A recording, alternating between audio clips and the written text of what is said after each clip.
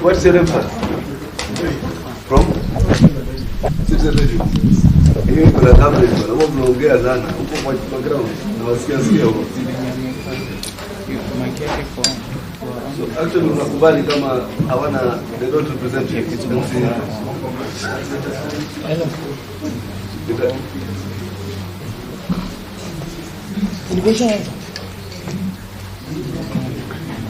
Ile ya kwanza ilikuwa ni selection panel. We had to just have an in-house. ICC is the selection panel.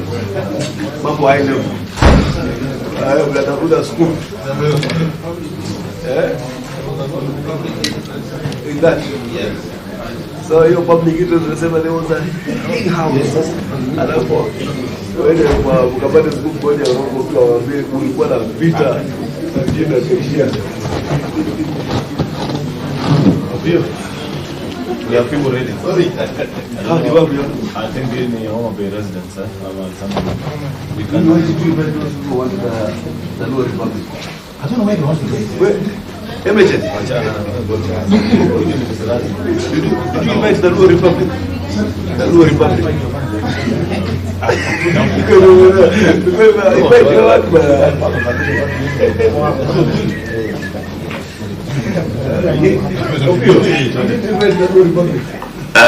Other members, I think if we are ready, we will proceed to listen.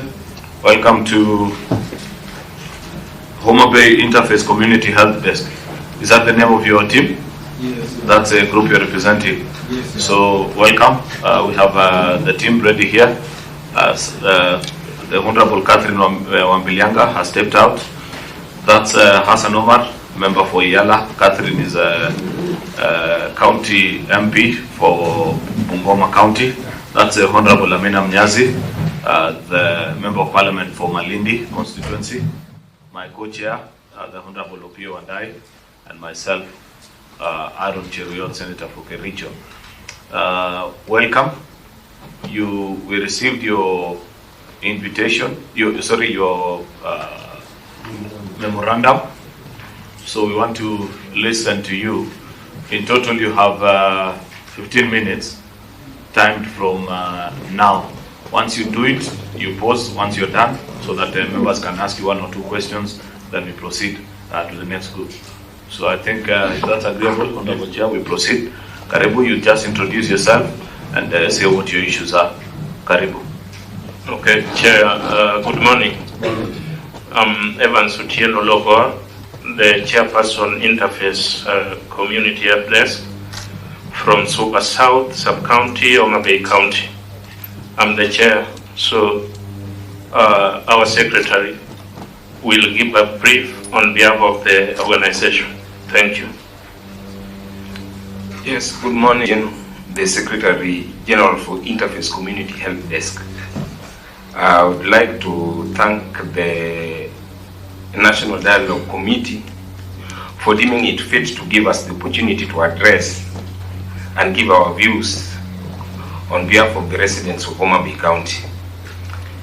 Without much ado, whereas you've given us 15 minutes to deliberate on these issues, I think it is prudent that we obey the rules of the game by the National Dialogue Committee. So I'll first begin by stating as follows. Whereas you had highlighted 5 issues that were to be canvassed by the Kenyan citizens, we deemed it fit, and I think it is us who came first as members of the public, that we felt that the dialogue was not people-centered, but it was leader-centered. But luckily enough, it was prudent for the Learned Council, who is also the former Vice President of the Republic, said that we need to come and give our views via our memorandum, of which we also say thank you to the panelists. I'll begin by stating as follows, but I'll not read everything because of time. The thematic areas with regard to electoral justice and related matters, restructuring and reconstitution of the IEBC, we had the following recommendation. 1, there is need, and I'm pleading again that there is need those are 3 words, that we need to abolish what is the so-called National Tallying Center. Because where we are in, the citizens of the Republic of Kenya have always been participating in voting, but the problem, it is from the National Tallying Center, not at the polling station. So as we are saying, we need to have what is known as the polling station tallying center. Because if all votes are being casted right from the ground, what is the need, or what is it that the chairman is going to do? What is it that is going to verify? Because already the results have been found right from the ground. So the reason as to why we deemed it fit that we need to abolish the National Tallying Center is that this is where the problem has always begun. Kenyans have not been fighting at the polling station. They have been fighting at the National Tallying Center with leaders who have been elected. So for us to avoid that sham, we need to abolish the so-called National Tallying Center. That is 1. 2, we are saying that we need to creation of youth members of parliament elected as the same as women representatives, including persons with disability. Why? Article 28 is not being observed by political parties of this country, whereby you will just find that they unpick certain fellas to represent the interest of the youth. So that is why we are saying persons with disability, youth representatives are supposed to be elected. The other issue we had about the electoral justice is that Article 97 of the Kenyan Constitution, we found out that when it comes to impeachment of the president, the powers goes to the members of parliament who have been elected, members of parliament and members of the Senate. As we are saying that if the sovereign power belongs to the people, then it is the people to decide if a leader doesn't work for them. And the reason as to why we are saying this is that the system we have in this country is a presidential system, not a parliamentary system. And the question is, why is it that when it comes to impeachment of the president, it now goes to the parliamentary system? It needs to come from the people, because all these characters have been elected by the people of Kenya. So that is why we are saying we need calling them characters. Your Honor, if you look at the terminology character, it refers to so many things, and it depends with English wording, and that is why I normally use the term characters. Even me, I'm a character. The same should also apply to the governors and ward reps. They are supposed to be recalled by the people. Not governors are being recalled by the MCAs. That is what we felt. The other thing we had about the outstanding constitutional matters with regard to Article 43, what we found out is that we would like to request, especially the members of parliament who are representatives, you always ensure that you pass legislations, not papers. Papers are not legislations. So if you pass legislations in parliament, that is when taxes can be reduced. And these taxes and levies can only be reduced in petroleum products in order to improve the efficiency of domestic refineries. So justification which we have with regard to this is that our peers, the neighboring countries, those are the landlocked countries, Uganda, Rwanda, and Burundi. Their cost in terms of fuel is much lower than us, who have an inland port. So that should be a big worry to us. How comes that a landlocked country, its petroleum levies are lower, and a country which is not landlocked like Kenya, which is cherished and respected amongst all nations in the world, its taxes and levies are more? It is pinching on the economy. The other thematic area we had is about fidelity to political parties, coalitions, and law on multi-party democracy. On this, we are saying that this is already captured in Section 543 of the Political Parties Act. So the provision itself lays the ground and management and membership of political parties. So justification, we underscore that the fact that democracy is enhanced both by the ruling party and opposition and not weakened in the delivery and oversight from both parties. So the other thematic area which we have is thematic area 4, that is about entrenchment of funds in the constitution, that is the NGCDF, Senate Oversight Fund, and NGAF. The role of parliament is oral, and I'm repeating, the role of parliament is oral, that is oversight, representation, appropriation, and legislation.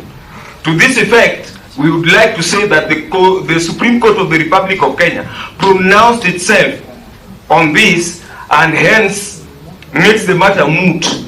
Reason being, it defeats the principles of the rule of law with regard to public finance. So the other issue which we have with regard to this is that help, and I'm repeating, help, for the third time, help should be entrenched in the Kenyan Constitution. Majority of students are suffering and people are not talking about their plight. For us, we would like to categorically state that all students in both public universities and tertiary institutions and public colleges are entitled to help. So help should be included in the Constitution so that no Kenyan student is left behind. The other thing we are saying on this is that government-sponsored persons who are earning salaries and who would like to further their studies should not, and I'm repeating, should not be catered for by the government. Reason being, already they are earning their stipends and some of the youths do not have jobs and they don't have their salaries. So for this, we would like that government-sponsored persons who are going to pursue their studies or furthering their studies should not be given help. They cater for themselves from their salaries. The other thing we are saying is that the funding model for every cluster in the universities should be the same across all public institutions. What we came to realize is that we will find a student who is pursuing law in the University of Nairobi. The amount of fee is paying, and the student who is also pursuing the same course at Maseno University, Egerton University, OJ Quat is totally distinct. For us, we feel it that for education not to be discriminative and the dignity of the Kenyan students to be respected and protected, there is a need for the funding model cluster to be the same across public institutions. About cross-cutting issues, we had the big elephant in the room, which is making the Kenyan youths to walk with their socks torn. You might think that it is a tongue, but it is not, because the socks are torn. Is that any person charged with economic crime should be remanded and all his assets should be frozen until the matter is concluded. Justification is this: persons or characters who have been found to have embezzled public funds are still going back to the corridors of justice, seeking for the cash they have looted from the members of the public, they are using in buying justice. So for us, we felt that any person who is charged with economic crime should be remanded and all his assets should be frozen until the matter is concluded. To deny bail. Yes. No, what we are saying is that whereas we are talking about bail and bond terms, and with regard to the issue that we say in law that you are the guilty and innocent. Already you've been found and charged with the economic crimes at the Economic Crimes Act. At your salary is placed at a half. What is it that you expect? That is double speak. For any law student, that is double speak. Because if you say that you are in need of bail and bond terms, and at the same time, Economic Crimes Act Section 52, it is saying, ukipatikana uko na hii hatia, half of that you are given pay. Already it has been justified. Atumepatikana na that year. What is it that you expect again? Should you get that bail bond and terms? Anchored on that. That is from the school of thought where we are reasoned with that. On the other issue we have, your honors and the learned council who are present here, is about Article 234 of the Kenyan Constitution. And if you may allow me, Article 234I, the functions and powers of the Commission. We have a problem with the Public Service Commission. Public Service Commission is not a tribunal. It is not a tribunal. And you will find, if you read it says that Article 234(2)(I) hear and determine appeals in respect of county government's public service. So this one makes us to stand in limbo. County governments are autonomous. We have what is called as the County Public Service Board. So it seems to us that the Public Service Commission has usurped the powers of the County Public Service Boards. So they don't have a biting teeth. Instead, it is them who are being beaten by the big animal, so-called the Public Service Commission, which does not have a tribunal. We know very well that NEMA, National Environmental Management Authority, it has a tribunal which has been anchored in law. So for us, we would like Article 234I to be removed from the Kenyan Constitution. The other thing we have is about the entrenchment of state offices, the office of the official opposition. We are saying that the office should be created in Parliament by an act, being seconded in votes, tallied, hence the road should be clearly indicated. We found out this, that even right now as we see it, even right now as the National Dialogue Committee says, the National Dialogue Committee did not pass the grey test. I so call it the grey test because it is easier for us to identify a green horse in a white grass, but not the vice versa. Not a green grass and then we identify the white horse. So for us on this, we are saying that this will ensure that the government is checked by properly and best legislations as provided for, and then we avoid the issue so-called the big elephant in the corridors of debates, which is known as Tuonane Badai. This Tuonane Badai slogan is going to be reduced in the corridors of debates. So for us, we would like to attest and confirm that the issues which have been highlighted by the National Dialogue Committee, the so-called NDC, is anchored on Article 10, 2B, and the issues highlighted promotes fundamental gains which have been made by the Kenyan Constitution.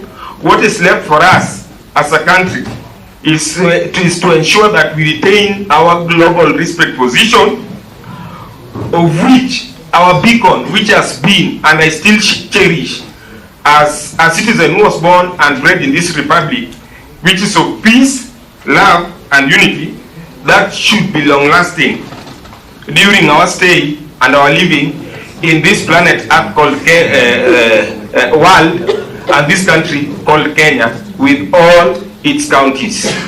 The other issue, just to remind you, yes, I had mentioned to you that you have 15 minutes. Yes, you have. Which you have exhausted. Only give me 2 minutes, if I may. It leaves me in a difficult situation because there's still.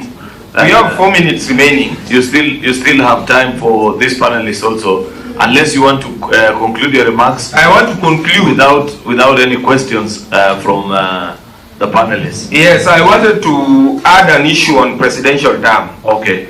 Our concern is that this ill fight has been coming out whereby citizens of the republic cannot realize their social economic rights. It is cause of politics. So for us, we say that a president needs to go for a single term of 10 years. 10 years. We wanted the president to go for a single term of 10 years. If he finishes, he goes and packs together with this deputy president. That is our thought. And the other issue we wanted to raise is that we had a position from the Suba community. They've met the population quota of which they require a county. And also, as in Homabay town, we've made the population quota whereby we want the Homabay town constituency to be divided so that we can have Kenyatta constituency. For us, we've made the population quota. And this one will make us to realize the issue, the big issue before the corridors of debate, whereby Kimani Chungwa is saying, Honorable Kimani Chungwa is saying, majority leader, one man, one coin, or one shilling, one man. So for us, for this to be realized even to us, we have to create a super county. I use that in, I have never said He has also spoken about it. Yeah. So thank you very much for having given us the opportunity. Asanteni sana. He spoke We spoke about it. We said that it is supposed to be created. He spoke about it. So the presenters finished their time, but I'll just allow one question only from each side. Okay. Hassan, you'll take on behalf of this side. No, just Then you'll tell me there's a comment from this side. Michael. Yes, Your Honor, yes. No, you said we removed the National Tallying Center. Yes. Then how do we collect all these results from the polling stations and centers? Where do we tally them? What we've heard about this from the scenarios of elections which have been held, the 3 elections, after the Maina Kiai's case, and what the judges had ruled upon, we saw it that normally at Bomas is where the fight is, not right at the polling station. So after all the results of the members of parliament have been declared, MCAs, governors, women reps and senators, everybody dashes to the National Tallying Center. So we're asking ourselves, why is it that everybody is dashing towards the National Tallying Centers and yet they are voted at the polling stations? So, for us to have a beautiful country, this country we cherish, honorable members, let us be candid enough and honest to ourselves so that future generations will not suffer the same fate. But where do we then? So tallying, that is what brings me to tell you about this. We have 47 counties, and this will bring the aspect part of the electoral colleges. So if we have like 64,000 polling stations in the entire republic, and presidential A has got 50,000, definitely he is supposed to be declared the president. So you are saying we scrap the National Tallying Center? Yes. Okay. And movement to electoral colleges. Okay. That is what we are saying. You had said earlier on, yes, that you don't want to see members of parliament impeaching a president. Yes. That should be left to the people. The people, yes. Do it themselves. Yes. But aren't you alive to the provisions of Article 1? Yes, I'm alive to it. That allows the public, the people, yes, to delegate, yes, their sovereign power, yes, to elected representatives. The wording which is used in that given article, Learned Council, if I may, if you look at the sovereignty of the people, it says that all powers, all sovereign powers belongs to the people of Kenya and shall be, underline the wording shall, mandatory, be exercised only in accordance with this constitution. The people may, optional, may, optional. That is it, Your Honor. No, complete it. May exercise their sovereignty power either directly or through their democratically elected. So the wording, the conjunction may. Thank you very much. Yes. And I think that is a plain language in law. Thank you, Michael. Yes. Any final question from the panelists before we let the representative from Homabay Interface Community Help Desk? You're satisfied? Okay. We may let him go. Before he goes, let me go. Before you go, maybe Michael, we shall let you go. Because may is optional. Before he goes, he may opt not to go. Michael. Michael, Yes, very finally, Yes. you are seeking for the creation of a constituency to be named Kenyatta Yes. out of the present day Mutembei town Yes. constituency. Yes.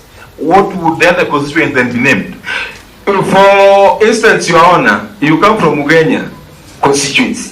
I come from Ugunja. Ugunja, yes, Ugunja constituency. Yes, yes. So Ugunja is for Ugunja clansmen. In their interest, it is being catered for. Right now, our counties are experiencing the rural-urban migration, and you will find that we have the local natives, like honorable member seated next to you, Arun. He has got the Ogie community. Yes, Ogie can also have their constituency because they have got their own challenges they face. So for us, the urban setups, we find that right now we have like the Tomboy universities, we have students from all walks of life. Right now the university has taken a portion of roughly like 20,000 plus, if you include with the local residents who are working within, and then the local natives will be left with no representation. So that is the reason as to why we are saying that each and every area has to be represented, including even Soba Michael County. So the constituency will be called what? That was a question. No, the constituency we want is Kenyatta constituency. There is no problem. The remaining part of Mutembei? Mutembei town constituency. Okay. Because it's a cosmopolitan. Kenyatta now will comprise more of the super community in Hong Kong. No, Kenyatta constituency will comprise of the Canadians, the local natives. Kenyans, I want to understand Michael. Yes. The Kenyans. Yes. Are what you describe as the local natives. Yeah. Let me ask you, just hold on. Yes. Because you cut across the image of a very young and progressive Kenyan. Yes, Your Honor. As much as you have every right to advocate for the rights of the Kenyans. Yes. And if we may consider the Kenyans and you who are natives of Mutembei, Yes. and maybe you live in Nairobi Yes. as a Kenyan, Yes. and in another 5 to 10 years, Yes. where you live, there's a small community of Kenyans. Yes. Are you then also going to demand another constituency for Kenyans in Nairobi where you live? No, Nairobi. Let me just finish. Or would you want us to consider a situation where we don't have to split up our country into small fiefdoms of ethnic conclaves, clans, families? Because at the rate we are going, it looks like every other community wants their own county, others clans want their own constituency, there are families that want their own wards. When and where shall we stop? Your Honor, this one is being brought by the wordings of our elected leaders with what they say. For instance, if you say that a country belongs to shareholders, where is my share? Where is my share? Where is my share? And this doesn't go well with others because they just say it, but when it blows out, it becomes an issue. And we've seen it happening in other countries, including one But typical... Michael, what I have heard being said is government has shareholding, not the country. When you talk about the government, it's the people. Government for the people, by the people, with the people. So if you don't participate in electing a given government, do you have your share? You have a share to get service and be served by that government. Through camouflage. But let us be honest. No, let me also be honest. Yes. Michael, because what has been said, and I know particularly what you are quoting, is that when you subscribe into a government by voting for it, yes, by supporting it, yes, but when a government is elected, it is elected to serve all the people of the country, yes, irrespective of who you voted for, yes, and who you didn't vote for. And, yes, as an elected leader, I can tell you that yes, there are many people who never voted for me. At least 9,000 people did not vote, yes, for me, or close to another 60,000 people voted for me. And that is the essence of having our elections done through secret ballot. Okay. You do not know who voted for you, but when I am appointing people to my office, yes, then I would want to look at people who subscribe to my ideals and what I want to do. And therefore, I'll not go for Michael if Michael never voted for me to serve in my office, because he may not even want to push my agenda. And I think that's the genesis of that statement. But my question to you was very simple. Yes. When and where do we stop dividing and cutting our country in fiefdoms based on ethnicity, based on clanism and familial ties? Because if the Kenyans want their own constituency, yes. You mentioned the Ogiet. Yes. They're out here. Even El Molos. El Moros. We had the Sabouts from Trans Nzoia Yes. County. And whereas they have every right to claim marginalization and everything, two of the people who are seated where you are seated have served. One is a deputy governor in Trans Nzoia. Another one, I think, was a former majority leader, former deputy speaker or the speaker of the county assembly. Yes. In the county, they claim marginalization. Yes. So my question as to where it will stop, because must you as Kenyans, yes, have your own constituency, yes, for you to be heard, or for you to feel that you're included in the leadership of the country? I can tell whereas you are included by voting through universal suffrage. And I heard what you are telling Honorable Pio. Yes. That the people may delegate the authority. Yes. Not shall delegate. Yes. With that in mind, that we are in a country where we vote through universal suffrage. And I think that's the point you are advancing, that if we vote through universal suffrage, then to impeach a president, then it has to be done through universal suffrage. With that in mind, Kenyans vote in Homa Bay, they will vote for whoever they vote for, and they are heard and they have their stake through an electoral process.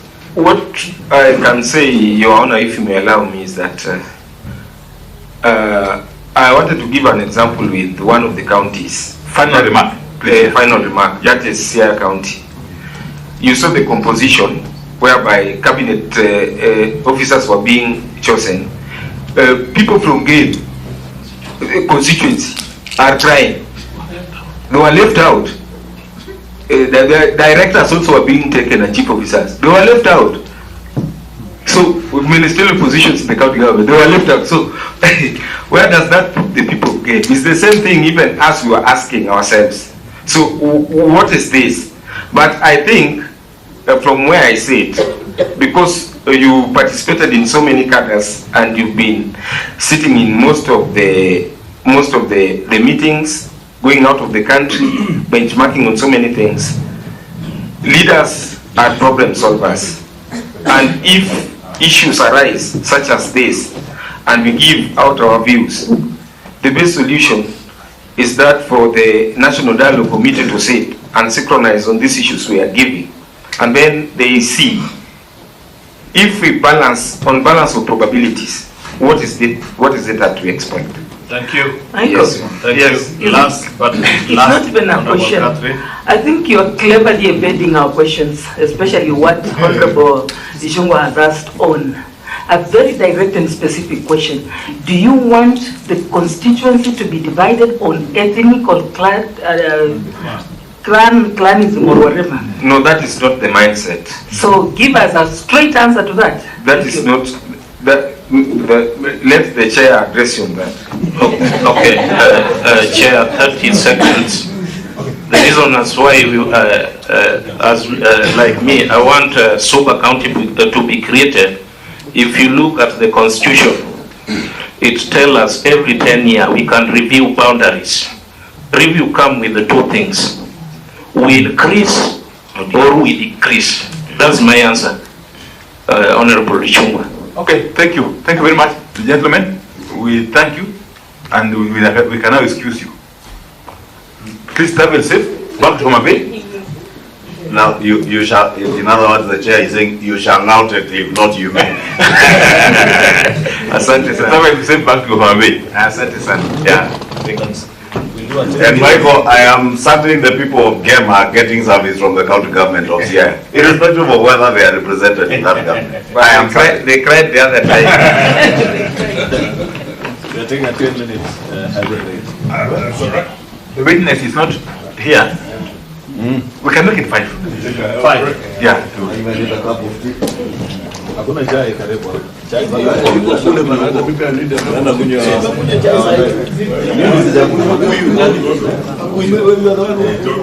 Put me out. Linda, didn't she put me out with my cup of tea?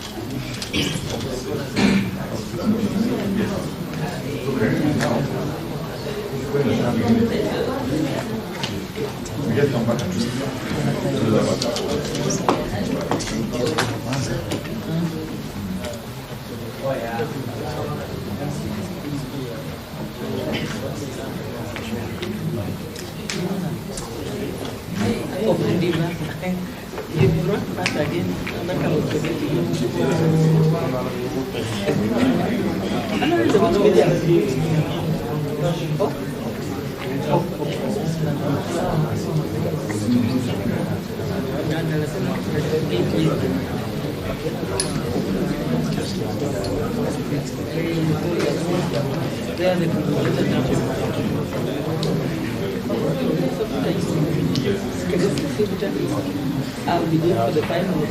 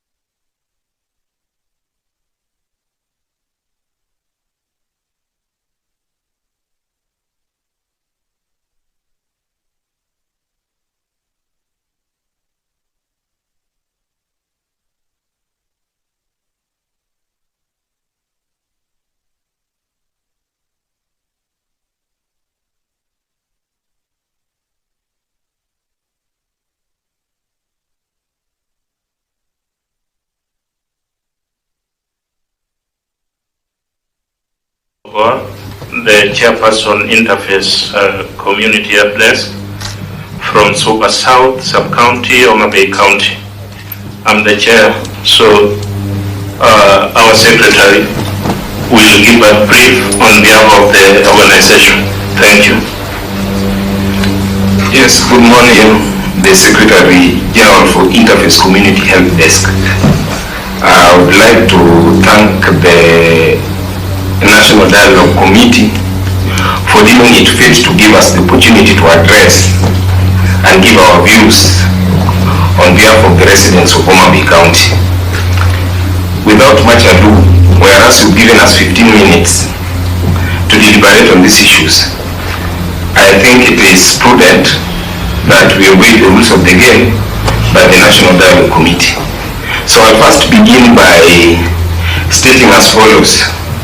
Whereas you had highlighted 5 issues that were to be canvassed by the Kenyan citizens, we deemed it fit, and I think it is us who came first as members of the public, that we felt that the dialogue was not people-centered, but it was leader-centered.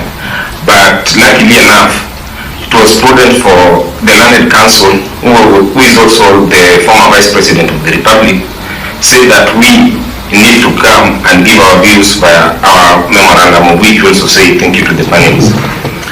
I'll begin by stating as follows, that in I'll not read everything because of time. The thematic areas with regard to electoral justice and related matters, restructuring and reconstitution of the IEBC, we had the following recommendation. 1, there is need, and I'm pleading again that there is need, those are 3 words, that we need to abolish what is the so-called National Tallying Center. Because where we are in, the citizens of the Republic of Kenya have always been participating in voting, but the problem, it is from the National Tallying Center, not at the polling station. So as we are saying, we need to have what is known as the polling station tallying center. Because if all votes are being casted right from the ground, what is the need, or what is it that the chairman is going to do? What is it that is going to verify? Because already the results have been found right from the ground. So the reason as to why we deemed it fit that we need to abolish the National Tallying Center is that this is where the problem has always begun. Kenyans have not been fighting at the polling station. They have been fighting at the National Tallying Center with leaders who have been elected. So for us to avoid that sham, we need to abolish the so-called National Tallying Center. That is 1. 2, we are saying that we need to creation of youth members of parliament elected as the same as women representatives, including persons with disability. Why? Article 28 is not being observed by political parties of this country, whereby you will just find that they unpick certain fellas to represent the interest of the youth. So that is why we are saying persons with disability, youth representatives are supposed to be elected. The other issue we had about the electoral justice is that Article 97 of the Kenyan Constitution, we found out that when it comes to impeachment of the president, the powers goes to the members of parliament who have been elected, members of parliament and members of the Senate. As we are saying that if the sovereign power belongs to the people, then it is the people to decide if a leader doesn't work for them. And the reason as why we are saying this is that the system we have in this country is a presidential system, not a parliamentary system. And the question is, why is it that when it comes to impeachment of the president, it now goes to the parliamentary system? It needs to come from the people, because all these characters have been elected by the people of Kenya. So that is why we are saying we need calling them characters. Your Honor, if you look at the terminology character, it refers to so many things, and it depends with English wording, and that is why I normally use the term characters. Even me, I'm a character. The same should also apply to the governors and ward reps. They are supposed to be recalled by the people. Not governors are being recalled by the MCAs. That is what we felt. The other thing we heard about the outstanding constitutional matters with regard to Article 43. What we found out is that we would like to request, especially the members of parliament who are representatives, you always ensure that you pass legislations, not papers. Papers are not legislations. So if you pass legislations in parliament, that is when taxes can be reduced. And these taxes and levies can only be reduced in petroleum products in order to improve the efficiency of domestic refineries. So justification which we have with regard to this is that our peers, the neighboring countries, those are the landlocked countries, Uganda, Rwanda, and Burundi. Their cost in terms of fuel is much lower than us, who have an inland port. So that should be a big worry to us. How comes that a landlocked country, its petroleum levies are lower, and a country which is not landlocked like Kenya, which is cherished and respected amongst all nations in the world, its taxes and levies are more? It is pinching on the economy. The other thematic area we had is about fidelity to political parties, coalitions, and law on multi-party democracy. On this, we are saying that this is already captured in Section 543 of the Political Parties Act. So the provision itself lays the ground and management and membership of political parties. So justification, we underscore that the fact that democracy is enhanced both by the ruling party and opposition are not weakened in the delivery and oversight from both parties. So the other thematic area which we have is thematic area 4, that is about entrenchment of funds in the constitution, that is the NGCDF, Senate Oversight Fund, and NGAF. The role of parliament is oral, and I'm repeating, the role of parliament is oral. That is oversight, representation, appropriation, and legislation. To this effect, we would like to say that the Supreme Court of the Republic of Kenya pronounced itself on this and hence makes the matter moot. Reason being, it defeats the principles of the rule of law with regard to public finance. So the other issue which we have with regard to this is that help, and I'm repeating, help, for the third time, help should be entrenched in the Kenyan Constitution. Majority of students are suffering. And anything that undermines that should not be acceptable. But more important to me is that wananchi, the people, the sovereignty of this country rests in the people. And the people, you have gone to them and you have said that I'm now in this party, these are my programs, and on the basis of that, they have elected you. And maybe you decided to stand on that party because you knew that party was popular in that area. And therefore, for you to be elected, you must be a member of that committee. So you are going there under false pretenses to be elected, and then soon after election to go somewhere else. That is deception to the people of this country. And we should be very firm on it. I agree with my if you go to the parliamentary record, what Tom Boyer said when in the parliament, when they brought up that law that if you resign from the party which elected you, then you must go back to the people and have a by-election. I agree entirely with what Thomas Joseph Boyer said.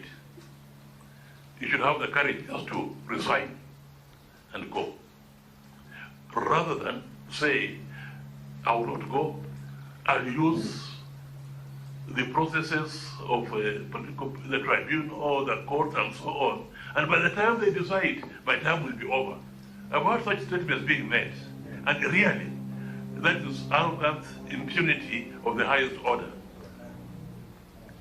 For you to sort of agree, I've left, and you are now on the other side, and then you say, but nothing will happen to me because I'll use the system to stay where I am now until the next election. You know, it's a gross abuse of the system that is there. And such approach should be discouraged and discouraged completely to me. So, we should make it easier for such people to resign, and not make it not so much for such people to resign, but we should make it easier for the institutions that deal with such matters to make quick decisions, and if there need be a by-election, let it be a by-election, rather than boasting that we are going to use the courts, the tribunals, and so on, which will take you round and round until the 4 or 5 years are over. Really, all of us around this room, we should detest that type of approach to our politics. We are not maturing enough. We should, by now, we should have matured enough. Not even to say that should be an embarrassment to yourself. And they say so again with the pride. This is wrong. This is the rotten part of our Kenyan politics is really that. For the chairperson interface community address from Super South Sub-County, Mutembei County. I'm the chair, so our secretary will give a brief on behalf of the organization. Thank you. Yes, good morning. The Secretary General for Interface Community Help Desk. I would like to thank the... It is my prayer that you fully discharge your mandate for the well-being of our beloved country of ours depends on the issues you have identified for negotiations being successfully resolved. Let me start with the easiest, the establishment and entrenchment of the state offices. I support. And in fact, way back in April 1992, I published a constitutional amendment to have that office plus 2 deputy governors. And as you know, during the national negotiations, which happened in 2007-8, again, we established that office. And as you also know, during the BBI process, mark you, the BBI was only challenged on procedure, how it was appointed. But the content of BBI are still there, and you can make reference to them. And the BBI, we did draft a constitutional amendment, and if you look at Article 107A, there we have provided for leader of opposition. And if you look at Part 2A, there we have provided for the post of Prime Minister and Deputy Prime Minister, which of course now is Prime Cabinet Secretary. Outstanding issues. Article 43 of the Constitution. Article 43 of the Constitution gives us economic and social rights. That particular article is similar to, and in fact I know I drafted it during the committee stage where I was a member. We borrowed from the International Covenant on Economic, Social and Cultural Rights. Therefore, the first thing which is important on that is to recognize that the primary responsibility to realize these rights lies on the government.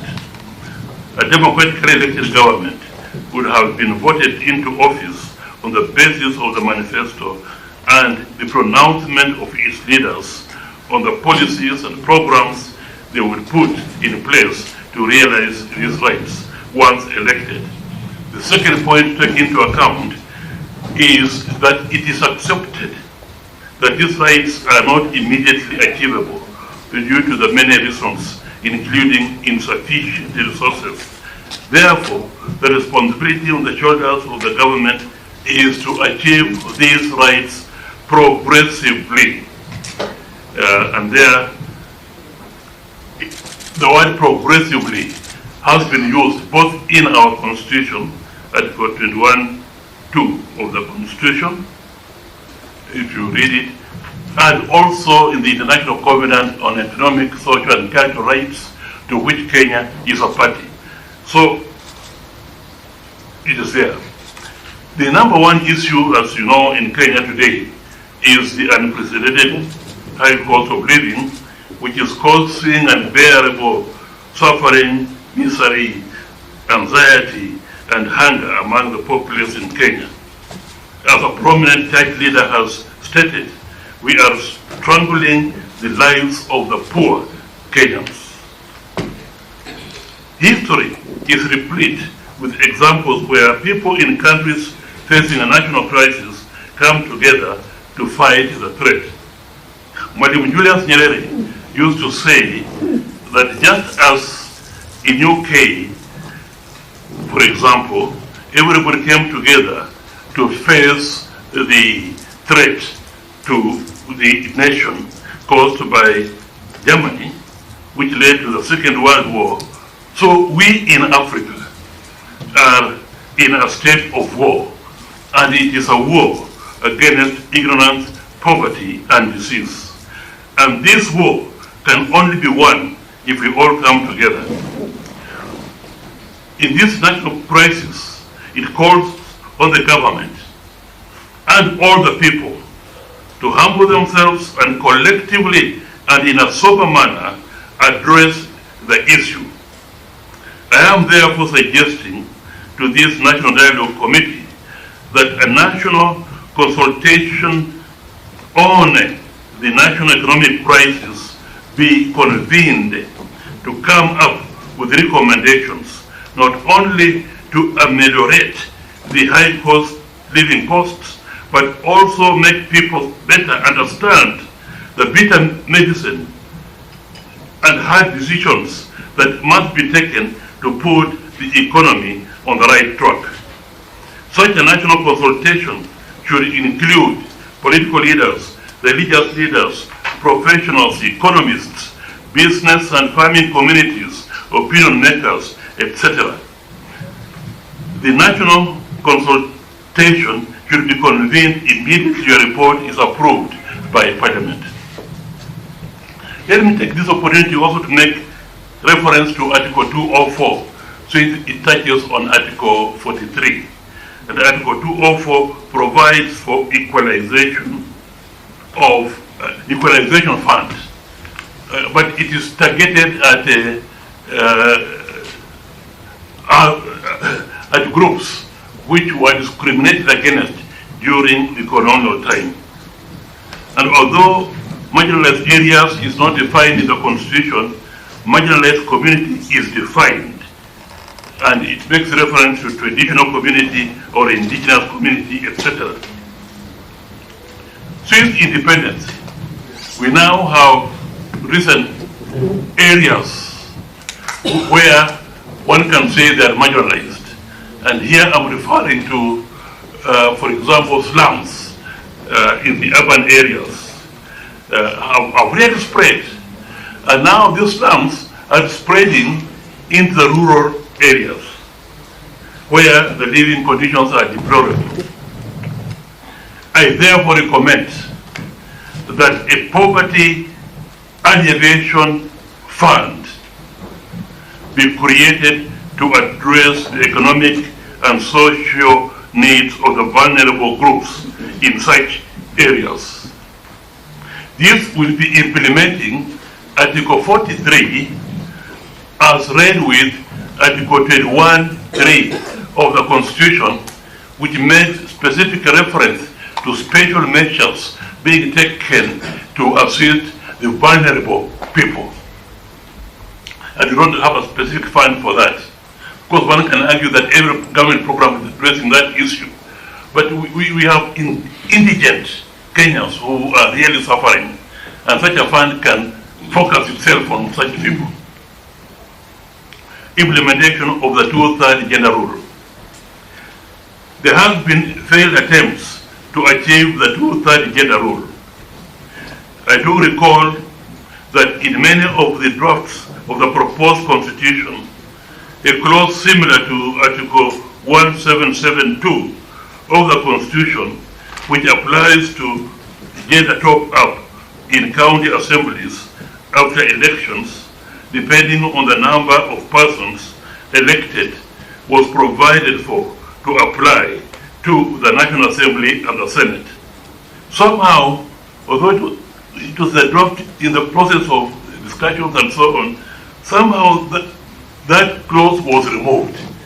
And that clause only remained in reference to county assembly. I just recommend that an article similar to Article 1772 be reintroduced to apply to the National Assembly and the Senate. This should be accompanied by a carrot and stick approach, particularly in policies and programs and legislation aimed at political parties, to encourage them to nominate women to elective seats in their strongholds. This will aim at having more women elected parliamentarians so that the top-up figure will be reduced and in the long run, hopefully eliminated. Electoral justice and related matters, restructuring and reconstitution of IEBC. This is a complex issue which demands that we think out of the box. This country has had basically three ways of appointing commissioners. The first is the government-controlled commission.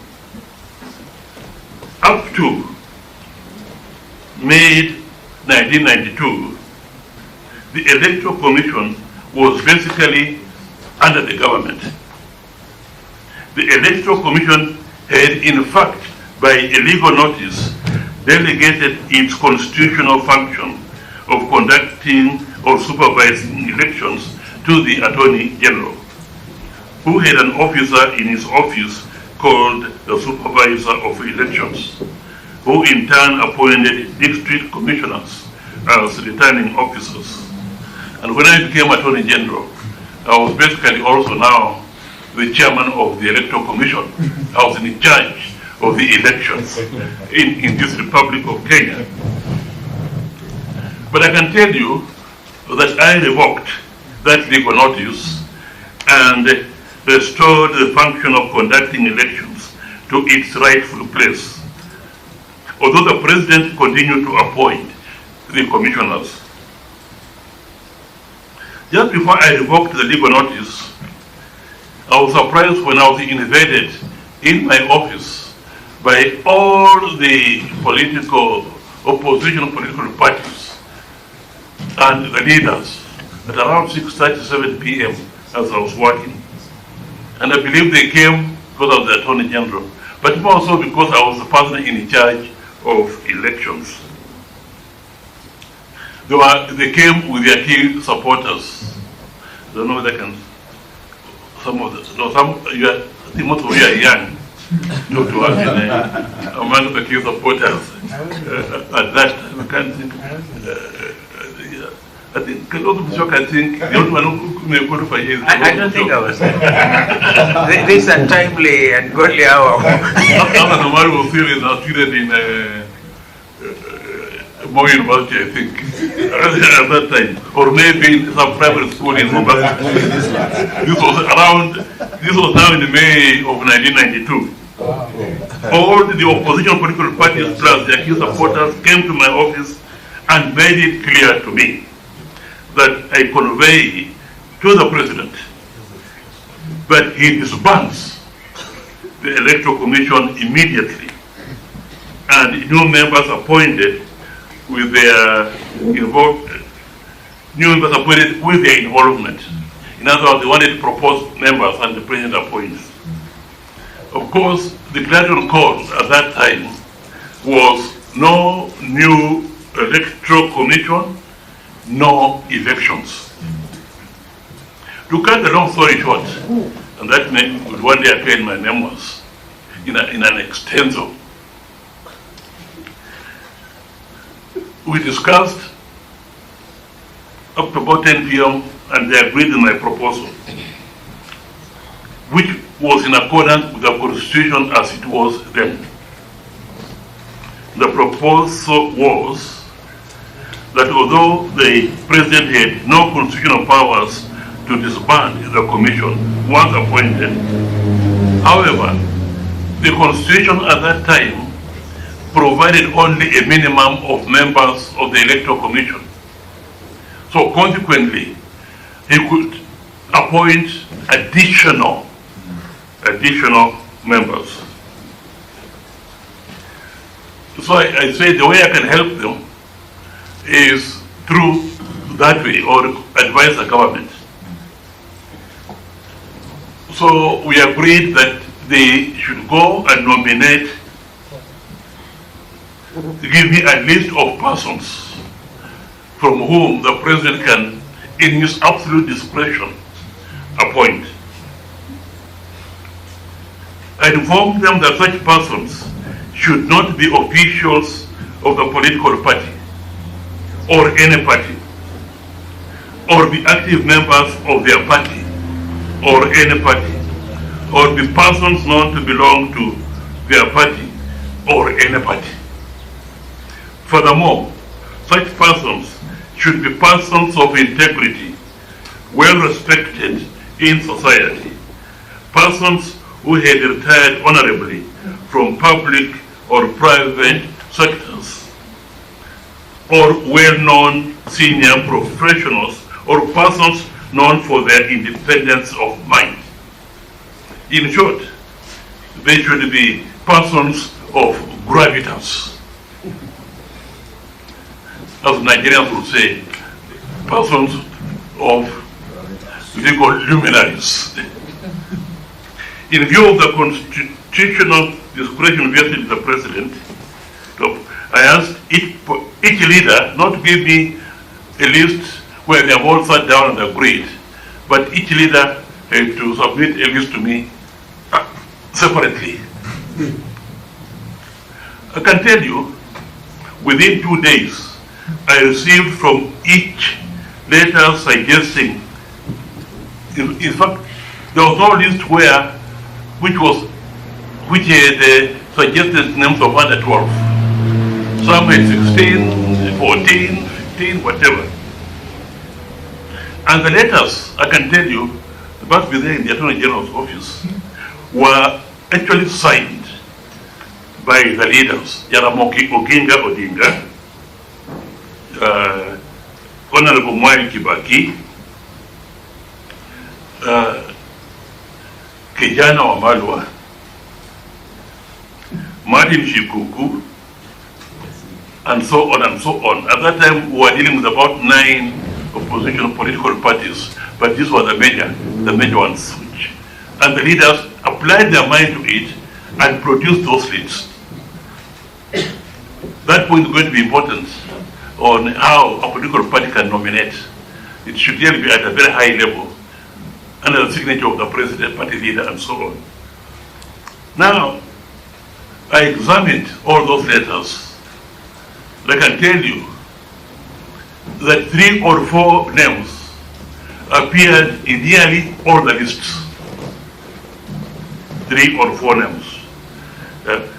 My memory is going short, but I know makwiny Kenyatta was one of them who appeared in almost all the lists. There was Harry Mule, a former PS Treasury, again, whose name appeared in nearly all the lists. And there were others. I can tell you the president, when I showed him and analyzed the situation, had no problem whatsoever in appointing the names which were common in all the lists. And that's how the additional names to the Electoral Commission were appointed in addition to those already appointed by the President earlier. After the IPPG of 1997, it was agreed that KANU nominates for appointment 11, and the opposition parties nominate for appointment 10, and they did so. And the Electoral Commission was the largest I ever known, had 21 members.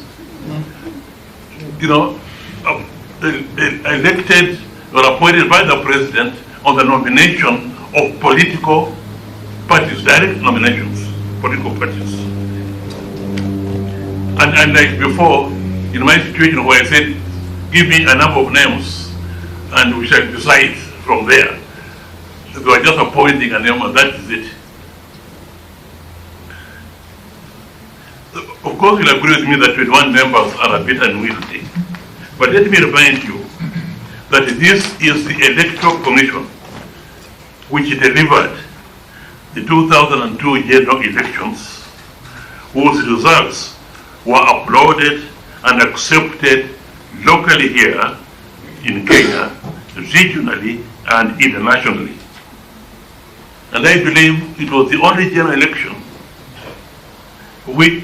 in the multi-party era, and that is after we amended the constitution, where no election petition was filed challenging the election of the president.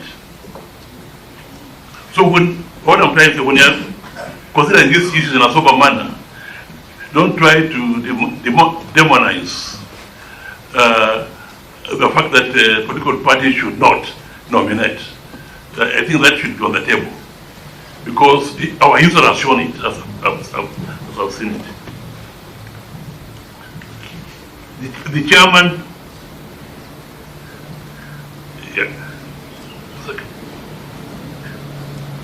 so I mentioned about the first government control electoral commission, the second commissions nominated by political parties. And now the third is what we have been experiencing since in 2007. The third is the so-called commissions which are expert-based, where the election board, through advertising, interviewing, and selecting the members on merit. This has been Kenya's experience under the new constitution. This looks good on paper, and there has been a point in its favor. However, the electoral commissions so appointed have not inspired confidence up to now.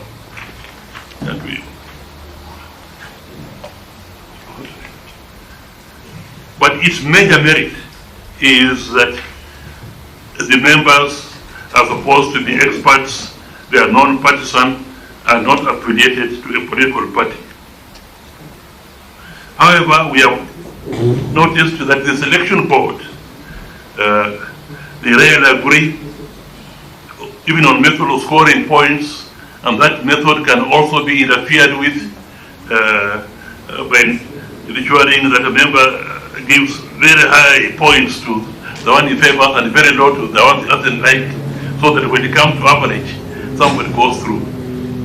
And in fact, and I believe you have heard here allegations that even on the last electoral commission, some of the commissioners, although it was through that system, that some of the commissioners were appointed as a result of maneuverings by certain political powers or political or eminent politicians. So it can also be manipulated, in other words. To cut a long story short, what is my proposal? My proposal and recommendations, having studied the three matters of appointing commissioners, is that we have a mixed system of some commissioners nominated by political parties and some commissioners appointed through a refined system that we now have. In this way, the benefits from both ways can be realized. I suggest that what I'm suggesting here can be refined in further discussions, particularly amongst you and amongst the political parties and other key stakeholders. I suggest that the top 2 or 3 political parties should nominate people for appointment, direct appointment to the Electoral Commission.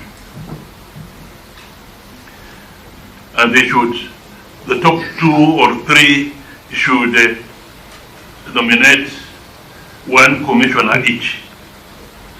And the rest of the political parties should jointly nominate 1. The persons to be nominated, that's a procedure, by the political parties should meet the said criteria, which I've already mentioned, is the criteria that I used and which the political party has accepted and which they implemented because they gave me real proper names. People of integrity, well-known reputation and whatnot. They gave me those names, and out of which we appointed that criteria can be used by the political parties in suggesting the names. This can, of course, be refined properly. This will enable the Commission to have persons of gravitas and also experts. The persons of gravitas, you see, people who, if you appoint, the country will just say, yeah, that one we agree. You know, such a person, I can tell you, is not likely to apply and be subjected for shortlisting and for appearing before a panel of youngsters and whatnot and so on. He will not. But such a person can only be appointed by elder statesmen who are the party leaders or leaders of the coalition of parties, just directly without any problem. So this system will enable such persons to be appointed rather than this other system that we are having. And so once the political parties are appointed, then the balance of the commission can be appointed through the system that we have with proper amendments to take care of the weaknesses that we have seen them have. So that's what I would suggest on the issue of reconstituting the commission. And probably the political parties liaison committee constituted under Article 38 of the Political Parties Act could play a role, and therefore the Act should be amended for it to play that role.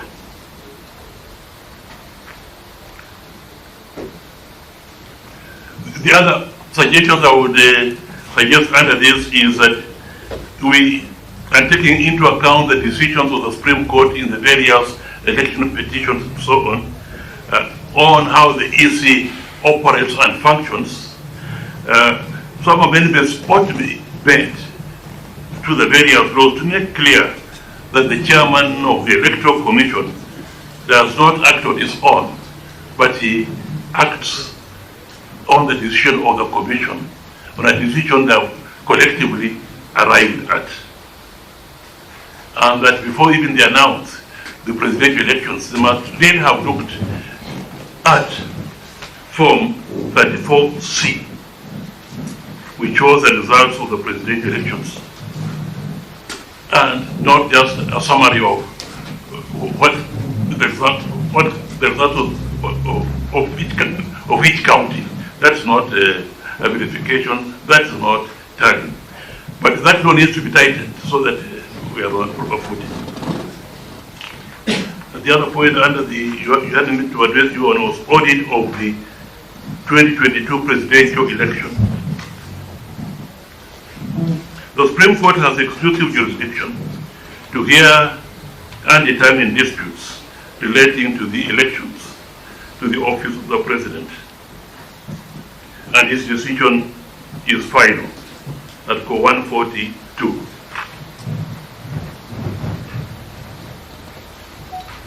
To my mind, the audit cannot change or reverse the decision of the Supreme Court through a constitutional and legal process. The audit is like a post-mortem, which cannot revive a dead body, but can tell you the cause of the death. And that's what we want to know in this audit. We want to know and identify the shortcomings, the weaknesses, the loopholes, or the shortfalls which should be rectified before the next election. In fact, this is the only way you can improve on the electoral processes and instill confidence of the people in it. In my mind, in fact, such audits that we are asking for, it should be held after every general election, proper audit, so that we can progressively improve our electoral systems. Many election observers have observed that normally the election process up to the polling day was credible, and counting in the polling stations was technically professional. The problem lies in tallying, tabulation, and declaration of results. The issue of whether or not the server should be opened has engaged the public debate for some time now. The more debate on this matter goes on, the more suspicions are created or raised that where there is no smoke, there must be some fire. This has left a doubt or a lingering thought in the minds of people that it may not be that the figures in the portal are different from the figures in the server. That it may not be, but it could be so. And this may repeat itself in the next election. If the same is not cleared, if these doubts are not cleared, it could erode confidence in future elections and reduce the figure of people participating in such elections. I am therefore recommending and proposing that a law should be enacted to make servers automatically open and accessible to anyone, that as soon as the presidential elections are declared. In other words, as soon as the presidential elections are declared, and that's normally the last to be declared, the server should be open, and it should be open and accessible to whoever wants to access it. Rather than these arguments we have been having in 2013, 2017 in the court, we go and open the observer. Oh, we cannot open because of some foreign company has some rights, I don't know, intellectual right over it. We can't just interfere. I think it should be very clear to whoever comes to assist us that the servers will be open. And we can only do that if we make it law that the server will be open as soon as the results are declared, and will be accessible to every person. And even those who want to file petitions now, they can use it, the information there to file their petitions.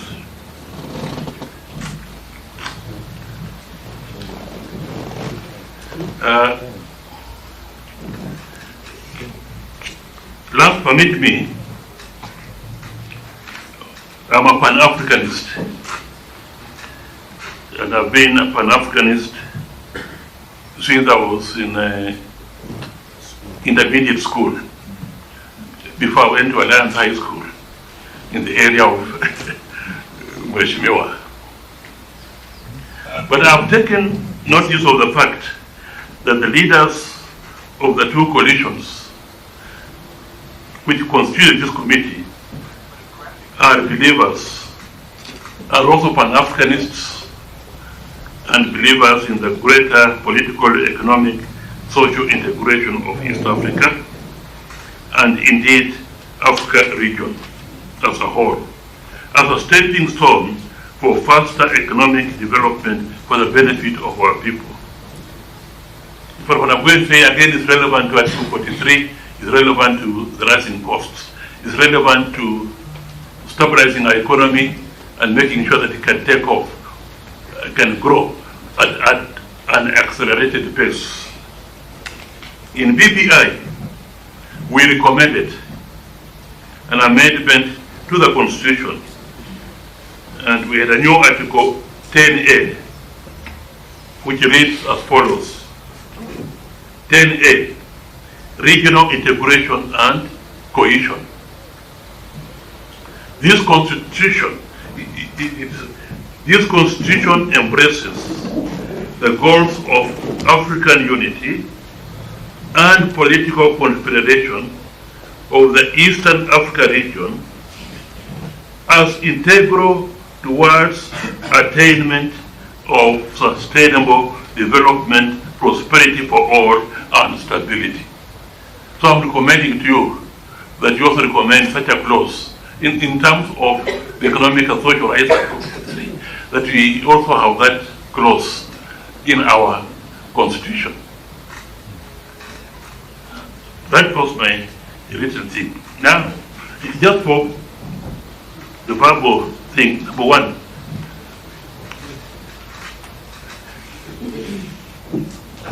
I looked at your terms of reference and I wasn't sure whether you can recommend additional or reduction of counties. I was not very sure on that. And therefore I did not write my thoughts down. But since it appeared before you, just on the off the cuff, I can tell you that that's a very, very sensitive matter. I can say in a sense I was sort of responsible for the 47 counties, because if you followed the arguments at that time, some were suggesting over 100, some were suggesting about 14, some were suggesting 18, and there was no way forward. But when I suggested that we just follow the districts which had been recognized in law, in the independent and boundaries on the Provincial and District Boundaries Act, which I piloted through Parliament in 1992, that we just accept that as a model, and so the 47 counties, everybody agreed, and we have 47 counties.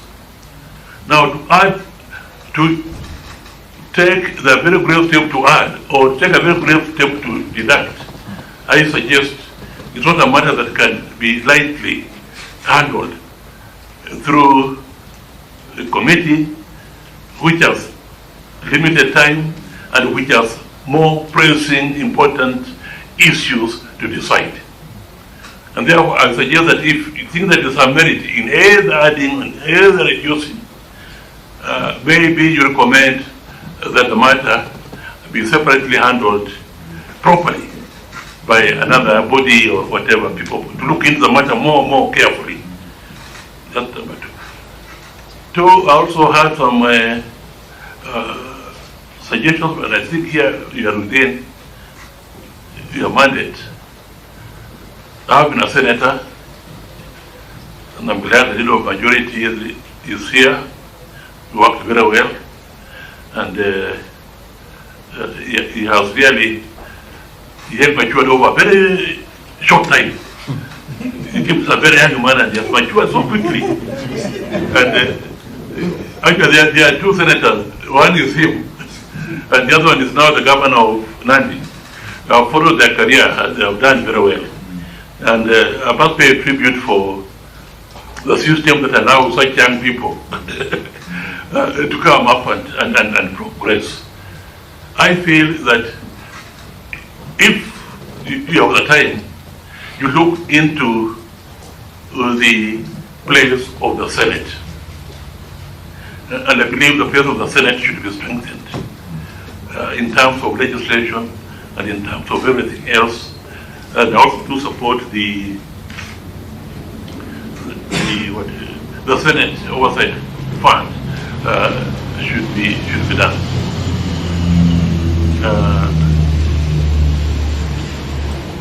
Look again,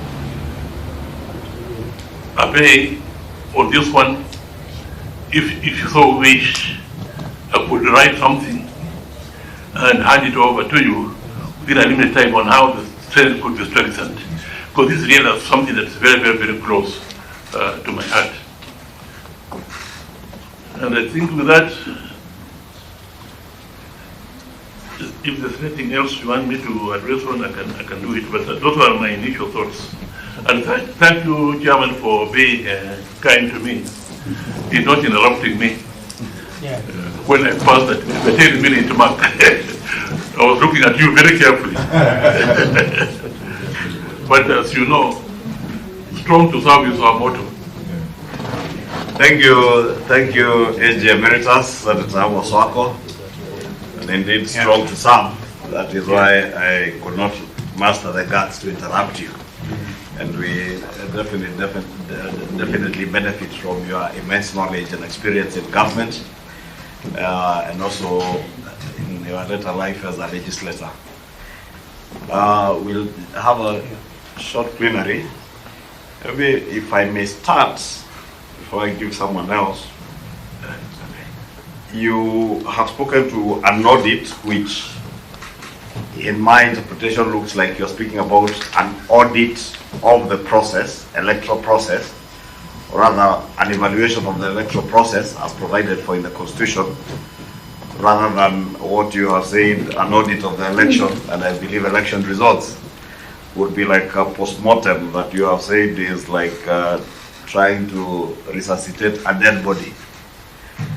Then if it is a process, how would you then propose that that electoral process be evaluated after every election? Because what I've heard you say is that you would want to see a system where there is an evaluation or an audit of the electoral process with a view to improving that process. And I think that's what, in my interpretation of reading of the Constitution, the drafters of the Constitution envisage, that after every election we shall be able to evaluate and see where can we improve on the processes to ensure that we have a credible electoral process. How would you suggest that that be done? By which body? Is it IBC, or which other body would you propose that they do that review of the Constitution? You have also spoken to direct appointments and put a very strong case for direct appointments of commissioners. Where does that sit in view of the new Constitution of 2010? Because granted that the experience you are speaking about is before this new Constitution, which requires that we have a very fair, competitive process where people are given jobs on merit. Where would your proposal then to have direct appointments proposed by party leaders like Honorable Kalonzo Musyoka here, who is a party leader, the former vice president, and Honorable Eugene Wamalwa is also a party leader. They are party leaders who, at least Honorable Eugene's party has, I think, about 5 members of parliament and a number of county assembly members. They are party leaders without a single MCA, a single member of parliament or a senator or any elected official. And I could form a party, like we have given the case example of UDA that we formed about a year before the election, but today is the largest political party.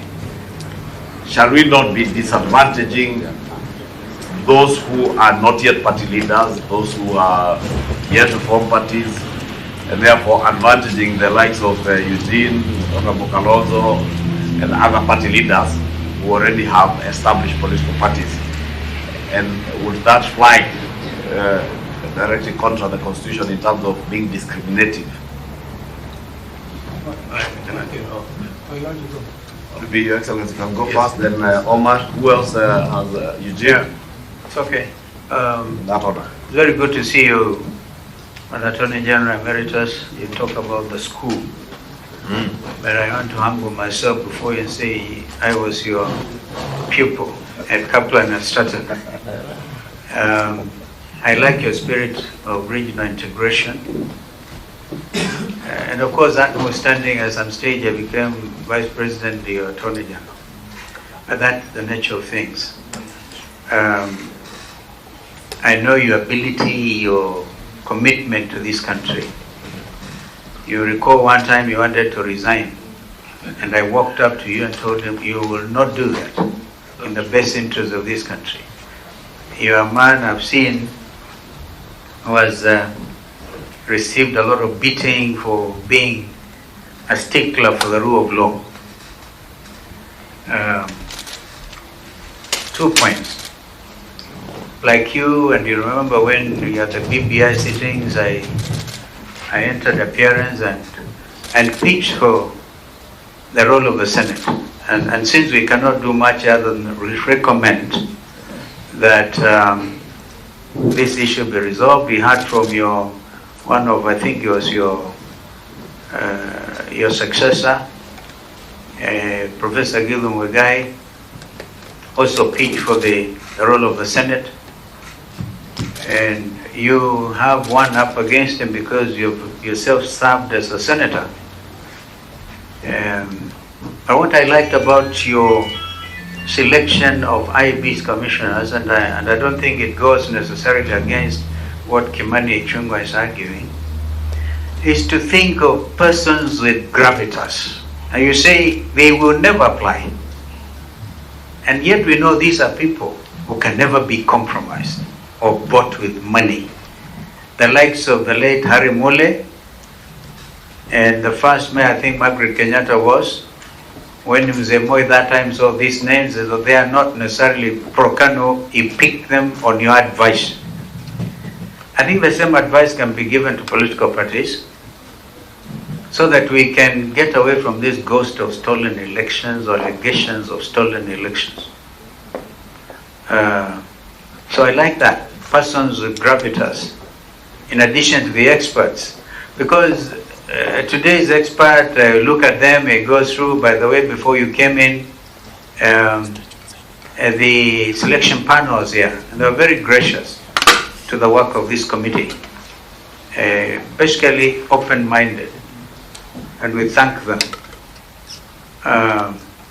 But this whole thing about people with absolutely no political sense coming in, they have no feeling whatsoever, and all they do is, and we know, I can tell you, as you know, we've been serious political players in the 2013 election, the 2017, and the 2022, which fall short of what those persons with gravitas achieved in 2002. When in fact, the outcome of that election made the whole world say the country with, I think, the most optimistic nation on earth after 2002 was Kenya. And we continue to build on that goodwill, this country will be very far. So, I just want to agree with you on the persons with gravitas. How you achieve that is something that we probably may want to develop with us, and not necessarily the strength of political. By the way, you're very clear, Kimani may not have listened. You say the major 2 or 3 political parties can present lists and the others one. And you can also look at the existing ones.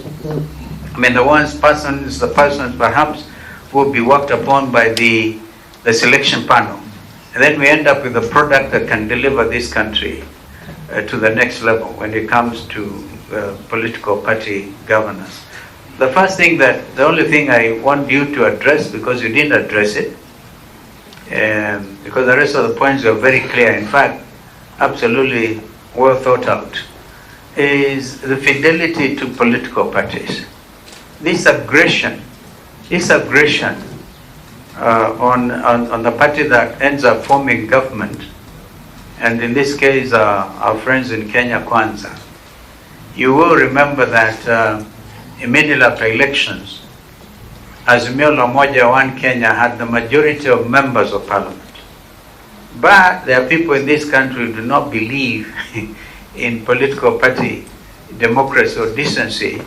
They want just to be in government. And they went to government and caused a violation of what was even agreed at that time by way of registered coalitions with the registered political parties. First of all, what would you recommend with regard to the independence and the strengthening of the role of the office of the registered political parties? And again, fidelity to coalitions and coalition arrangements. Because then whoever takes over power at a particular time will say, I want the numbers so that I can carry out my legislative program. But it appears to me, if we are to borrow the example of what's happening in the United States today, the Republicans are the majority in Congress, and the American people are teaching us something. You negotiate and even end up like they did last night, say, well, let's leave out this matter of funding the war in Ukraine and look at national interest. And then everybody ends up feeling a bit more accommodated. President Biden is a president on the Democratic Party, but Senator McCarthy, of course, they want to impeach him now. The extremists on Republicans want to impeach him for considering what they've given. But since our Constitution 2010, I'm sure you'll agree, has drawn heavily from the American model, presidential system, I think that it probably will make this country be in good standing if we then can follow some of these ethos and avoid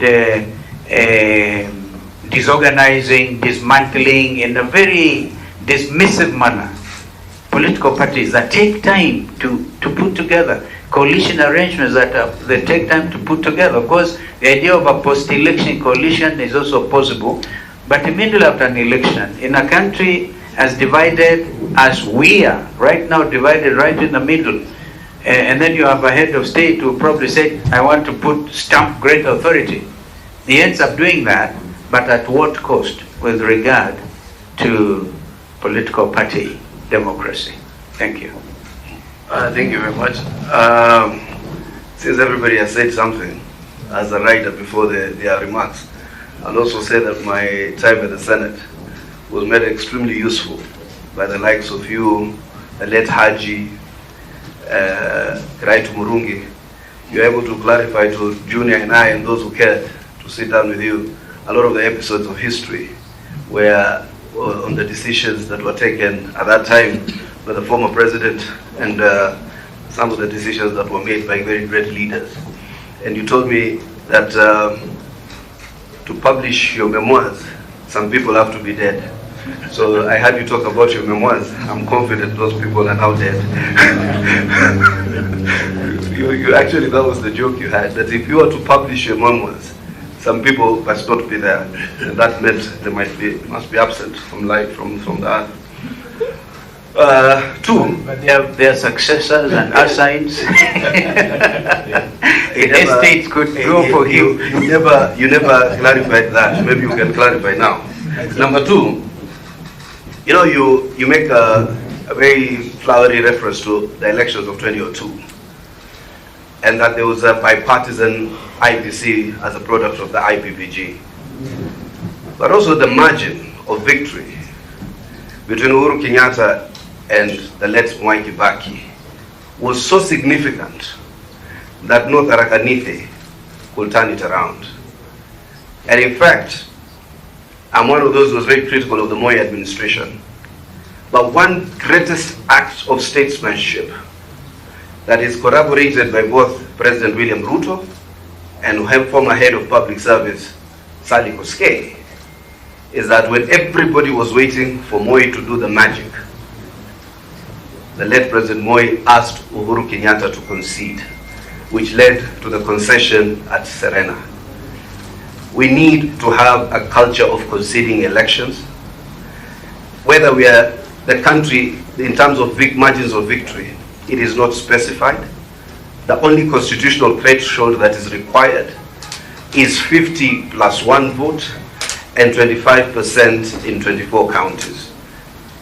Americans vote that way every successive elections. Ghanaian presidents win with margins of 50,000 or 25,000. But we have radicalized and weaponized some of our base of supporters to constantly deny, to accept victory by always blaming some top technology, some software, some server.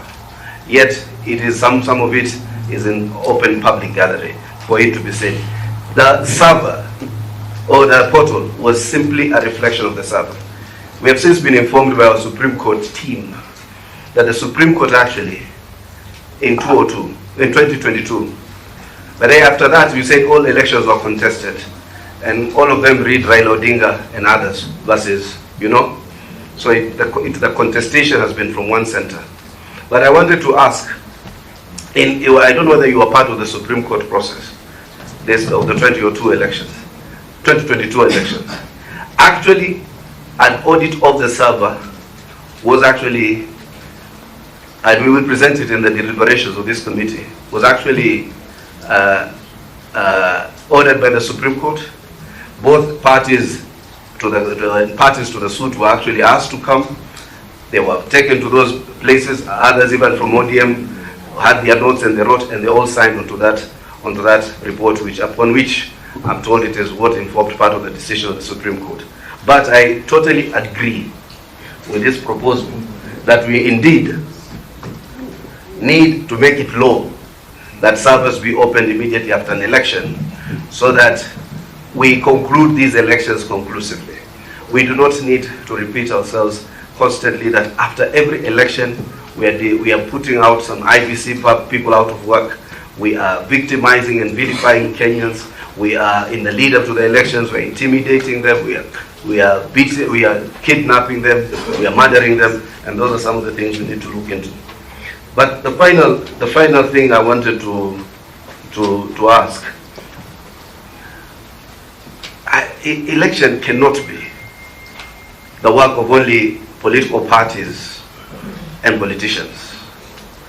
I think all these Kenyans here, including the media, those who work in other sectors, are interested in the outcome of these elections. In fact, the politicians are a very insignificant part of the entire electoral process. But I've had Senator Okongo Mkeni ask about it. Are you aware of the Mozambican model, where the commission is appointed on account of party strength? And it is not usually cited as a best practice because it is in the interest of those commissioners in terms of survival to ensure that the party that nominated them continues to win. And that whole idea is also manifest, unfortunately, in the Cherera Four, who, in our view, are appointed in very close to the elections, who I think had a common plan, who now continue to peddle a common theory that is fairly tired about them not having been called into a commission meeting to decide whether to subvert or affirm the popular will of the Kenyan people. So I wanted you to speak to the partiality of these people who are nominated by political parties, who, in my estimation, are more prone to subvert an election than to affirm it. I think those are my. I totally agree with the strengthening of the Senate.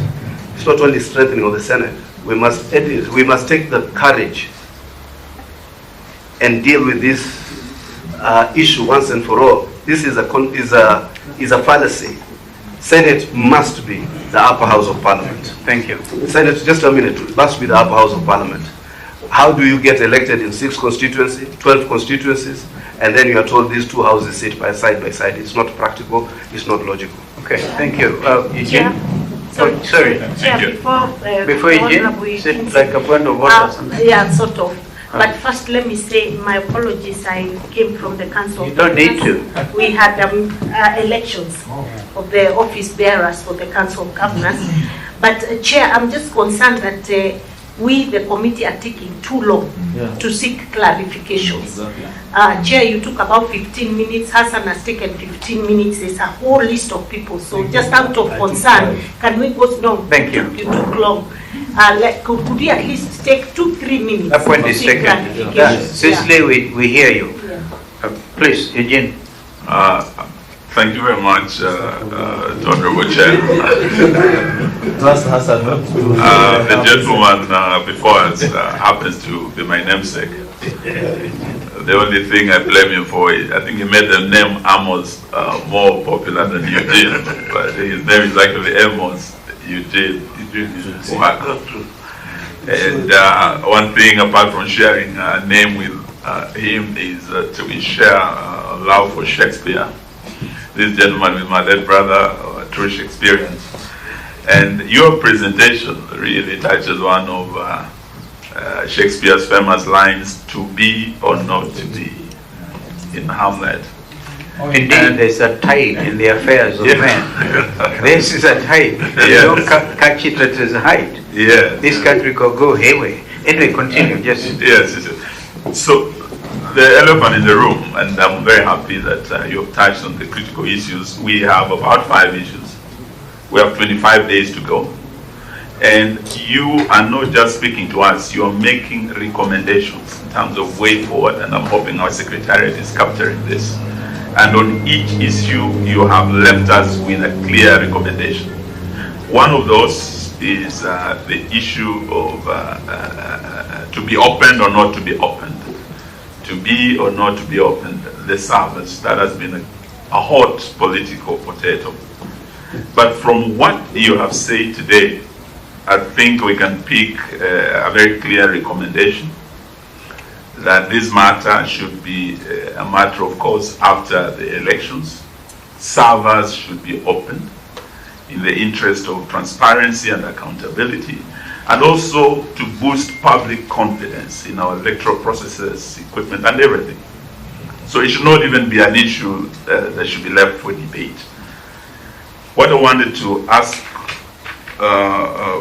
so that we can tap into your wisdom, is the IBC appeared before us, and we're looking at Article 88. So when you look at Article 88, H, 4H, it's very clear that it is the duty of IEBC, that is on page 40 of our Constitution, at the top, the first line, H.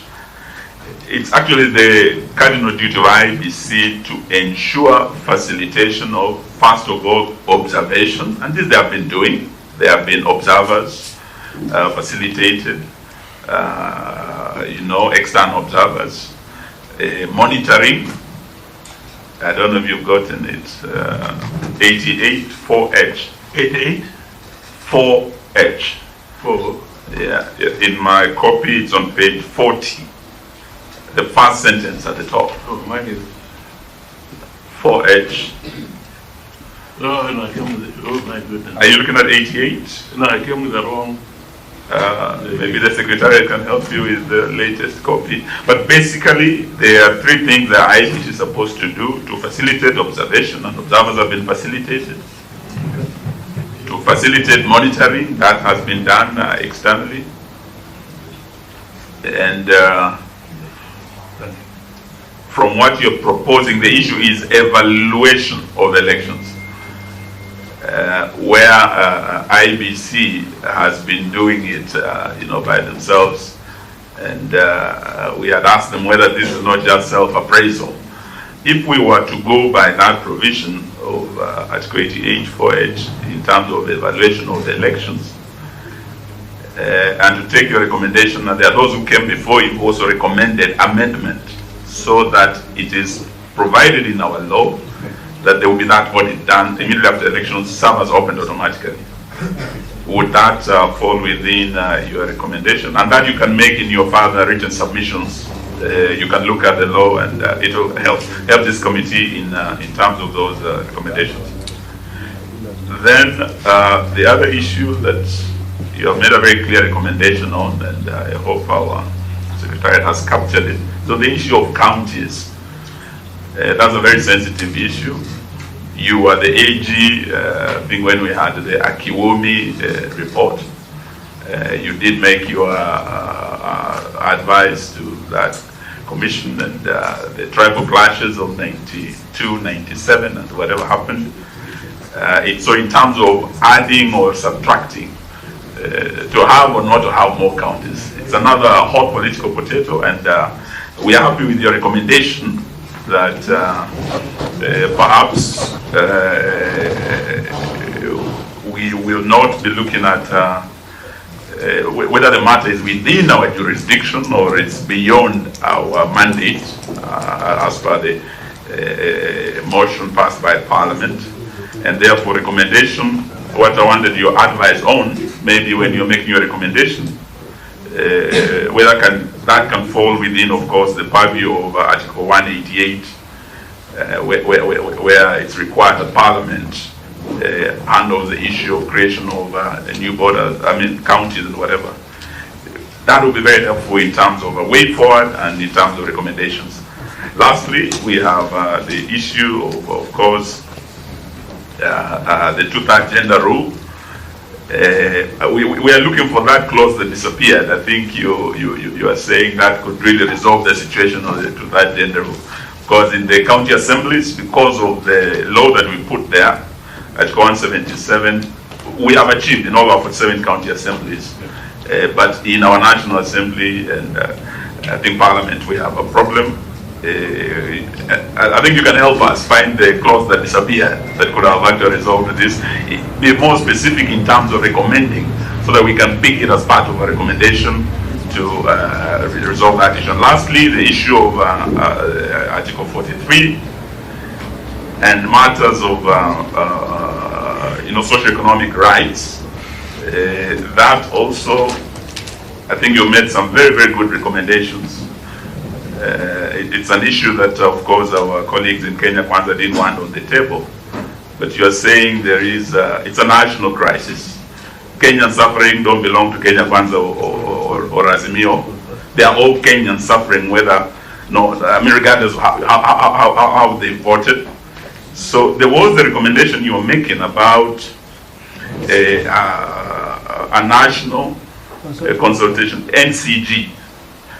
I think that's a very good recommendation, which I'm hoping will also capture. But what I wanted to ask is, I think during Kibaki's time, when we had this economic crisis, Kibaki came up with the economic recovery strategy and a team that was tasked to actually address the crisis at the time. I remember during Moi's time, when we had a similar crisis, he came up with a dream team that included people who are not even his supporters. A cross-cutting team of experts and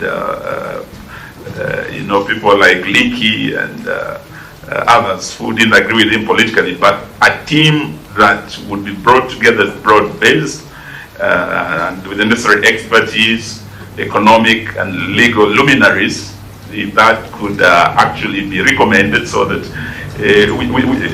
we say it is no longer a Kenya Kwanza affair, it's a national crisis we are facing. Let's come together and let's reason together. Well, thank you. Maybe we give you time to respond now. Because in the interest of time and what Cicely was reminding us of, I think it's good. And again, thank you. We are not raising any issues. I think it's very clear. Mine was just I thought you have raised a very important issue on the issue of bicameral house vis-a-vis the Senate. It was very clear. I wanted to make a small request that you don't make it off the cuff. You send us a write-up on your thoughts. Well done. Yeah. I had actually given him one myself when they were sitting at KSCC. Maybe just to enrich it and see what we can do. Over to you, Bwana Amos Wako. I wish to, my eyes are Muse. I'll start with which text should he use. Let me use this one so that I'm not now clearly. First of all, let me thank you for the comments you have made, which have all been very positive, and that's the way it should be. Mr. Chairman, your committee can even make proposals for amendment. I do not think that the proposal that political parties appoint in any way contradicts the Constitution. But if you feel it somehow contradicts the Constitution, but you like the idea, then you can do a slight amendment. And if you want me to help you, I can do it.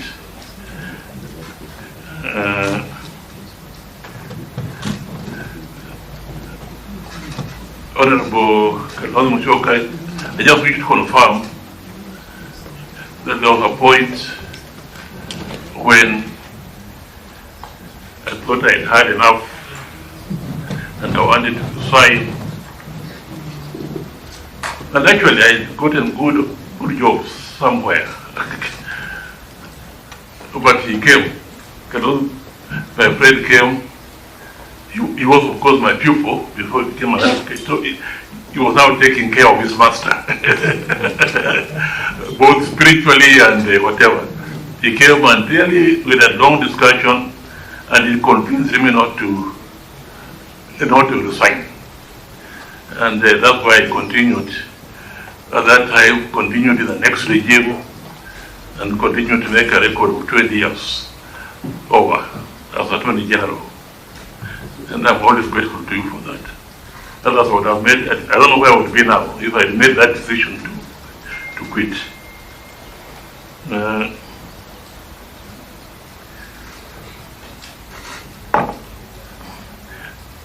Honorable Kalonzo, you asked about fidelity to political parties. To me, the situation to me, or that one is very, very clear. Kenya is a multi-party democratic state, and anything that undermines that should not be acceptable. But more important to me is that wananchi, the people, the sovereignty of this country rests in the people. And the people, you have gone to them and you have said that I'm now in this party, these are my programs, and on the basis of that, they have elected you. And maybe you decided to stand on that party because you knew that party was popular in that area. And therefore, for you to be elected, you must be a member of that committee. So you are going there under false pretenses to be elected, and then soon after election to go somewhere else. That is deception to the people of this country. And we should be very firm on it. I agree with my reasoning. If you go to the parliamentary record, what Tom Boyer said when in the parliament, when they brought up that law that if you resign from the party which elected you, then you must go back to the people and have a by-election. I agree entirely with what Thomas Joseph Boyer said. You should have the courage just to resign and go, rather than say, I will not go. I'll use the processes of the tribunal or the court and so on. And by the time they decide, my time will be over. I've heard such statements being made. And really, that is arrogant impunity of the highest order. For you to sort of agree, I've left. And you are now on the other side. And then you say, but nothing will happen to me because I'll use the system to stay where I am now until the next election. You know, it's a gross abuse of the system that is there. And such approach should be discouraged and discouraged completely to me. So, we should make it easier for such people to resign, and not make it not so much for such people to resign, but we should make it easier for the institutions that deal with such matters to make quick decisions, and if there need be a by-election, let it be a by-election, rather than boasting that you are going to use the courts, the tribunals, and so on, which will take you round and round until the 4 or 5 years are over. Really, all of us around this room, we should detest that type of approach to our politics. we are not maturing enough. We should, by now we should have matured enough. Not even to say that should be an embarrassment to yourself. And they say so again with the pride. This is wrong. This is the rotten part of our Kenyan politics is really that. So I think I've answered you, that one. Dancer Mari, yeah, thank you very much. We have been together for many years. Safari Park particularly and so on. And the comments we made about 2002 elections, the margin of victory was such that they could not be tampered with. Who tells you that? I've been in the system. If I wanted to tamper with that, I would have done it. We have a recent example here in Gabon. Gabon, what happened? Did the Electoral Commission announce so and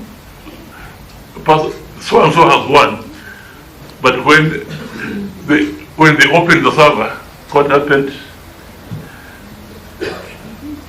And yet the result of the election announced in Gabon, the gap was so wider than the 2002 elections. I think it was something like 17% versus 7%, but they had done it. I'm just saying this to give credit. Let's give the credit where it is due, that the Electoral Commission did a good job in that election and announced the results which reflected the wishes of the people of Kenya. And that Electoral Commission was actually composed of people, commissioners, nominated by political parties of the day. And therefore it's possible. Now when you say that people nominated by parties will be partial and so on, yeah, it's true. But you see, if you don't give political parties, particularly the 2-3 big ones, that chance to nominate their own people, if they have to go into the system of maneuvering, manipulating the selection system to make sure that the person is there, the type of person they'll nominate will not be a person of gravitas. It will be a sycophant, and therefore he'll be influencing. He'll be there to disturb the situation and so on. So that's why it's good just to accept the situation the way it is. Say, you are the big guys, not nominate. But there should be people of gravitas, and they will do so. Rather than making them go under the table, manipulating, and making sure that their sycophants are nominated. This question. But anyway, thank you very much for putting order in the discussions. I can tell you that President Maria is the governor of Embu. We also have a claim on her in Busia. Yes. So we are very proud of her in Busia also.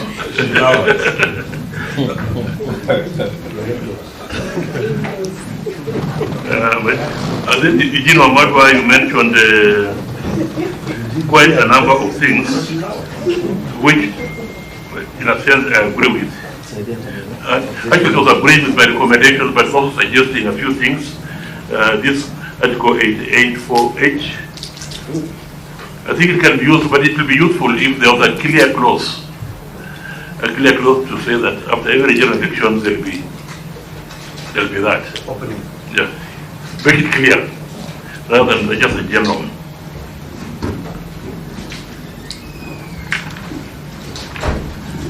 I think that's basically what. Anything else? Well, thank you. I can say I'm available. Yeah, thank you. Please enrich our thinking. Including, by the way, this thing, Zambians went, and I think at some stage, Hassan and referring to again, talk about Frelimo experience in Mozambique and Renemo. But Zambians have actually decided, rather than have this electronic transmission, they will do it manually. I don't want you to answer now, but perhaps give it some thought. Give it some thought. But then you didn't answer whether you were in that petition as one of the lawyers in the Azimio. Which one? The Azimio petition. No, I was not. He wasn't. Honorable Co-Chair, just to thank the Honorable Attorney General Emeritus. He's actually flown in from, he was out of the country at a family tragedy. And he just flew in for this. And we must really, really appreciate. And we've taken up a lot of your time. In fact, speaking from your brains, we should have paid you your FG fee notes. But because of your patriotism and your colleague, Honorable Gidu Muigai, was here also, this committee benefited greatly. We hope the sitting AG would also have time to come and, you're adding value to our process. Thank you. Well, thank you so much, my pupil master. So we get your right up. Yeah? We get your right. Oh, yeah. I think Okonko, we're getting a for a right up. If the chairman orders now, yes, please do. We wouldn't mind on the issue of the camera house. Yeah, I'll be more than. I am certain Senator Mugeni is interested more on more powers getting to the Senate. And we shall allow it. If you can give me 14 days. Well, that's too much. We have a balance of 25 days as a committee. Can do 7 days. 7 days? No, as Eugene, my namesake, I confirm that I'm also called Eugene. For the record. I think it sort of indicated to you that Nikona I think you can do 14. Okay, 14 is the fact that you also took time from outside the country to appear. To allow you the 14 days. Thank you very much. Thank you. Thank you. Asante sana. We have members. We have Kipra next. We still have a group of senators, Eno Kwambo and Tom Ojenda and Lendamo Onekina. We have agreed to allow the Ogia community 10 minutes. And we have agreed with them strictly 10 minutes because of time. And we still have another 4 groups.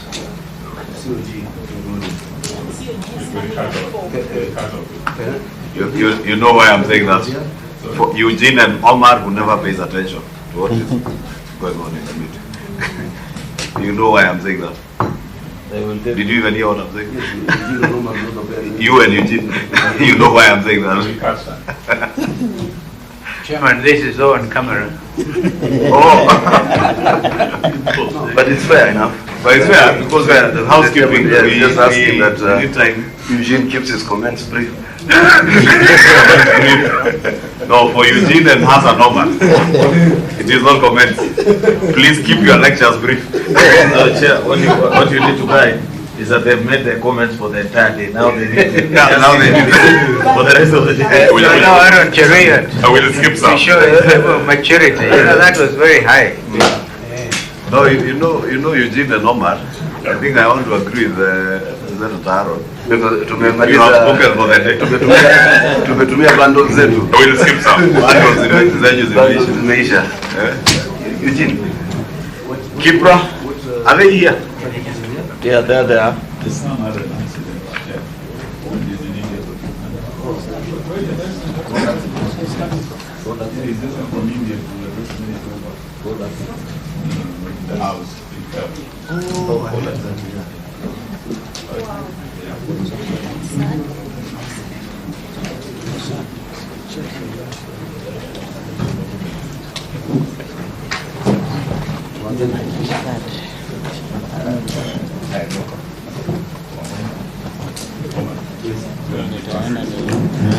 Thank you. We will allow you to pass. Kipra, karibuni. We'll do a quick round of introduction. From my right, Senator Mugeni Okongo, Senator Nyamira, Honorable Amina Malindi, Honorable Eugene Wamalwa, Honorable Pio Wandai, just stepped out, Excellency Honorable Musyoka, Senator Omar Hassan, Governor Sisi Limbarire, Senator Aaron Cheruyot, who is our majority leader. Mine is Kimani Ichung'wa. Karibu, you can equally do a quick introduction. We'll give you 10-15 minutes. Are you able to do yours in 10 minutes? Thanks very much, Chair. Is that you do not need affirmative action. So I'm going to, thanks very much. We are really grateful to be here. I'll start by introducing my team. On my right, I have Dr. Elda Onsom, who is a director. And then on my left, I have Irene Mithia, again a director at the Institute. And my name is Rose Ngugi. I'm the executive director for KIPRA. Yeah, thank you, sir. Okay, Rose, I think what you didn't get what His Excellency was saying is saying you do not need affirmative action in terms of the female gender balance, but you may need affirmative action in terms of boy child. So, Karibu. Yeah, thank you very much. I think you've asked whether we can do it in contribution in 10 minutes. We'll try to do that. First of all, is to say that we received an invitation to this committee on the 19th of September to make a presentation on any of the 5 issues that the National Dialogue Committee is focusing on. And KIPRA, we have a submission on one of the issues, and that is on issue on outstanding constitutional matters relating to the Article 43 of the Constitution, the cost of living, and related issues. The Article 43 of the Constitution on cost of living and related issues covers various aspects, this including economic and rights of everyone in Kenya. That covers one, highest attainable standard of health, adequate food and of acceptable quality, matters to do with housing, matters to do with clean water, social security and education. And this is what we are focusing on, given that at the moment what we are facing is rising cost of living and also inequality. And we also look at this as basic needs for each and every Kenyan. And since independence, sessional paper number 10 of 1963 identified 3 basic issues for Kenyans, and that is matters to do with poverty, issues to do with hunger, and also health. And these things have continued even in the Vision 2030, the Big 4 agenda, and the Better. Matters to do with the basic needs of Kenyans have continued to carry the day. And of critical importance when it comes to cost of living is the fact that when you look at these basic needs, food, shelter, health, clothing, and education, they actually compete for income for households. And when we think about the bottom of the pyramid, it means that they are competing for very meager income. And without an increase in a commensurate increase in the income levels, then it means that the households are left with a very big headache on how they can allocate the resources to meet all the needs. We appreciate that the government has continuously continue to support matters to do with access to basic needs, but there are still some issues that we still feel still facing us, otherwise would not be where we are today. So I'm going to look at two issues, and Dr. Elder will look at the other three. And the first one is to do with the adequacy of food and of acceptable quality. And start by saying that yes, the government has given priority to food production to achieve food and nutrition security. And a lot of efforts have been put on the supply side, whether we are talking about fertilizer subsidies to reduce the cost of production, investing in irrigation to ensure that we are not relying on rain-fed production, agricultural extension services so that we can have high-quality yields, matters to do with the minimum wage, because without that you can not talk about the demand side of issues. Access to credit, because credit is where we smoothen our consumption today and tomorrow. Expansion of social protection, and social protection comes in very handy because we realize that there are many of us who are below poverty line, and we need to be protected to sustain our livelihood. In addition is making markets work, and there's a lot that is happening. Right now we have a Ministry of Cooperatives, a very key move forward in terms of not only aggregation but also supporting farmers to see that they can access markets. So what do we see as gaps in food supply?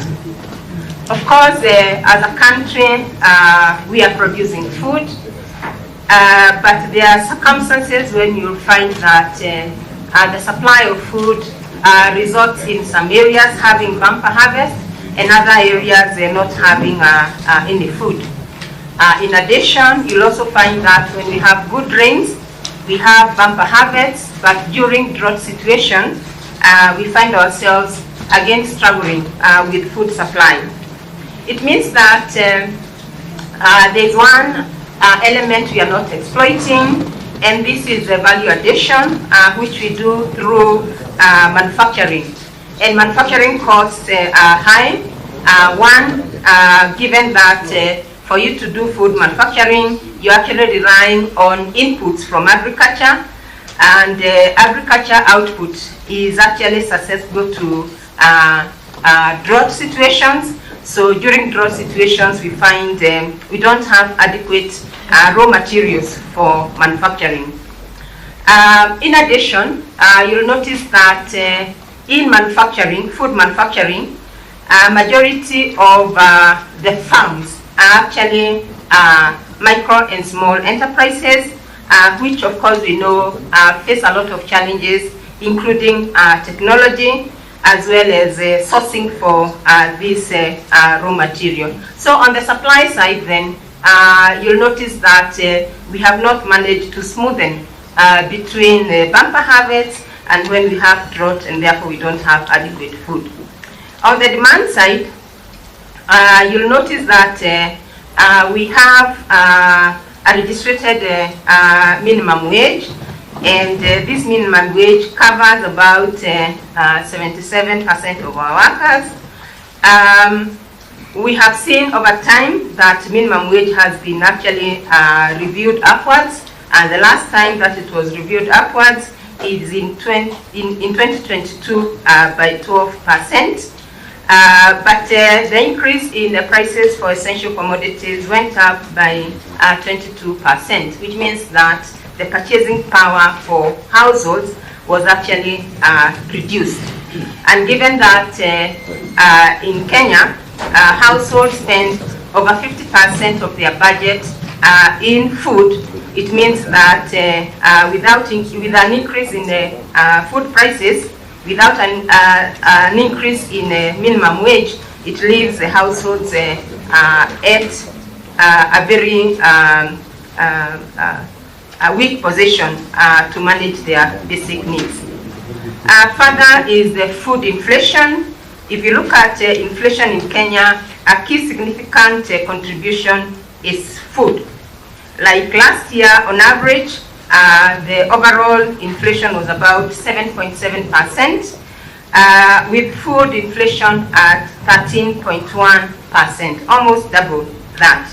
So anytime we therefore think about food, it should be the first priority, it should be our second priority, it should be the third priority if we have to manage the welfare of Kenyans. And for this reason, it's important to think about how we can diversify our crops, how we can support the production, as well as how we can actually enhance the earnings of the households so that they can smoothen their demand for food.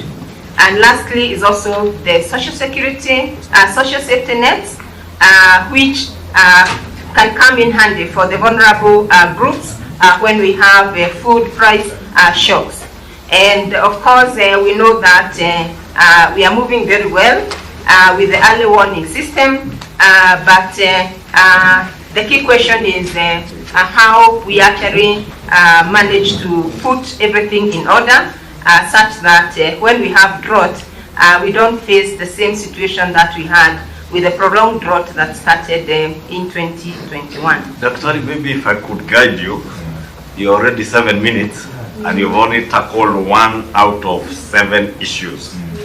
Meaning if we move at that pace, we'll probably finish at 3 and will not be doing justice to the rest of the country and other stakeholders who have been waiting.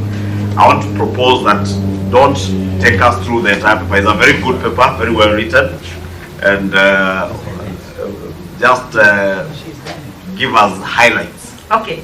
Don't go through item by item the way you are doing it. Thank you. Thank and I'm sorry, I know you're an academician, so you are very tempted to take us through a class. Yeah. And I'm also a former lecturer, so yes. also give a I saw that danger, Mwalimu. All right. So I've just talked about social safety net, so I can talk about social security. I'll take only 1 minute and say that yes, a lot has been done. But the kind of gaps that we are realizing is that if you look at, say for example, the hunger safety net programs, we give households about 2,000 per month. And these are mainly, for example, in rural areas. And the poverty line, going by the 2015-2016 household survey, is actually at about 1954, which means that we are giving them just at the poverty level. And when there is an increase in prices, this is not revealed upwards. So they are left actually, they actually drop down the poverty line. When it comes to poverty across the children, what you'll notice is that 4 out of every 4 children actually facing a significant level of poverty, which has implications in terms of their nutrition levels, and we shall discuss this situation later. But I want to say at this point that when we don't take care of children at that very beginning, the country tends to lose about 6.9% of GDP to malnutrition, and a core element is in productivity, which is about 6.5% of GDP. So going forward then, we are saying that we need to look at the social protection such that in addition to minimum wage, we go beyond that and see to it that we are providing affordable transport, housing, universal health care, and education so that we can leave the households with adequate budgets that they can allocate to other things that they need in life. And also finally is to address matters to do with social mobility. From our research, we found that poor households tend to get to poor situations because even when we have social protection, which are not well targeted, then poor households are not benefiting, and if they don't benefit, they don't take their children to school. If they don't take their children to school, the children actually end up being poor. So to break that, it's critical that we look at how we target our social protection to allow for social mobility for those at the bottom of the pyramid. Chair, I'll give 5 minutes to my colleague here, Dr. Elda, and I'll tell her to use just 5 minutes. I think 5 minutes on the high side. Yes. Thank you, sir. I'll take us through the following areas. I start with health and nutrition. The government, as we know, is implementing a number of interventions, starting with the universal health care. We also have a lot of support when it comes to provision of food. We have a lot of support when it comes to production of vaccines. However, a number of issues remain that are outstanding. First is the high out-of-pocket spending. And this is basically because we have emergence of non-communicable diseases, because the country is transitioning from the higher incidence of communicable diseases like malaria, which is being tackled, but now we have new diseases like hypertension, we have diabetes, we have cancer, among others. All those constitute the high cost of out-of-pocket. We have a mismatch between what we are spending and the outcomes of health, particularly when it comes to the overall human capital of the country.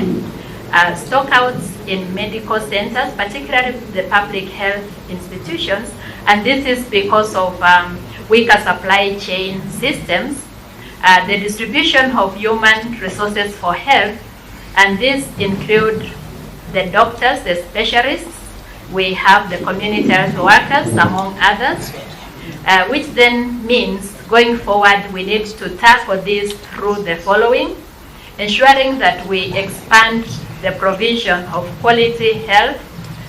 This tackles support for households, and this can be through the universal health coverage.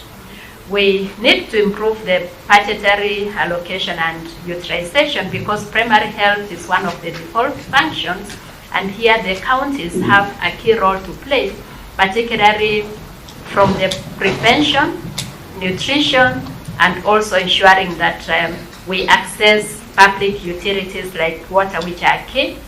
We also need to look at the redistribution of healthcare workers. When it comes to housing, this is a key area because in the Article 43, each Kenyan has a right to quality housing, and this is housing that has amenities, but the key gaps can be tackled through exploring effective land use planning and management policies, which ensure that all the population in the rural and urban areas, particularly in the informal settlements, have access to housing that has amenities and housing that helps them attain the basic minimum as per the Constitution. We also need to balance between the development of our infrastructure such that every Kenyan can access that pertains to quality and also the standard of accommodation. When it comes to clean water and safe water, this we know the amendment of the Water Bill 2023, which supports partnerships, but we have outstanding issues which relate to access to clean and safe water in the informal settlements, arid and semi-arid lands, and even in the high potential areas where we still have poor water harvesting systems that we can leverage on as a country, and that then compromises the quality of water that the Kenyans are accessing. Going forward, then, we recommend the need to enhance investments and capacity development in rural and the informal settlements. We need to look at the water management, particularly wastewater treatment, which requires use of technology and also high capital investment. When it comes to water harvesting, it will be important to put legislative frameworks in place, particularly in the public places where we have high levels of space in terms of roofing that accommodates water when it rains, and that can be harvested for use not only in the urban areas where we have most housing, but also even in the rural areas through the piping. Finally, on education, in addition to the reforms that are taking place, we find gaps in terms of inequalities to access to education, particularly in the post-primary education, which we know is key where skills are being developed. Interventions then could relate to addressing inequalities in access to quality education, and here technology has a key role, and hence need to look at how to have universal access to internet, particularly not only in schools, but in homes and in public places, looking at the safety of children online, and also improving school infrastructure by increasing also community awareness on their role in provision of education, both at the basic level and tertiary level, which we know is very key for skills development and also human capital development. Well, we thank you. Does your colleague want to add anything in a minute? We don't want to her to feel deprived. But please notice, we thank you for accepting to even give us a written memorandum. Thank you, Chair. We are satisfied with the submissions, and we look forward to further engagement. Thank you. Well, thank you. We thank you so much. I don't know whether any of the colleagues here would want to interact with that submission. Yeah, I just one very short question.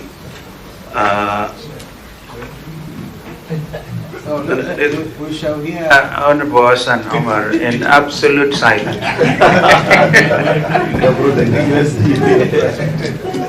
Yes, there's a very well done paper, and I always have a lot of respect for the work done by Kipra, and I can see once upon a time your former board chair, Linda Musumba, is here with us. My question is that as you make all these analysis about government interventions, particularly in terms of mitigating the cost of living, can you either forecast the impact it has had or forecast the impact it will have? Like you see, we said we did a G2G, government to government on the fuel. That was supposed to ease the pressure on the dollar, so that then we don't have scarcity of dollars like what is happening in Tanzania, and in addition to that, to try and keep the rate of the shilling against the dollar, at least to mitigate it. We have had interventions with respect to subsidies on fertilizer. We've had an intervention in terms of removing, bringing oil and other food products at zero-rated import duty. So I want, are you able, maybe even if you don't have the answers now, to analyze, because this government is implementing a plan and you are a government agency, to analyze whether there is some impact with some of these interventions in the short and probably in the long term of some of these interventions with respect to mitigating the cost of living. Yes. I just want to really thank the three ladies. I think it's the first time we are having this kind of forum where the entire team is one of ladies. And it gives me some comfort. For the first time, we are not talking about the men. and just to let you, actually, I am very keen to know whether, just taking up from what Hassan has said, are you analyzing the impact of the government programs that are there in the plan in relation to the issues that you've raised? For example, I'd be very happy to hear from you what has been the impact of the subsidized fertilizer to farmers in relation to the last season, and has that improved the quantity and quality of food? Are we there? Are we there yet? And in your view, listening to Kenyans and politicians, we want quick fixes. We want to wake up one morning and the government has subsidized fuel by half, or by a quarter or whatever percentage. We want to wake up one day and we have subsidized maize meal so that it's now below 150. And we saw that attempt in the last regime. Between what happened in the last regime from a very independent position and what is being attempted currently by the current regime, which is the better way of sorting these issues? Is it those quick fixes, or is it long-term, well-calculated plans? Chair, because I served in the last regime, I think our friends from Kenya Kwanza are saying their plan is working very well. We just want to know, because this plan is called Bottom-Up Economic Transformation Agenda, BETTER. This plan was supposed to make lives better for Kenyans. In 100 days, now it's a year. If this plan has worked, as my colleagues are saying, and we have a bumper harvest, why is it that we're importing yellow maize now? Can you explain to us? Many of us are farmers, we don't understand, it's very worrying. The last time we ate yellow maize, I was a little boy in the Nyayo era. Are things okay? Is the plan working? May I clarify something about the yellow maize? And this is so important, especially for the Honorable Eugene Wamalwa. The yellow maize is coming here to strictly help us with livestock, animal feeds, poultry, livestock. Because what the government has realized upon analysis is that the cost of animal feeds is too high to keep farmers in profit. And that's why we are bringing in cheap yellow maize, not for human consumption, I repeat here, not for human consumption, but for animals. That's the purpose of the yellow maize. So Eugene Wamalwa, be sure of that. And that's why we're giving fertilizer for proper maize for human consumption. Okay. I think, Chair, we live in this country. This is a country where we've had sugar being imported and mixed, brown and white. Once you open the door for yellow maize, what controls do we have? That's the worry of most farmers. We have a bumper, we are harvesting. I just came from home now. Why you bring us yellow maize now when we have a bumper harvest? If we, although His Excellency keeps encouraging dialogue, when we speak across the table to speak to each other, I think the fair thing is to allow Kipra to have that very balanced analysis to tell us.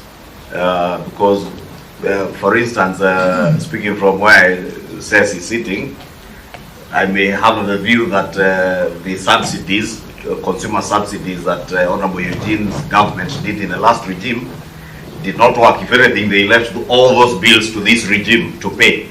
And therefore, Kipra would be in a better position to be able to analyze and tell us. All of you guys were together. You're talking strange things to some of us. I can confirm that Kimani Ichung'wah was not there. We were all together.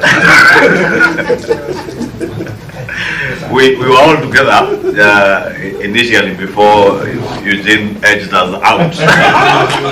So maybe Kipra should be able to analyze and tell us what is a more sustainable policy to pursue. Is it the consumer subsidies? Is it the producer subsidies? Is it from your paper, I have seen you've spoken about wage increments and enforcing that, because the cost of living inevitably will keep rising, and some by factors beyond our control as a country, for instance, the fuel issue. But the challenge then are Kenyans having the levels of income to be able to afford that cost of living. So maybe you would strike a balance for us, and we don't expect you to necessarily have all the answers now. We would not mind a well-done paper like this one, probably to answer those questions if you're not in a position to answer now, unless you have a quick one as we close. Thanks very much, Chair, and thanks very much, committee members. I think these are very exciting questions. And I want to say, one is that yes, we can do impact, and we have done actually a very good analysis on the implications if all the proposals that have been given by the government were to be implemented. But I want to say that recently we have launched our report, the Kenya Economic Report, that was looking at the cost of living. And one of the key things that you'll notice from it, and that's why we are focusing a lot on the food, is that food actually taking over 50% of the income. It makes it the first, second, and third priority that we should get into. Transport costs, especially for those who are using matatus and the like, it also takes almost 10% for transport, and it is among, I think, the second in terms of contribution to the cost of living for Kenyans. So when we are able to reduce actually the cost for fuel, it means that you can reduce the cost for transport. It means that you can reduce the cost for distribution of foods, and therefore you can have an implication on the prices for food.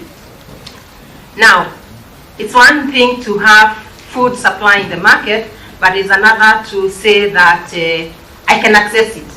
I may not access it because it's not affordable, but can I also be empowered to actually access it? And I can only access it if my income is also taken care of, which means that increase productivity for micro and small enterprises, for the farmers, they can reap higher and they can increase their incomes. Yeah? But at the same time, you say that you may not actually get that immediately. You may also find that there are those who are still struggling, and that's why matters to do with the social protection come in. And the social protection means that we need also to review not just the 2,000 that we are giving to the households, but we need also to ask ourselves, are we giving them something real? In real terms, what are we giving to them? So both the supply side and the demand side factors need to be taken into account so that we can see markets operating. And it does not mean that the government does not have a role. It has a very major role to ensure that it's able to put in appropriate regulations to ensure that one is able to access, and that the pricing process is also not, what would I say, it's not penalizing, especially those at the bottom of the pyramid. Okay, thank you, Dr. Adi. We will encourage you to give us a more detailed analysis of such interventions for us to be able to interact with as we continue, because we may not have the time now to engage on everything. Analyze all those things from fuel to the changes with the social health insurance from NHIF, because they all have a bearing on the cost of living, including proposals on what you are saying on income disparities among us Kenyans. Asante sana. How soon can we have that? Yeah, how soon can you be able to do that? You want us to do another submission? Yeah. Additional submission? Yes. The previous one was asking 14 days. I don't know whether 10 days will be good. Yes. 10 days, fair enough. 10 days. Okay. Okay, thank you very much, Dr. Ari. Thank you. And your team. We have next the Ilchamus community. Please, Sergeant at Arms, usher them in quickly. And we agreed we are only giving them 10 minutes because they are not even in our program.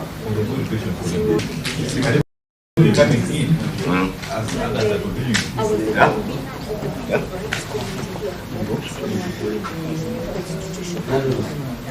Then we can come and wait. We start.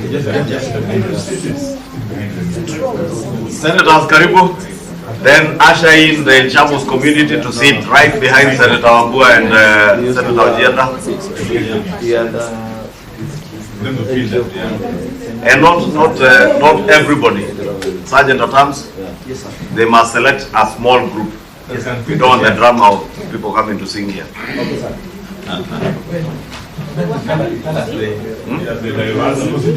But now,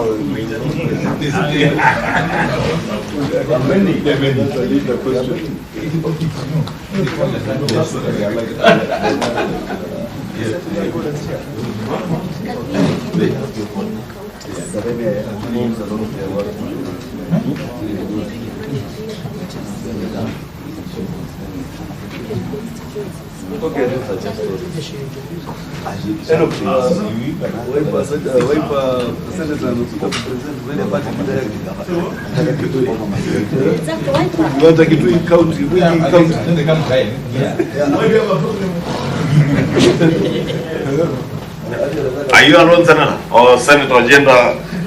There was an indication that you are mystified. You are look mystified. Why don't you allow us to listen to a Jamus then, as you wait for your colleagues? Find out where they are. But maybe they are not presented Chair, they are all separate. We were informed, Senator. I need to be guided. Yeah? I need to be guided. I'm here on account of a memorandum that I sent to this team. And in our meeting last week, we proposed, and I think it's Senator Mugeni who told us that there is a bicameral issue on the bicameral parliament that you are coming to present together with the Dama and Senator Tom Ojienda, because for the other individual member of parliament's memoranda, we had resolved to interact with the memoranda and avoid the face-to-face engagements, since we have not also accorded the same to other Kenyans. And we said in the spirit of fairness to other Kenyans, we interact with your memoranda just like we interact with all other Kenyans' memoranda, unless it is a group, and that's why we were convinced by Senator Mugeni there was a bicameral issue that you had to present together with Senator Ojienda and Senator Olekina. Just like we have a group of 27 members of parliament addressing the issue of proposed counties, and I know your memoranda also touched on a proposed county of Mwingi. I'll probably propose, if it is that's the issue you are here on, probably it's fairer to join the other group so that we listen to you on the issue of bicameralism. Chair, let me just intervene. Just first of all, for us to confirm whether the two other senators are there or not. But even if they aren't there, since he has come at the time that we allotted for them, yes, would they touch him? Yes. Yes, for just a few minutes. Even if then we excuse him. Yeah. It's okay. No, you know the way Mheshimiwa Omar is putting this matter, we start on the wrong footing. It's on the wrong footing. No, it's okay. Omar is not on record. Maybe you respond to what I have said, and Honorable Pio. Okay, let me go on record. Yeah. Co-chair, first of all, I'm happy that you've invited me to make a presentation to this team. Those conversations that you had with the team about then what it is that I'll come and present on were not communicated to me. Okay. So if you had an internal communication amongst yourselves and you did not inform me, it would be very unfair, co-chair, to expect that I have come from Kitui to make a point on Mwingi County. Wait, I listen to you, wait. To make a point on Mwingi County, yes. Then you tell me, Senator, I have to wait to my colleagues. I just want confirmation from the Secretariat that that was not communicated, because that are the instructions we gave. Emigen, is he here? In an event, Chair, since we had agreed we hear him, let's just hear him. Avoid those other things, and let's we hear you? Yeah. 10 minutes.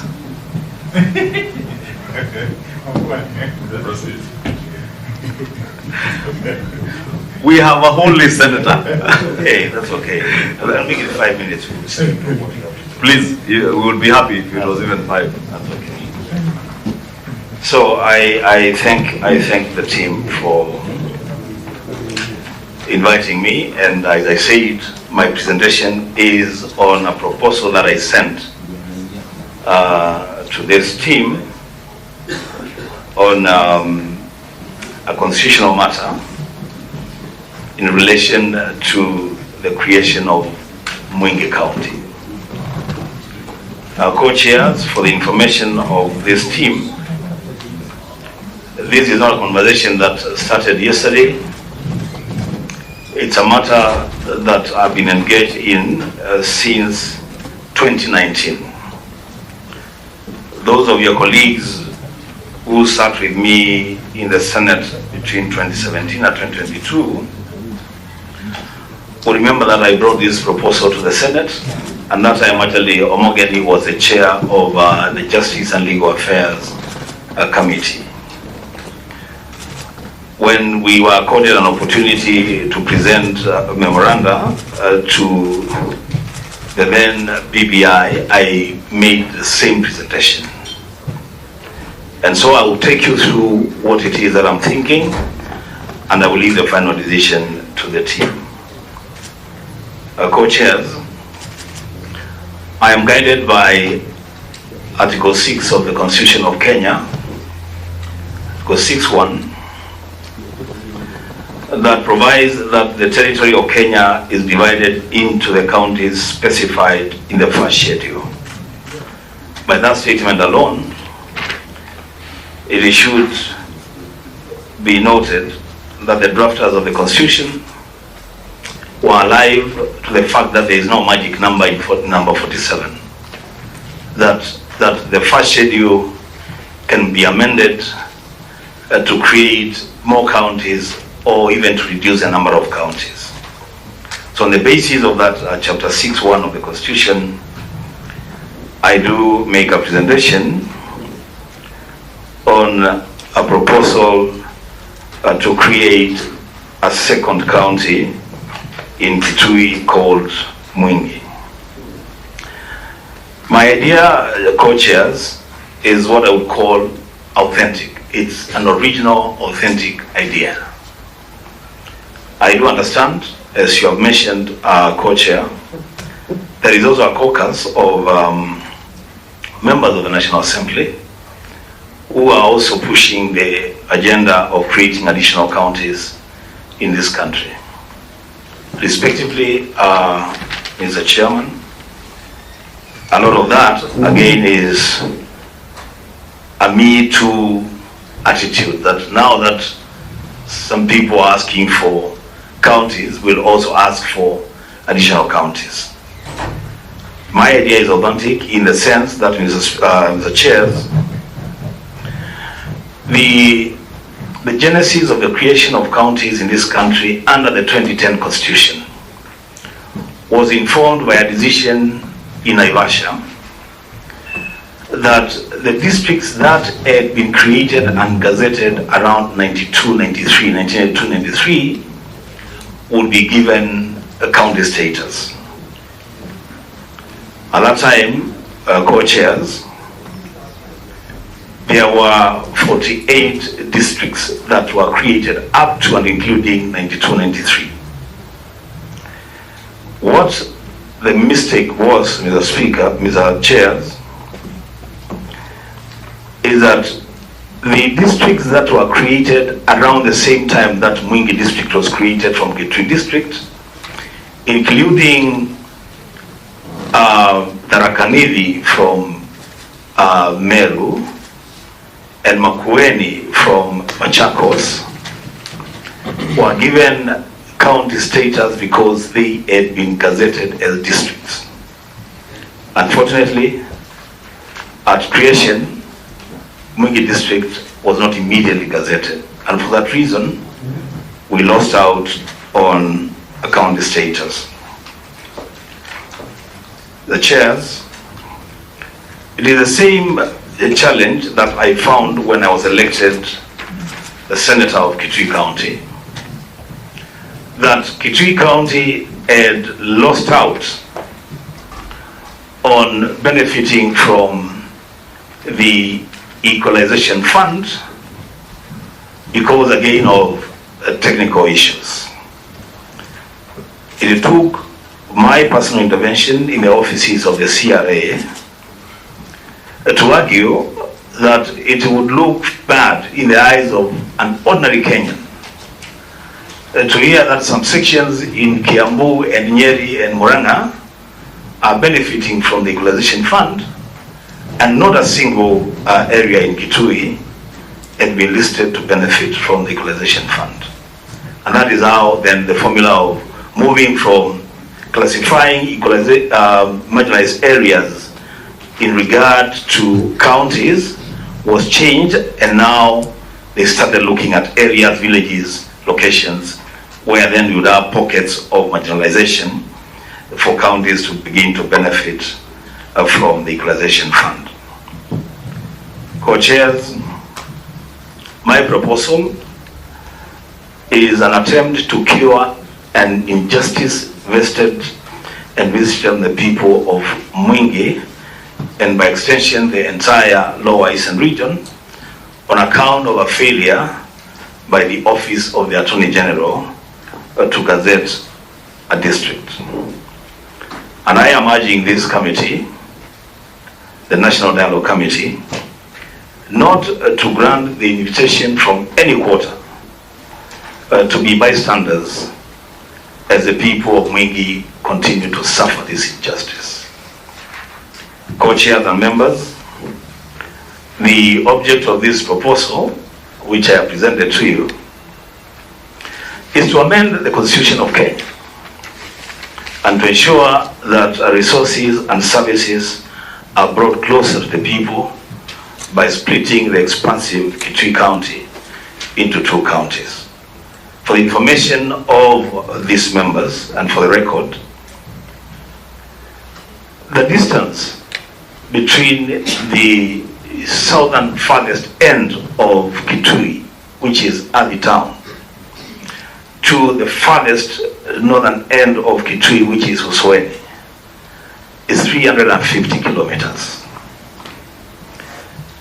The distance from Bomet to Nairobi, traversing Narok County, Nakuru County, Kiambu County, and Nairobi, is 228 kilometers.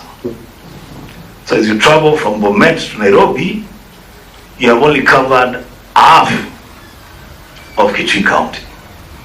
And the beauty of our county is that it is settled all over. You wouldn't say that there are regions in Kitui County that have no settlements.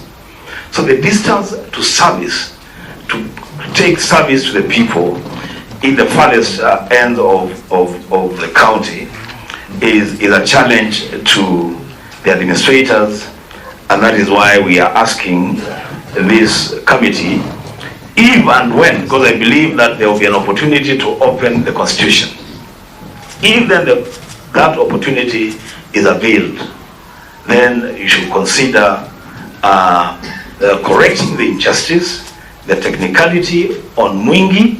And I'm saying that we have 3 constituencies in Mwingi, which is Mwingi Central, Mwingi West, and Mwingi North, and a total number of 15 wards, which would constitute a county either from Kitui, with a population of about 450,000 people, according to the 2019 annual census report.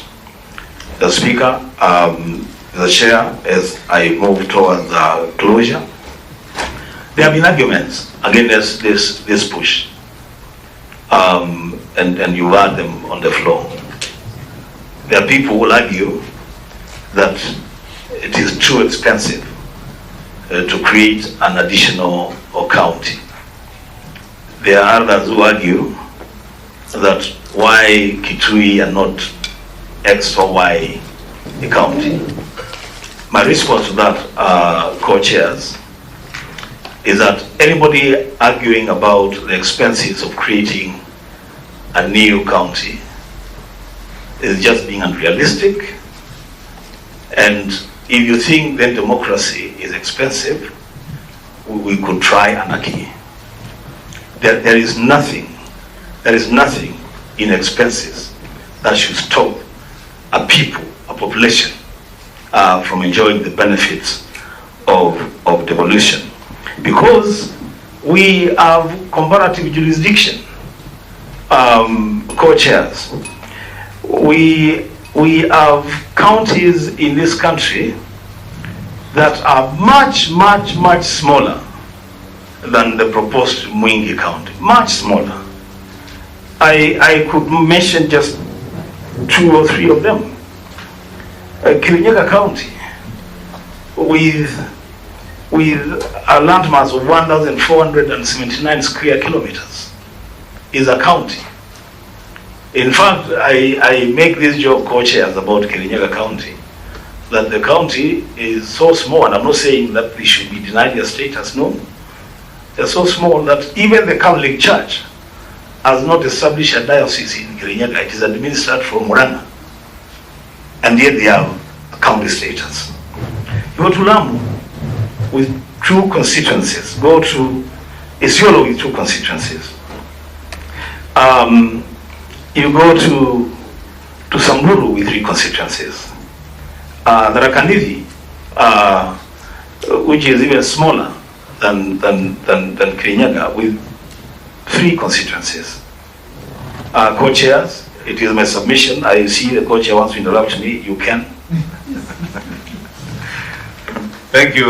Not to interrupt, I was just prompting you to wind up, as I also noted that you are avoiding mentioning Nyamira, which is in your document, because the Senator Okongo is here. I have not mentioned Nyamira, I have not mentioned Mombasa, I have not mentioned Vihiga. I said I mentioned just a few of them. Nyamira happens to be one of those ones that I did not mention. Senator Wabua, you are cleverly avoiding Nyamira. No. Because Senator Okongo Mugeni here. No. He knows you don't roll that way. He knows very well. So, right, if you can wind up, please. Let me wind up. My proposal, co-chairs, comes complete with a proposed draft amendment bill. It's attached to my proposal. And for the ease of reference, the only thing that we're looking at doing is actually amending only 3 sections of the Constitution. Article 97 of the Constitution, that makes reference to 47 women representatives. We change that to read 48. Article 98, which makes reference to 47 senators, we move to 48. And the same article 98B, the clause dealing with 16 nominated as women senators, because this proposal actually even cures on the gender representation. So we move from 16 nominated senators to 18 women, and then of course amending the first schedule. Thank you, Senator, since the proposal is attached. Okay. Members, just up here. A small clarification. And thank you very much, Senator, for this very, very precise and concise presentation, and done so eloquently. Just one issue, just for record purposes, if in your view such an amendment would require a referendum or not, just that only. And then, just a light note on the issue of the Catholic dioceses. You know, even Siaya counties are administered under one diocese together with Kisumu, despite them being too big. But it must be very small. You know, Wambua is a Catholic, so let us. Certainly, he's not a Catholic. He's not Catholic. He's there, I see. I see. Yes. So I'm not sure that he has a diocese in Siaya or in Kirinyaga. Thank you. I sure do know they have a couple of churches. I'm not sure of the yeah, I know. Thank you, Chair, and thanks, Senator Wambua, for finding time to come. Now, I know how passionate you are about this particular cause, and my question to you is not to the people of Kitui specifically, and you who's a representative, but it's a wholesome team that appears before us. you're here. Right behind you are people from Ilchamus in Baringo County and spread out in other counties in Kenya. We have previously listened to about 2 or 3 others. And tomorrow we listen to 27 colleagues of ours who are on a similar quest. So therefore, I don't want you to take this question as either opposition or support to you, the quest that you have. But it's just to help appreciate and see if you do appreciate the economic situation that the country finds itself in, and how do you plead given that there is statistics out there, Senator. First of all, number one, to argue for or against this long debate that we've had from 1963 on population versus land size. Because if the people of Kirinyaga were here as well, just to use as an example, they'd say that for half the population of what they have, close to almost 650,000 people, against your population by 2019 statistics of 1.1, they get only 50% of the allocation that you get to administer and do the same. I could even make it better and say my own people, the people of Kericho, same number in size, 1 million population. Our county shareable allocation is somewhere upwards of 6 billion. Yours is 10 point something billion. And therefore I could push a case and say, on account of population alone, it deserves to be similar. Therefore, it's a very complex debate, which when we have the challenge, and the reason why I'll ask you this, and perhaps not any other of the groups that have presented, is because you're a leader, we sit together in Senate, and you understand the intrigues and the difficulties that the country continues to face.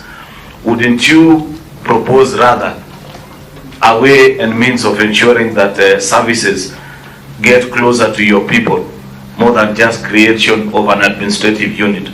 And you know this, Senator Wambua, that in all our 47 counties presently, and this is something that we need to consider in Senate in the next coming days, all our counties are in violation of Section 25 of the PFM Act. There is none that is devoting more than 30% of their shareable revenue to development.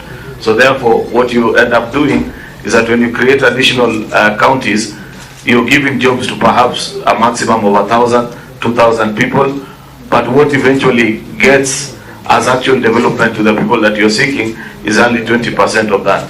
Haven't you thought of maybe of another way other than just creation of a county, of trying to ensure that your people get justice? I thank you, Chair. Yes, Senator, we'll allow you to quickly respond to those two. Yes, I will. Let me begin with I need to say this before you do that. You're quite right. The Attorney General Emeritus was sitting there before you, actually confirmed that he was the violator.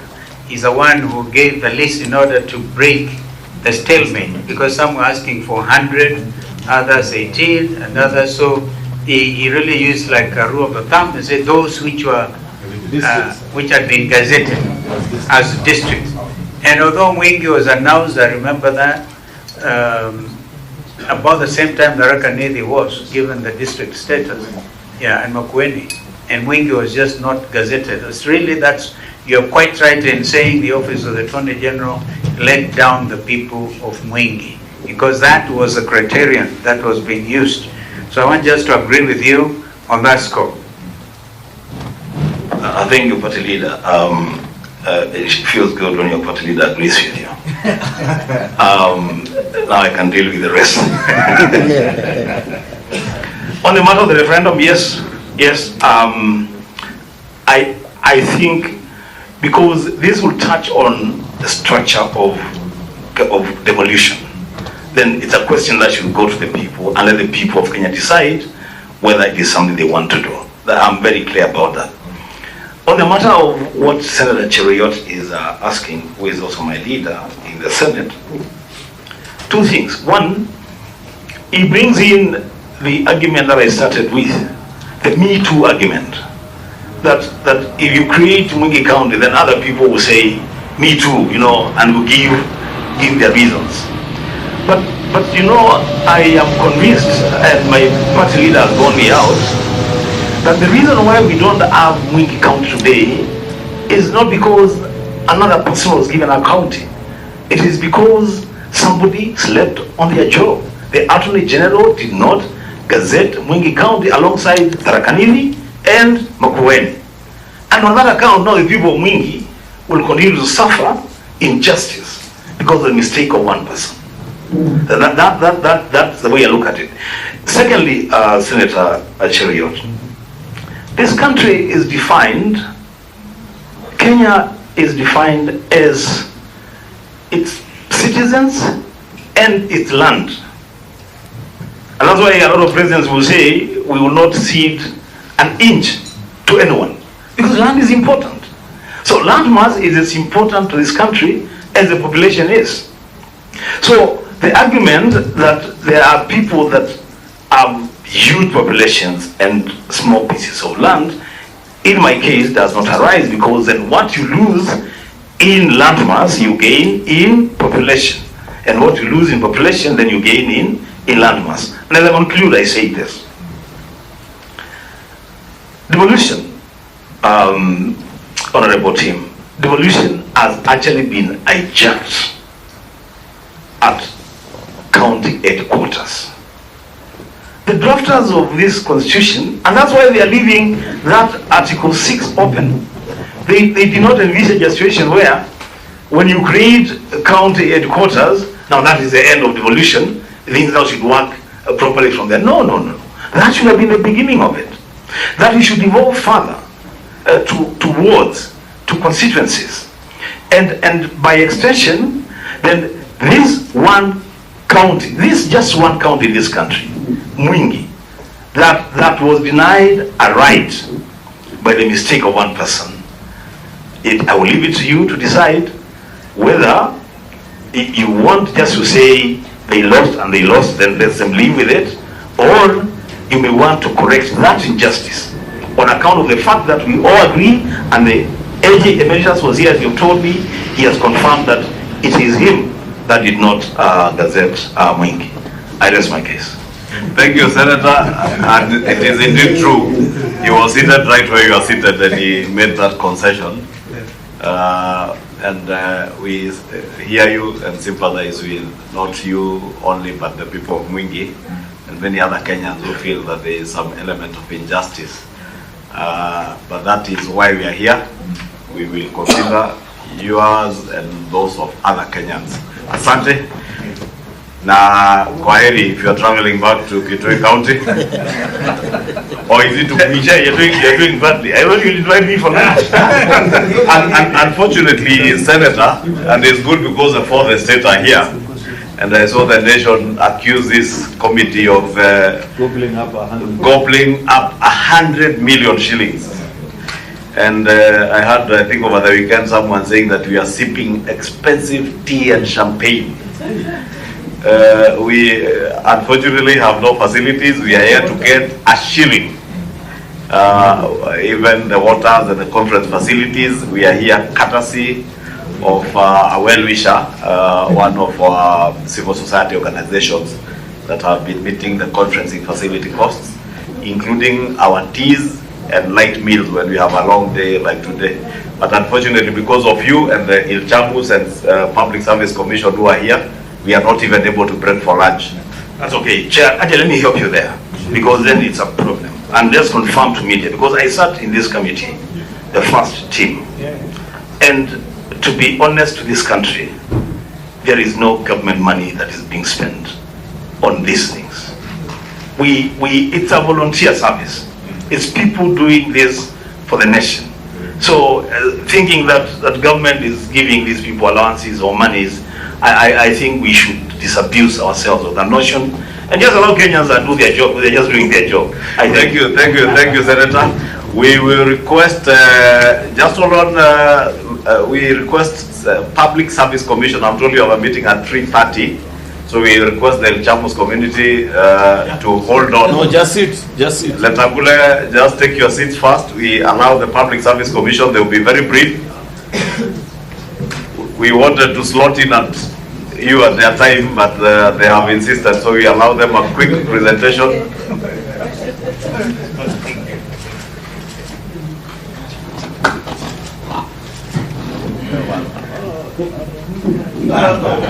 Thank you. I believe you know everybody here.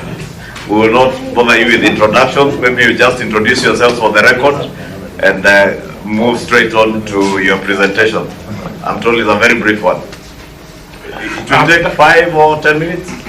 10, not more than 10 minutes. Okay, thank you. Thank you, co-chairs, Honorable Kimani Ichung'wah and Honorable Kalonzo Musyoka, and the honorable members of this committee. Greetings from the Public Service Commission. My name is Anthony Mushiri. I'm the chairperson of the Public Service Commission, and today I'm accompanied by my director of legal. Her name is Jacqueline Manani. It is a privilege for us to be here on your invitation, honorable co-chairs and members, to this most important National Dialogue Committee. By way of introduction, the Public Service Commission did receive a letter from the National Dialogue Committee on 19 September 2023 for oral presentations on the 5 agenda items forming the terms of reference of the committee. Honorable co-chairs, we've already given our written submissions to the Secretariat, and these documents should be getting to this committee shortly. The Commission does welcome and appreciate the invitation, it being a major stakeholder in the labor market of this country, as it is responsible both directly and indirectly in the management of over 300,000 public officers through various instruments developed and or approved by the Commission. Honorable co-chairs, the Commission is established under Article 233 of the Constitution, and its mandate is outlined in Article 234, of which I will not belabor. It is clearly spelled out in the Constitution. So from the foregoing, the Commission's role in public service institutional development and management is central, not only to the government of the day, but to the nation as a whole. In view of its mandate, the Commission bears the responsibility for improving the capability of the public service to provide strategic and innovative policy advice that spurs growth to meet citizens' expectations. That is why it is normally referred to in our mission charter as a citizen-centric public service. So, honorable co-chairs, the Commission did consider the request of the National Dialogue Committee and hereby presents its views and proposals. On electoral justice and related matters, that's the restructuring and reconstitution of the IEBC. Honorable co-chairs, IEBC has been a matter of concern to many Kenyans and public servants equally, and indeed to the Public Service Commission. Partly because of the anxiety raised by its decisions in all electoral processes. The institution should therefore be restructured in a manner that makes it more effective, efficient, and credible on matters elections. Restructuring and reconstitution of IEBC should be done in the spirit and letter of the Constitution. IEBC is an independent constitutional commission, as defined in Article 248(2) of the Constitution, with the object of protecting the sovereignty of the people, securing the observance by all state organs of democratic values and principles, and promoting constitutionalism as provided in Article 245 of the Constitution. The Public Service Commission is also bound by this. These objectives should be at the core of restructuring IEBC to ensure that the persons who will eventually be appointed as members will be able to deliver on their mandate. Co-chairs, for purposes of objectivity and independent identification of members of IEBC, the framework and process of restructuring and reconstitution of IEBC as an independent commission should be defined in a manner that would not be subject to interference or influence by various quarters of society, including political parties. The recruitment of members of IEBC should be shielded from political party interests that ultimately cast aspersions on the results of elections. Co-chairs, in other words, the members of IEBC should be like Caesar's wife, they're beyond reproach.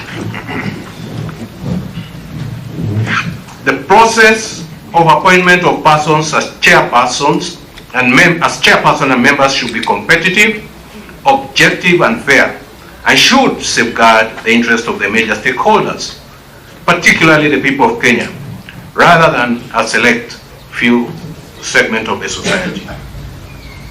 Number two, outstanding constitution matters, the cost of living. The rising cost of living has continuously impacted negatively on public officers, which has resulted in a low morale, poor performance and poor social welfare of officers, some of whom are undergoing depression, for amongst other reasons, the inability to meet their financial obligations as and when they fall due. Data held by the State Department for Public Service shows that 12,532 public officers sought psychosocial support in the financial year 2022-23 as compared to 6,616 in the financial year 2018-19, representing an increase of 84%. Wow. Inability of public officers to maintain the 1/3 of net salary requirements, thereby causing pecuniary embarrassment to the officers. Co-chairs, the commissioners access to the public service payroll management system, which shows that out of 79,253 public officers in the civil service, 17,132, representing 21.62%, earn less than 1/3 of their basic salary.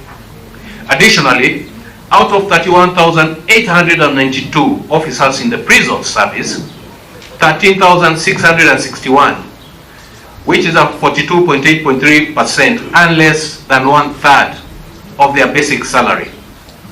In the discipline services, out of 106,667 officers, 51,784, representing 48.5%, earn less than 1/3 of their basic salary. This data paints a grim picture of the situation that public officers are faced with as and when additional taxes and levies are introduced in their paycheck. Our recommendations are that majority of public officers are servicing mortgages either through the civil servants housing scheme or other non-public schemes. This affects their disposable income and, in essence, their quality of life. The Commission therefore proposes that either the taxation regime be reviewed, a considered wage increase be mooted, or public officers who are servicing mortgages be exempted from additional and similar levies taxes so as to give relief to public officers and boost performance and delivery of services. Our second recommendation on this is a staggered implementation of the housing levy and possibly consider basing the levy on the basic salary rather than the gross salary. In a similar manner, the NSSF contributions were reformed. This would cushion employees from the adverse effects of the all-round increase in taxes and ensure that all employees are, in as much as possible, within the 1/3 net salary requirement.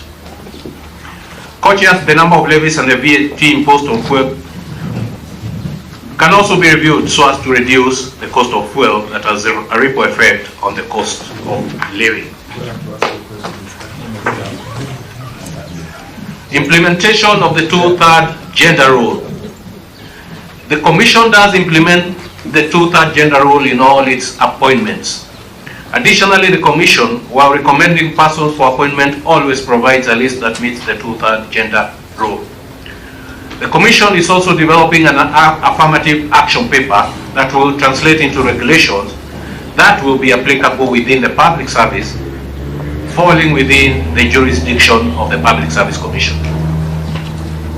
On this recommendation, co-chairs, the Commission proposes that an affirmative action framework in the form of legislation be developed and implemented to comply with the 2-3 gender rule for appointed positions across the entire service. With regard to elective positions in Parliament, a provision similar to Article 177B of the Constitution should be adopted to fill up any gender shortfalls in both the National Assembly and the Senate respectively. On governance issues, including promoting national unity and inclusivity in public appointments, the Commission does observe the provisions of Article 10 and 232 of the Constitution while appointing or recommending persons for appointment to positions in the public service. Recommendation on this, it is our view as a Commission that there are adequate constitutional and statutory safeguards that provide for inclusivity. The conversation that the country should therefore be having is on how to ensure compliance by all appointing authorities. There is therefore need for parliamentary oversight through receipt of an annual recruitment report that is in the nature of a human resource audit report for all appointing authorities. This would enable Parliament to impose such sanctions for non-compliance with the constitutional and statutory provisions on inclusivity. In conclusion, Honourable Chairs, Co-Chairs, the Commission supports the national dialogue and hopes that the results of the dialogue will improve the welfare of public officers, leading to an efficient and effective public service that delivers services to the citizens of Kenya as expected. Thank you for listening. To the Public Service Commission, I beg to submit. Thank you, Commissioner Mushiri and your legal director. Maybe just a quick one from me. You have enumerated data on the public servants, and you actually contend that a number of them are earning below a third of their basic salary as their take home. And you are proposing either a review of the tax regime or a considered wage increase to be mooted. From where you sit as the chair of the Public Service Commission, how would we be able to strike a balance between increments of wages, especially for public officers, and what has been seen as a bloated civil service? Not both at the national government level and at the county government's level. How can we increase the earnings of public servants and also deal with what is politically a hot potato, like having to rationalize the staff establishment at all levels of government? Okay. Can I go? Professor Muchiri. Yes, sir. Thank you for the work you're trying to do with Public Service Commission. I'll ask you a subjective question. How independent is a Public Service Commission? Your recent appointment of so many vice chancellors, for example, where the commission was given a list and told to abide by it, doesn't that embarrass you? And do you render correct advice to the appointing authorities? Number two, how often do you make a report to Parliament on the very critical issue of inclusivity? Again, I refer you to the recent recruitment at the Kenya Revenue Authority, where clearly you're saying there's sufficient safeguards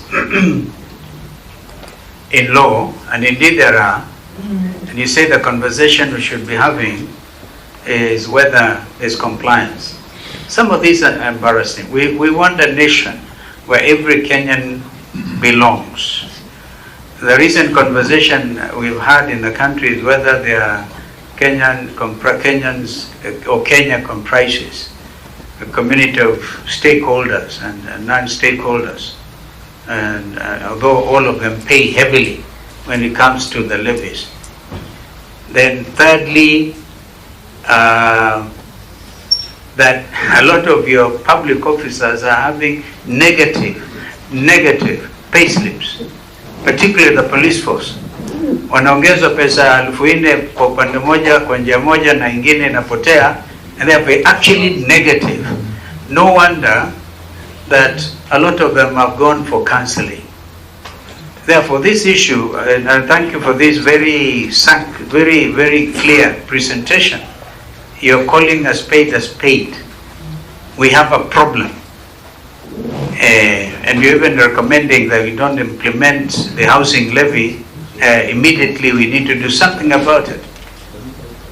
But you know, yet our friends on Kenya Kwanza insist this is their government. They should be allowed to deal with it the best way they can, and the opposition should then be shouting or something like that. I think that this memorandum is critical, and I congratulate you for being very bold about it, and I think Kenyans should stand guided. Thank you, Opium. Thank you. Very, very briefly, as usual. I just want to understand from where you sit, Ambassador Mshiri, because the lingering question of imbalances in employment, both in terms of geographical areas, ethnicity, and so on.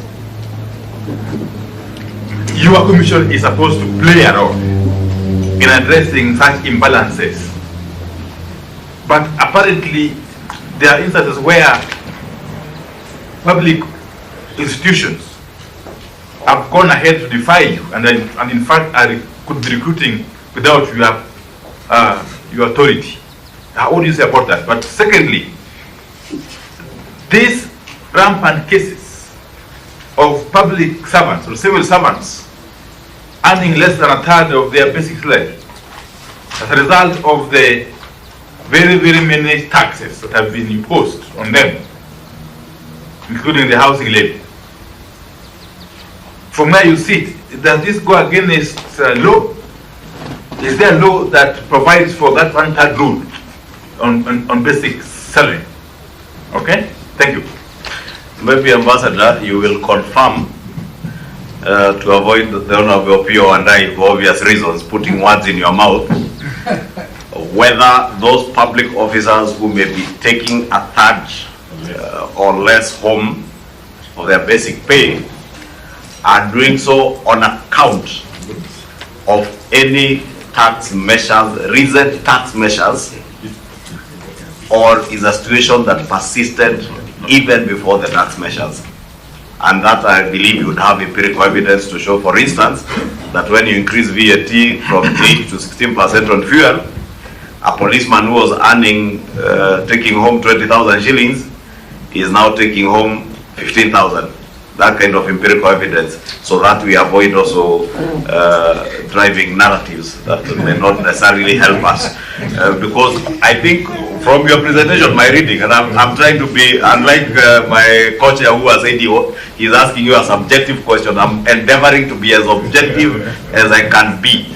Because I know for a fact, many Kenyans, not just public officers, take home less than a third, largely on account of loans, including members of parliament, and I can confirm, including myself.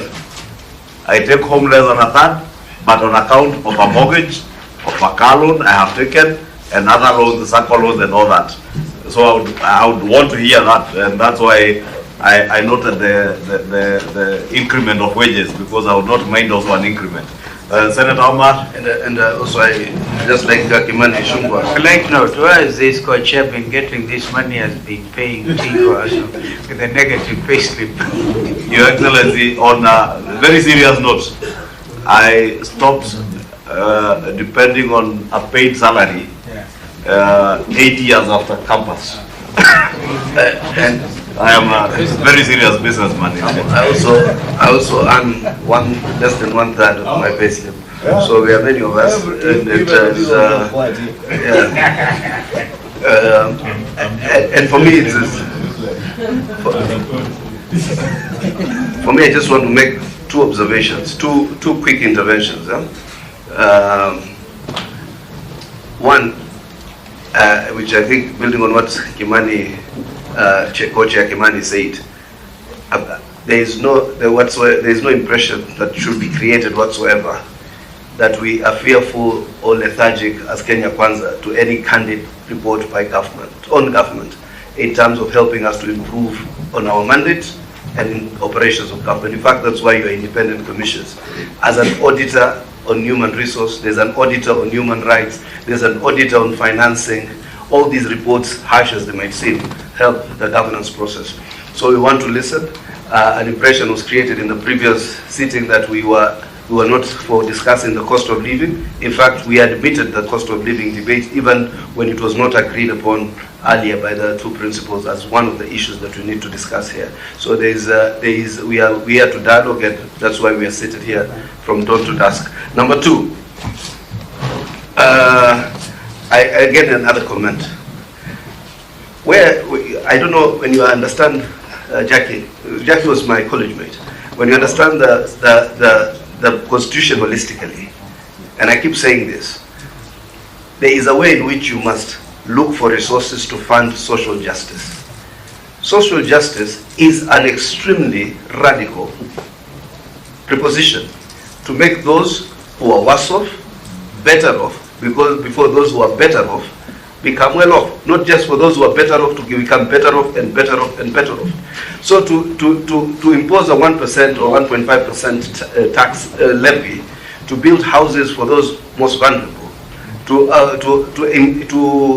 actually implement programs around universal health care under Article 43 is part of the requirement of social justice. That those who are well off, kidogo, uko na kidogo zaidi, to help those who are worse off, whatever wana kabisa, before you also become better off with them.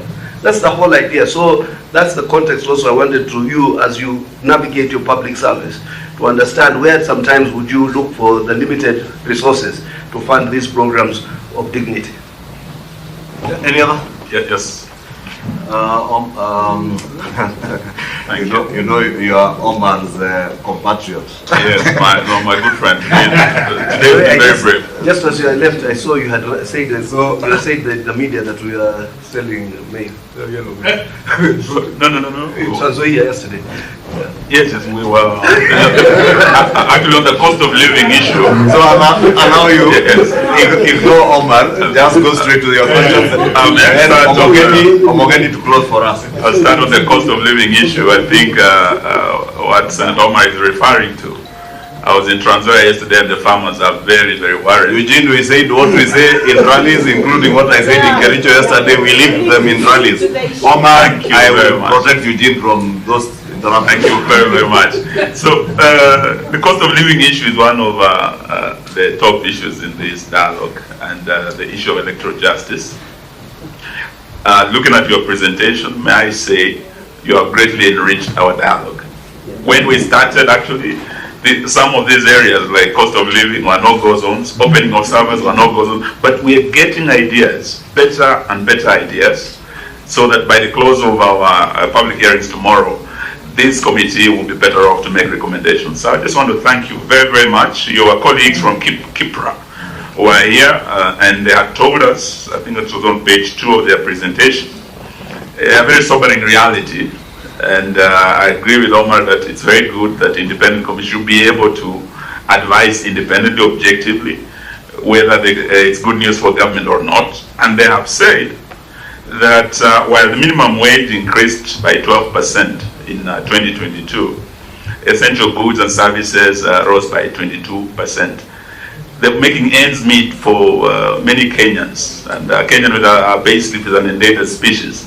I'm happy that you have addressed some of the issues, like the issue of the housing levy.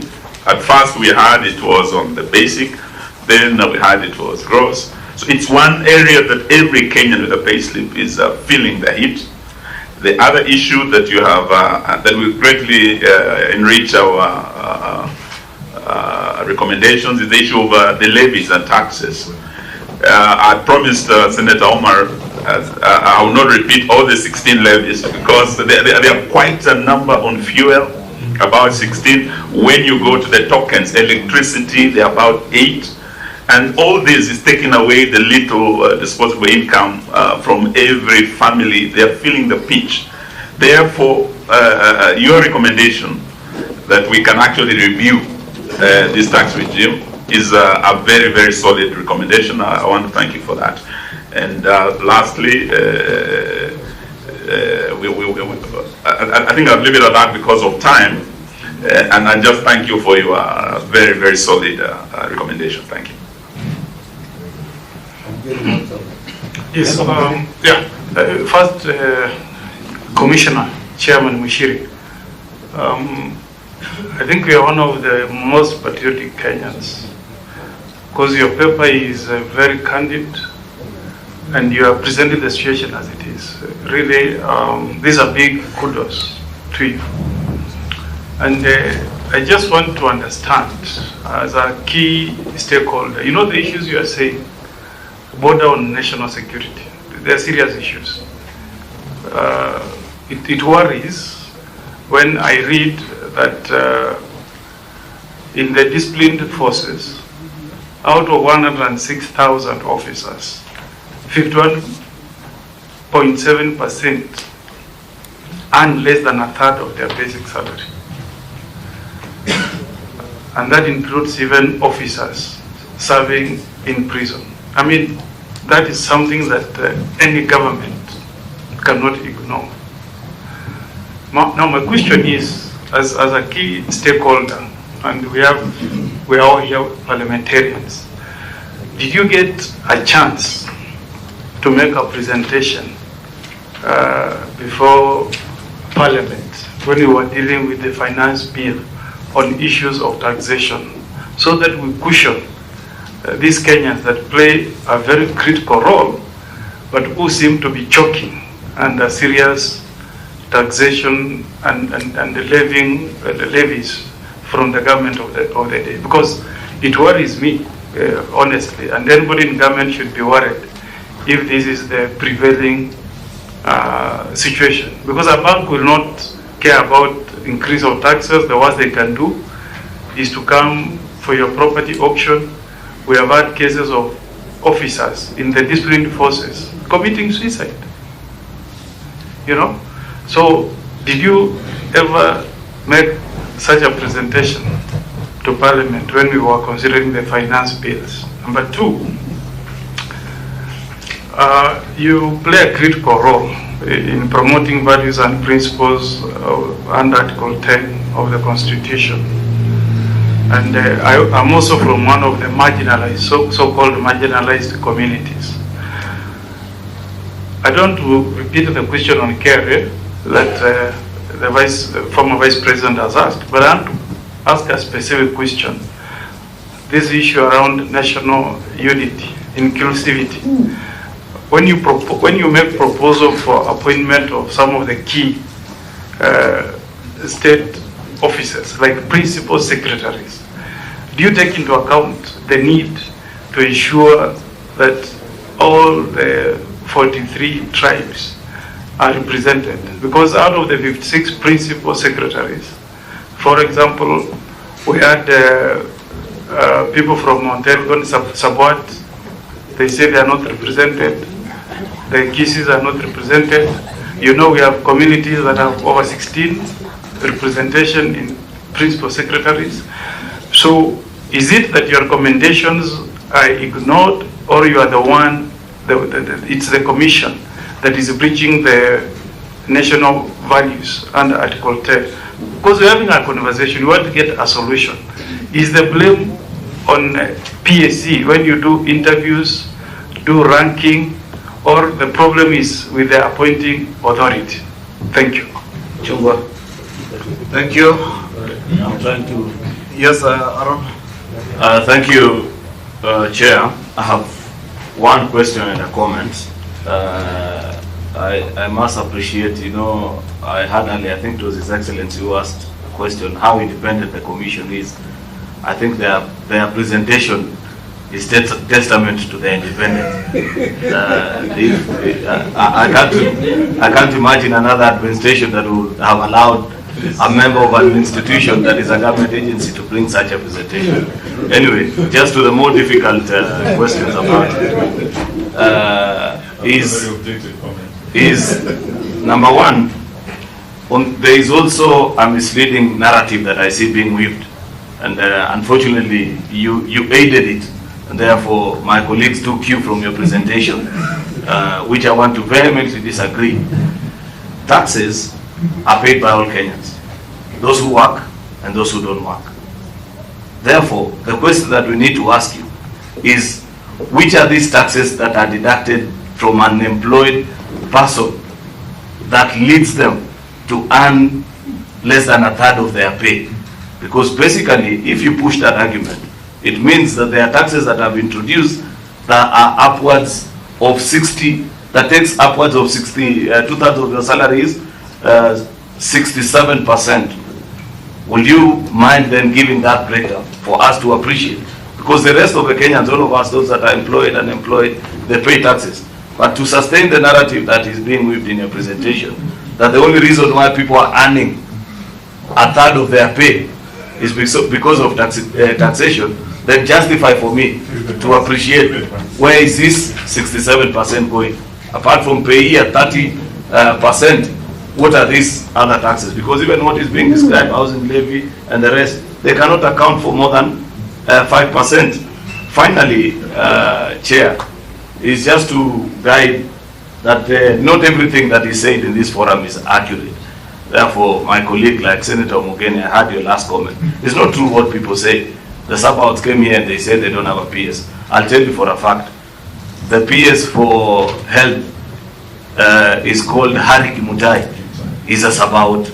So people come here and say all manner of things, but it's not everything that is factual. I thank you, Chair.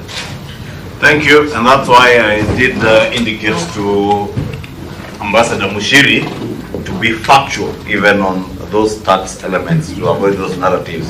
Honorable Amina, the last one. Thank you, Chair. My question will be on the bloated wage bill. As we all know, the wage bill has an effect on the cost of living and on the taxes. So my question to the Commission is, what are you doing about this crisis? Like, what's your take? Do we have many employees that we can't afford as a country? Or what's your take on that? Thank you. Okay, Ambassador. Thank you, Honorable Co-Chairs, and I really appreciate those questions. I'll start I'll end with the bloated wage bill, which is what Honorable Ishungu asked, and Honorable Amina just finished with it. I'll take that as the last one. But I'll go to Co-Chair Kalonzo Musyoka when he talked about the independence of the Public Service Commission. And I'm glad that his colleagues really did assert our independence, as Honorable Pio, Honorable Amalwa, and Honorable Omogeni. When we serve Articles 210 and 232 of the Constitution as a Public Service Commission, when we advertise for positions of the Vice Chancellors, we are provided by an indent by the councils of respective universities. We do a competitive recruitment through advertisements, we do a shortlist, and we interview and give the names in order of ranking to the councils of the universities to pick out these people. So I would not understand at what point of time there is a list that is given to the Commission of who to appoint. If you observe our recent appointments, they were very balanced in nature and went through this competitive recruitment. Honorable Co-Chairs, the issue of recruitment, more so what has been asked in KRA and other entities like police force. We have different employing entities. We don't employ in KRA. They have a board that employs. The only time we come in such employments in public services, especially state corporations, is when we provide the document that we call compliance on Article 10 and 232 of the Constitution. This is a document that we provide to Parliament and to the President every year on 30th December. PSC does not have enforcement measures or sanctionary measures to uphold violation of Article 10 and 232. That is within the ambit of the National Assembly and the Presidency. So when we have entities like the National Police Service Commission, the Teacher Service Commission, those are the ones who do their own employment. PSC just does employment within the service. But we do oversight in terms of Article 10 and 232 by providing that information. Chair, on the issue of the taxation, when you get a pay slip and you get a pay at the end of the month, and I believe this was misconstrued, what you do with that pay slip is up to you. Whether you want to subject it to zero, that's up to you. So the information we have here, this 1/3 has been progressive from time immemorial. I can't remember, I've worked in the civil service for 39 years. I can't remember a time I've been above 1/3. Because every time you finish servicing your mortgage, your car loan, your furniture, circle, you name it, you take another one. So you'll always, you take another one to go and buy chicken, to rear chickens, etc. So you'll always live in that borderline. I would find somebody who lives above that borderline, either to be dealing in some untoward illegal behavior. Because if you are really subjecting your payslip to those deductions, then you are leading an honest life. So, Chair, when the issue of taxes and levies to come in, when the housing levy came in, those payslips are already at 1/3. The housing levy did not increase. Our recommendation was to maybe mitigate, either put the housing levy on the basic salary or progressively increase it. But we did not say that the housing levy should be done away with. Those are our recommendations sitting at the Public Service Commission. On the issues... Ambassador, on a light note, that is a risk you run into when you are dealing with two opposing sides of the political class. We will want to put words in your mouth that will favor our respective positions. But go ahead. I do understand, Chair. Honorable Kalonzo has been also in government. You know, you've been my ambassador, you know, into Libya. Yeah, exactly. And you saw a chaotic nation and come out of conflict. Now, when you are there, it was a better country. Yes. Now, what remains of Libya? We're trying to avoid that situation in this country. And you, Ambassador Muchiri, know, you know the importance of dialogue. I hear you, Honorable Kalonzo. Honorable Chairs,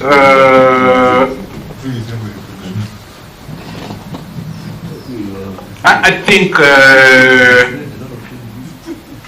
on the issue of the wage bill, Honorable Co-Chairs,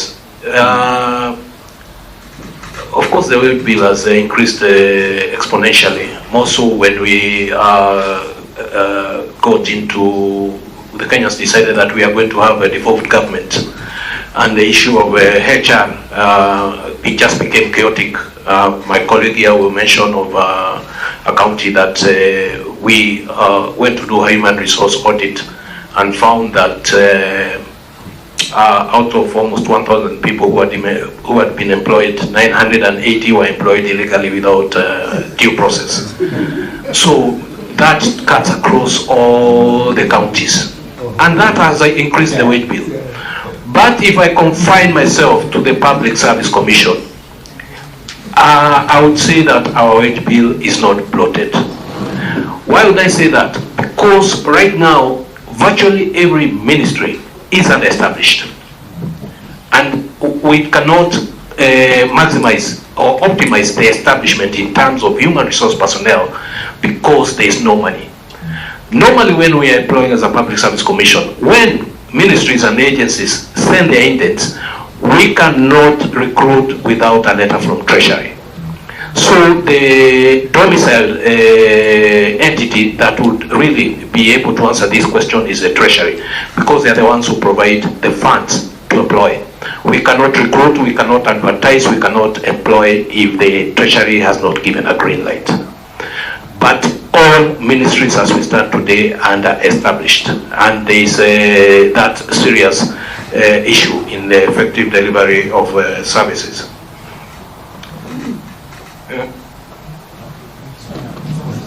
All right, I'll just give Jackie to respond to one or two related to Honorable Chergai and Omar. This is Cheriot. Oh, sorry, Cheriot. Apologies. My apologies. I know everybody here. Cheriot is yet to come with the stamp limits. My apologies. Cheriot is another one. Thank you, Chair. Just to add on to something the Chair has talked about KRA. Yeah, on the issue of state corporations and how they recruit, they both have the independence to recruit. However, the Commission has a constitutional mandate to investigate, monitor, and evaluate the organization, administration, and personnel practices of the public service. Yes. So the Commission is able to do that, and we are trying to look at how we are able to do that for all state corporations, because there are quite a number.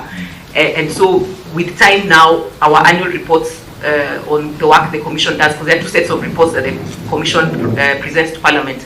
There's the annual report on the work of the Commission, and then there's the annual values report. So with time, our annual report on the work of the Commission would be able to then come out with some of these things that maybe are outliers, like recruitments that may not be very balanced. So that is provided for in our mandate as the Public Service Commission. On what my... Sorry, how is it on the principal secretaries? How is the picture like? In terms of the balance? The national outlook. Yes, as the Chair said, the Commission is not the appointing authority for PSs. The Commission undertakes a recruitment process and forwards names for persons to be recruited. If you looked at the shortlist that was published in the newspaper, you could see those balance in terms of the entire country was properly represented in the shortlist that the Commission published in the newspaper. Beyond there, unless the Chair can respond on that. Well, I think that is a question that should be subjected to the appointing authority. We are just the employed entity.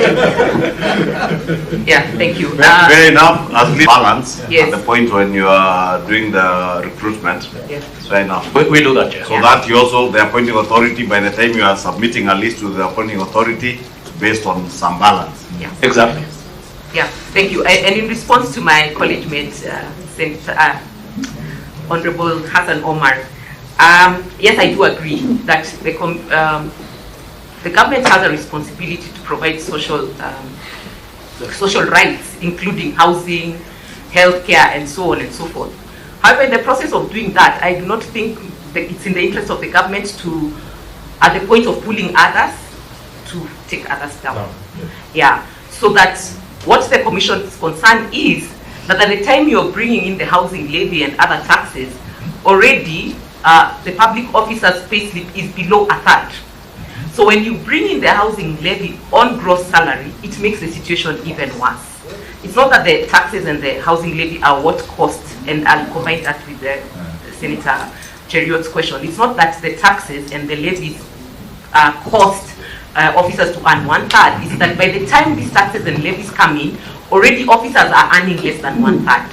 So that it would be perhaps, in terms of just looking at fairness and having some sympathy and empathy on public officers and perhaps even officers in the private sector, that you could base that levy on a basic salary rather than on gross salary. So that at the point while you try to pull people up, you're not bringing many more to come to that lower level where you're trying to pull people up from.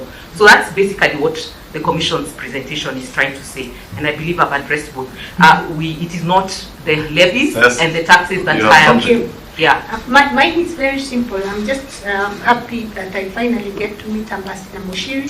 He's been very supportive to me on my own public service issues, giving me guidelines on what needs to be done.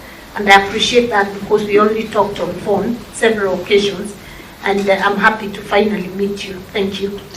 Thank you, Governor says. We must allow me also to commend you for consulting.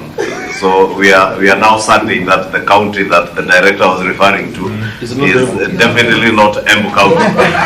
And encourage other governors to work with the Public Service Commission, because they would guide them on how to recruit staff in a balanced way and without doing it outside of the law. Thank you, Ambassador and Director. we will now invite the Ilchamus community. I am told Commissioner Letangula, you are the one leading. We will. Yes.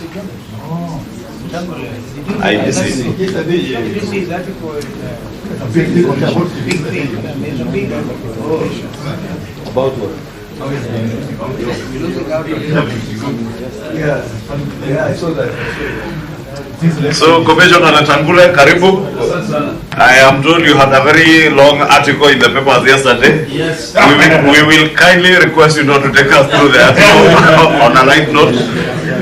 Be very brief. We are, for lack of a better word, stealing time for you from other groups who are waiting. So we'll restrict to what we had agreed of CAP to strictly 10 minutes. All right, thank you very much. Thank you very much, co-chairs, for giving us this opportunity. I want to confirm that looks like this committee has not even been given water. So I think we want to appeal to those who fund these people, at least to provide them with basics. Having said that, I want to give the committee some of these documents, just so that we are at one page. Those guys must stand. Do they have it? Oh, okay. Let them be. Yeah, I agree. Honorable members, co-chairs, before you are members of the Ilchamus community from Baringo County. I'm a lawyer of the High Court of Kenya, representing them in several cases, so I'm here in that capacity, and also in the capacity as a member of the Ilchamus community.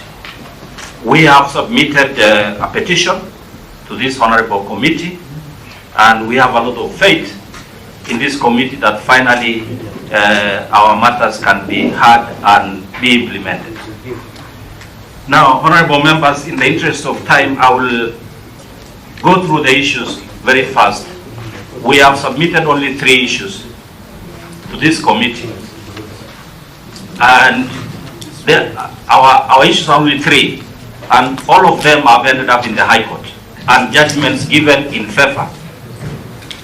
Number 1, honorable members, the Ilchamus community is a community residing in Baringo County. It's an indigenous community speaking Ma, as you can see from my standing morans behind me. This community in the 2019 census were counted to be more than 30,000. I think now we are about 50,000, with a voting block of more than 10,000 votes. We reside in Baringo South currently. Baringo South has about 25,000 votes, and Ilchamus people have 10,000 of those votes. The rest are for the Tugen community, who are our neighbors. Now, it has been very disadvantageous for this community over time because of lack of representation. I think it is the only community in Kenya which has no representative in parliament, whether nominated or elected. And the reason we are here is to petition this committee to finally see how the Ilchamus can get a constituency of their own for effective representation. We face a number of challenges.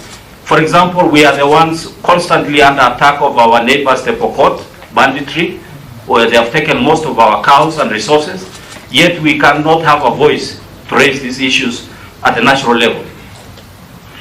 So, our first request is to see how, in the next review of boundaries, this community can be represented. And attached to my document is an order issued by the High Court in 2017.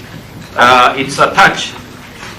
It's a High Court order. And if you allow me, I will just go to certain specific orders issued by the High Court.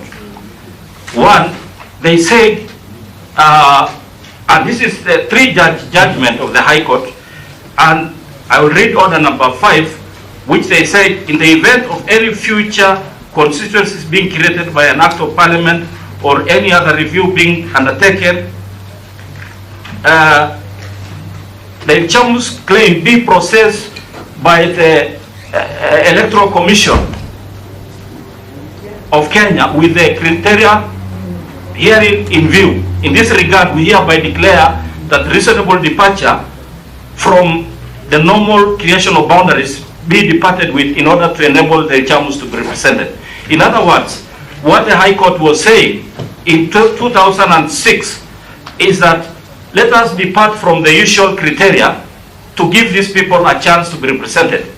And they wrote almost 500 pages judgment, which I was not able to attach, giving the reasons why this community must be considered. And so I've just attached the court order. We have not been able to implement because the current constitution provides for minimum population in a constituency, and they said minimum is 79,000. The Chamus cannot reach there. And the High Court was alive to this. And so they said, depart from the normal criteria to enable effective representation of the Chamus.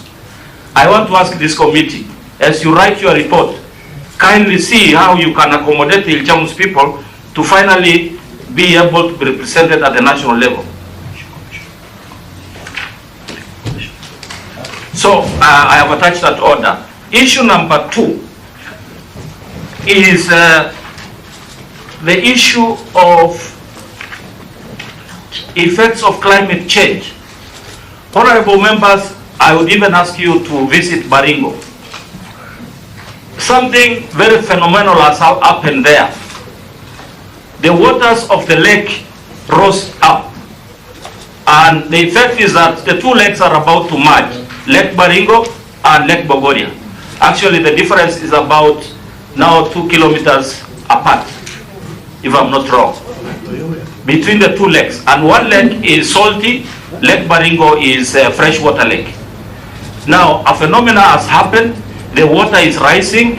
These were areas where the Chamus people live. Now, these people have been completely displaced by the water. That land has become government land by virtue of it now being a lake. Now, what happens to these people?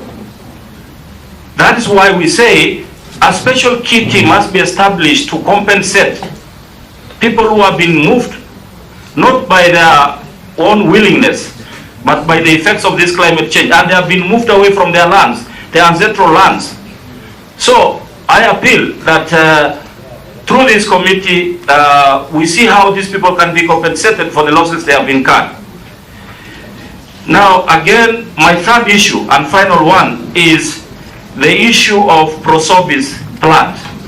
This goes together with the issue of climate change, but it's very distinct because this plant called Madenge, it was named after the officer who introduced it in Baringo.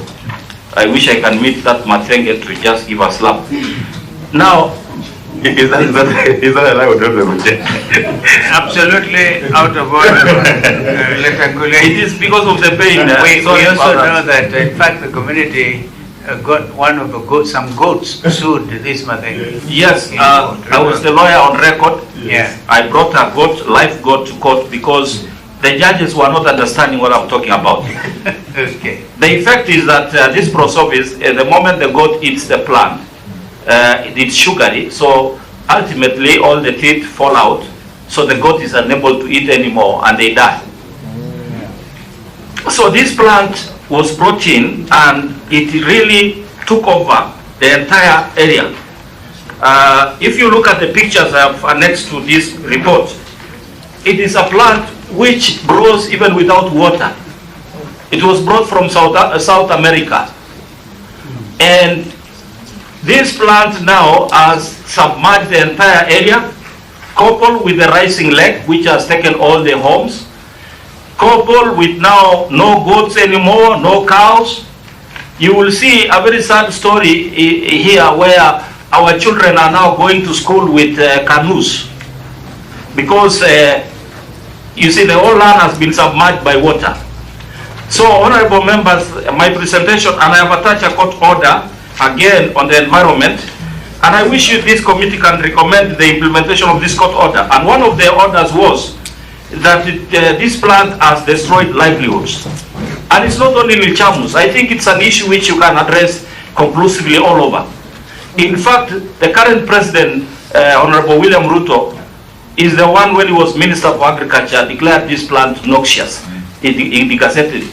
And you can see from this order, it's a lengthy order, but I want to just point order number N. It's where the court made specific that we form a commission to assess the damage caused by, a technical commission be formed, a national commission, which will address the issues of this pro-service, so that this commission will report to the country and assess the damage caused by this plant, assess the cost of damage, loss of lives, loss of animals, and report adequate compensation or any other matters which can be dealt with. This plant is a national crisis. When I talk to you, I'm not just talking about Ilchamus. This plant is a national crisis. The country must wake up to the disaster this plant has brought. It is not only Ilchamus, it is in Tana River, I don't know where else, Garissa I think. Yeah. It is a dangerous plant and we need a conversation in the country what we do with this plant. I don't know who brought it, but it has caused a lot of havoc. So I want to end there and allow one of my members just a short... Yes, indeed, and I want you, Commissioner Tangule, to know you've already taken your 10 minutes, but we will hear, Madam, if it can be, you can be very precise, because we have to slot you in, although you're not in our programs. And as we slot you in, Commissioner Tangule, could you be specific? What would you want this committee to do? Because we are not a boundaries in the not boundaries commission, for example.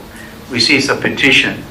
The only thing we can do is make recommendation, but we want it to be very explicit, because we understand.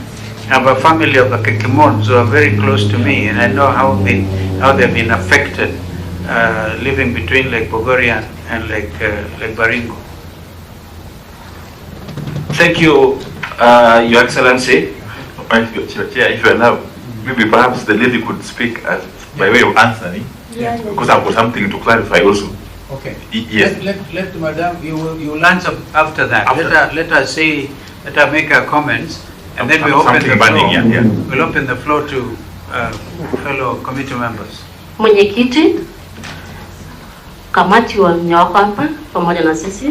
Kwa majina mimi ni Caroline Lesaya, nominated MCA UDA party from Baringo County, Baringo South and Chamus community. Your chairman, who is a member of this committee, is obviously out of order. Yeah, I'm very sorry, but I was just want to introduce myself. Okay, that's okay. Yeah. You have an executive I am just congratulating you because you belong to my party. Thank you. Yes, thank you. So she's gone absolutely partisan, but we understand. Mwenyekiti, I'm very sorry. Ombi langu mwenyekiti kama ya Chamus community ni kuomba eneo la bunge. Tangu tupate uhuru 1963 up to date hatujai ingia bunge la kitaifa. Hiyo ndio ombi kubwa tuko nayo, kwa sababu nikiongea hivi community ya Chamus tumepitia mengi machungu sana. Yale yamesokwa na lawyer Ndagule ni hivyo kabisa venye imesema, tumepitia machungu kama community. Sasa tunaomba leo kwa hii committee na tunaomba kwa unyenyekevu ili tuwasaidie ama mtupee hiyo nafasi ili tusikike na shida zetu ipatikane kujulikana, tupate eneo bunge la Baringo kwa Baringo County. We hear you, Madam, nominated MCA. Now we'll ask very quick one comment. Mheshimiwa in half a minute will ask a question or comment. Yeah, let me confess that I've been very sympathetic to the cause of the Chamus people, having gone through their stories over time. And if you have got a friend, then it's me. But let me say this. Before I proceed, I can see my friend, the Honorable Mpolken, in your delegation. And yet he has been an MP in Laikipia North previously. Is he a friend of the Chamus or is he a Chamus? Just by the way. Just not. Two, and more importantly, Wakili, this order, which was issued way back in July 2007, I think in the old constitutional dispensation, was so explicit So clear, so unambiguous. In fact, order number 5, which was actually decreeing some sort of affirmative action in as far as the Chamus community is concerned.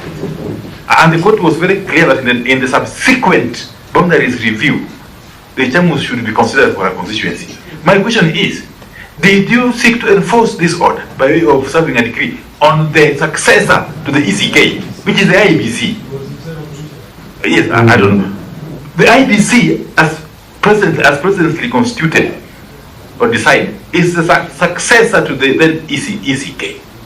And therefore it was under a constitutional and legal obligation to enforce or to implement this court order, which was never vacated or varied in any way from what I have on record. Just clarify that. I think the issue of Bomas was also taken to the African Court of Justice. Yeah. They really prosecuted this matter far and wide and got orders. So people are under obligation to do the right thing. So, Mheshimiwa Sisley. Thank you, Chair. Chair, let me begin by saying that my heart really goes out to this community. They have their rights, I believe so, and I think it's time we had them. And I want to thank you for your courage to be able to come here and speak out and speak for the people that you've left behind. Now, even as we try to look for our own way of supporting you as a committee, I think you have a serious issue of climate change effects on an impact on your community. And I strongly feel that you need a sitting with the Ministry of Environment through the CS Soipan, and I wish to undertake to help out to make sure that you get a chance to sit down with her, because I know the ministry has taken climate change very, very seriously. I know there's a lot of resources, not necessarily in the ministry, but across the world around the livelihoods and issues of climate change. So I'll be happy, Commissioner Letangule, to offer that support of making sure you have a sitting with the CS, who I'm sure will definitely come to the rescue of the community. That would be a great opportunity. Thank you. And I think with that we want to say thank you for coming to see us. We will do our bit, however small, as a committee. Thank you. You want to respond? Yeah, just your question on how to implement. Yeah. Thank you very much once again for this committee, and thank you so much for being sympathetic with our cause.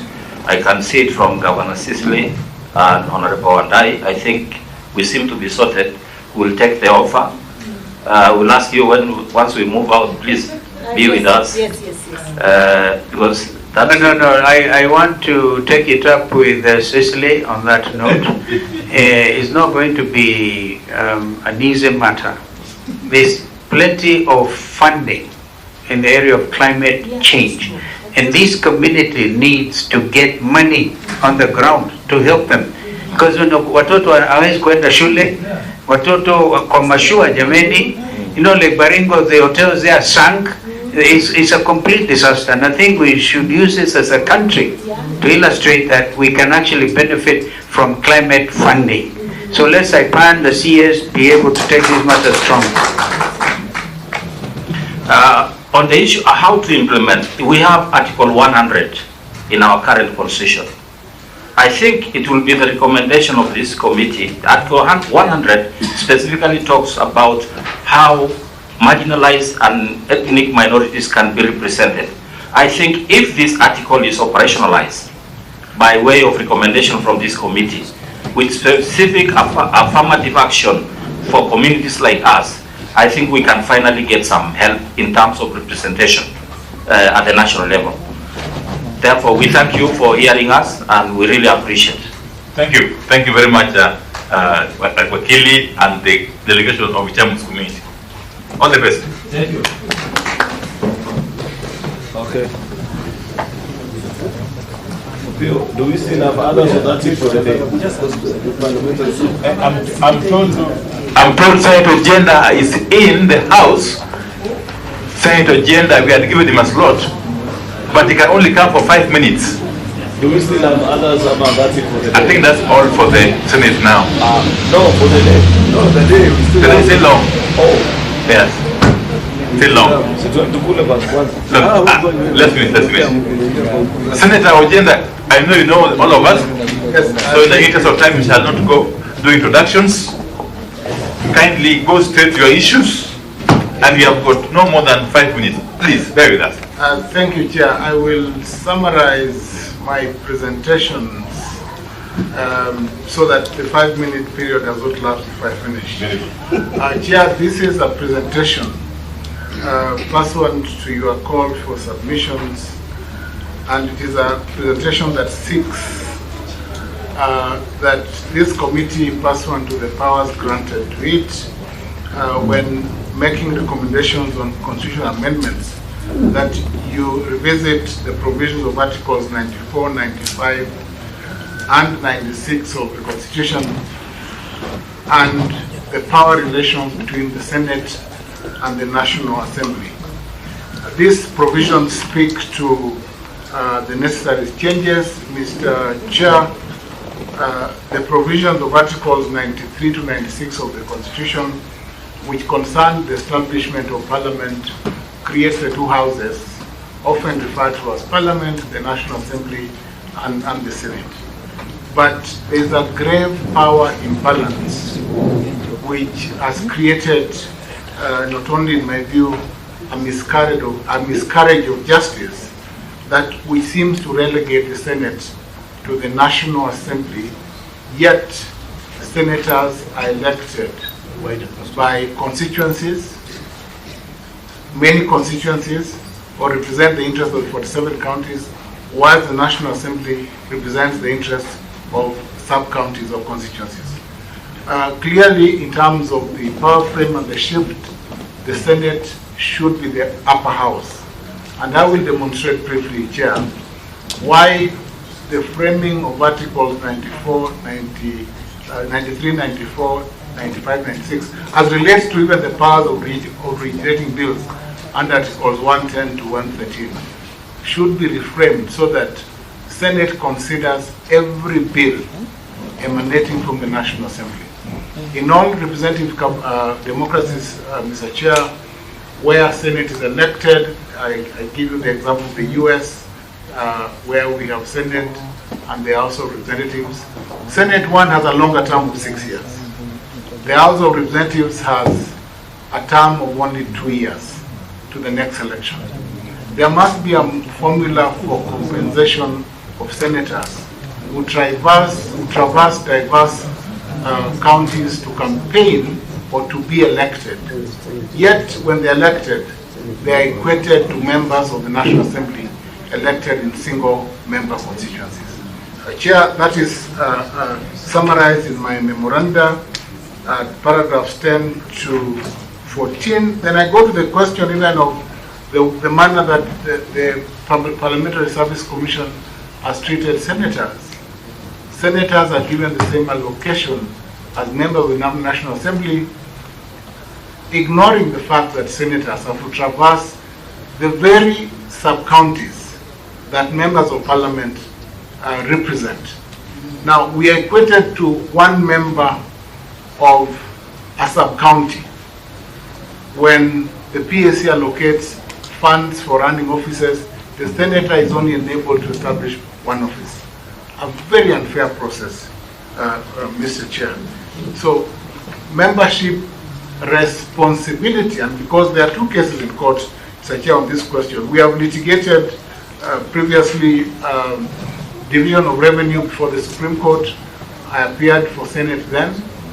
Now we have a live case before the Supreme Court on the question of exercise of powers under Article 113 and whether all bills emanating from the national, so here we're dealing with over 23 bills, should as a consequence be enacted or approved by Senate. I think the right way to go is for this committee to recommend when reviewing the Constitution that Senate as a superior house should give a stamp of authority to every bill enacted by the National Assembly.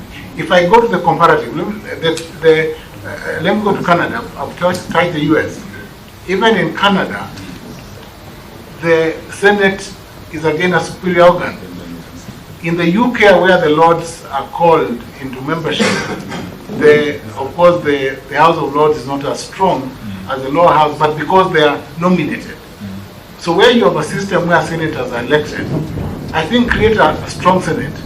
Give senior members like yourself a chance to vie for Senate instead of going back to the National Assembly, and give Senate the requisite authority that it ought to have, so that in representative democracy like this, we have a Senate that then stamps authority. If you look at the functions, even impeachments, the Constitution has, in a sense, created a grave imbalance. Origination of money bills, a grave imbalance. And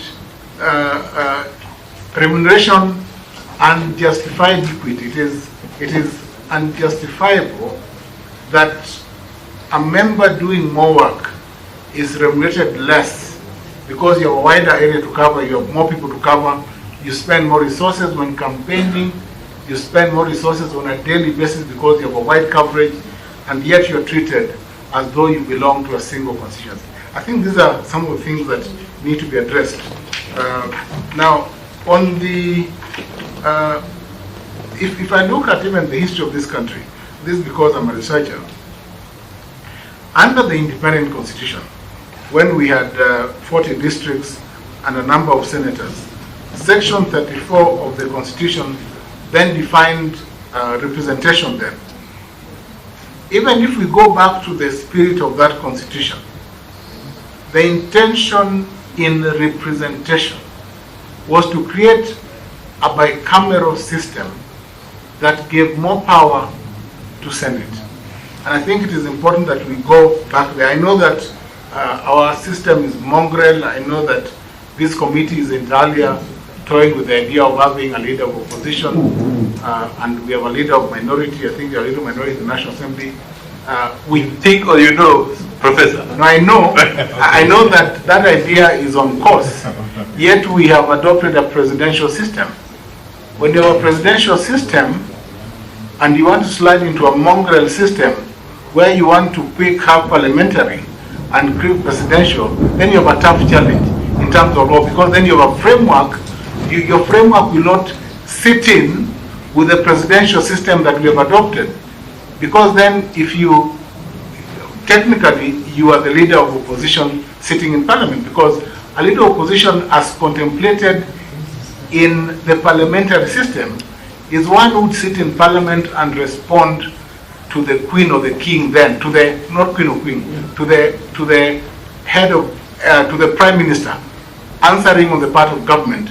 Then the opposition leader would then respond on parliamentary questions or on all questions. Now our system is unique, and I think that this committee has a challenge of trying to craft a process or a unique framework that will go off balance the presidential system that we have, and perhaps try and stray into a measure or have a cut of the parliamentary system, which is a tough task that you have before you. So, Chair, I plead that as you go through that process, and I'll share my experiences. The US system, the Canadian system, all favor a strong Senate. Well said, Professor. Very well said. I think since you don't have the memorandum, you will share it with us. I have several copies of the Yes, please. And we are also guided that actually it was the intention of the Bomas then that the Senate would be the upper house. That the issue was interfered with at Naivasha. So maybe that's food for thought. We could, as a committee, of course, when we retreat, look at the issues you have canvassed. And for Senator Cherop is banning. Yeah, just a quick comment, Chair, to Senator Professor Ojenda, is that he has many friends of the committee who agree with him on the things that he's canvassing, and it's a travesty of justice that SRC has never seen that to be unfortunate, and to allow that situation to be obtaining for more than 10 years is not something that perhaps can be wished away for far too long. I think it's part of the greater inequality that you're talking about, including actually morally in the entire society. So you're on the right track, Prof. Thank you. Prof, if I can, Prof. Prof was my teacher in school in Moi University. Prof, without a doubt, I was there when the Senate was being established, and all these were some of the discussions we had. I was in the first local Senate, and honestly speaking, one of the reasons I thought that it was not viable to be elected back into Senate was some of those structural changes that you are alluding to, that you are elected with a wider footprint and then put into almost a box of inertia. But the truth is, part of these discussions came up when the counterparts of Obio and I were in the National Assembly, saying that if we were to have a salary differential, then it means in the order of packing order of business, the more the salary you have means your stature is higher. So therefore that will distinct a senator as having a higher cadre. In fact, even the salaries of the National Assembly Speaker, I remember then the National Assembly argued that even if it is to differentiate the Speaker as number 3, just by having an extra 1,000 shillings, so that it is clear that who is the most senior Speaker. So I think we had so much sibling rivalry at that point. But the Senate at that time had the stage of certain key leaders. If you look at the first Senate, all of us looked at the Senate of the Obama ilk or making. So that's why you saw a lot of former ministers, former attorney generals, former, all that came into the Senate. I totally share that sentiment, that Senate must be the upper house if this constitution is to be reasonable in terms of its mandate and in terms of its structure. Thank you. Maybe just in one sentence, when all is said and done, and we make the changes as a country, of course, you are proposing, in your view, would this require a referendum or not? Just in one sentence. Automatically 256, 257, definitely a referendum is required. I know that will be hard to achieve, but we are there. But Chair, imagine the Speaker of Senate, the Speaker of the National Assembly, chairing the Parliamentary Service Commission. The Speaker of Senate is nowhere. We are represented by 3 members as against 4. We are minority. We have no power to even do anything. It is unfair. Chair, finally, I think we are blessed to have a scholar appear before us, because he's really hit the nail on the head. Even the comparison on how you treat an elected senator and the House of Lords, it's a very good comparison. Even something I never thought about, the area where you campaign, and then every amendment of a constitution, Chair, should address the difficulties a country has faced on implementation. The fact that we have a number of cases in courts touching on the relationship of National Assembly and Senate is enough food for thought that we need to relook on the relationship of the National Assembly and Senate in a bicameral house. So I think it's a good presentation, very good food for thought, and I hope this committee will take it up. We shall definitely benefit immensely from your presentation, Professor Ojeda. Yeah, where is his memo, his memorandum? I have shared, I just want to remind the Chair that I'm still a member of ODINGA, a life member. Thank you. Well, thank you. Don't relevant, but thank you. Thank you very much. Have you heard in your memo? And you don't have anything to say about Senate Freedom? Ojeda, as you go, being challenged by Senator Omar Hassan, that what is my personal view about the quest for the Senate to be the upper house. Let me tell you, as a matter of principle, I agree with you. Totally. Yeah. Thank you very much. Okay. Excuse you now. Thank you, bro.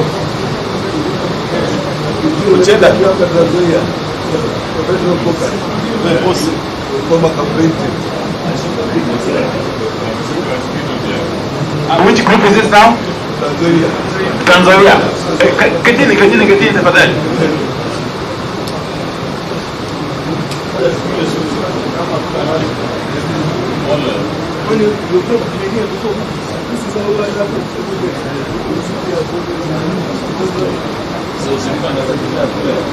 Haya.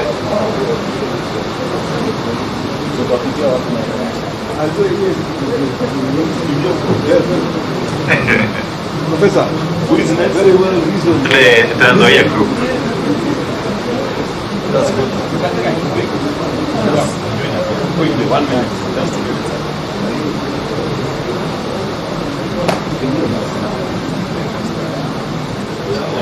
Okay. Wacha waingie tu. Sini group moja.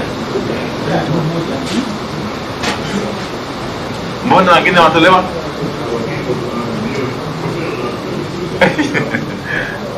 Okay, the leader, the team leader.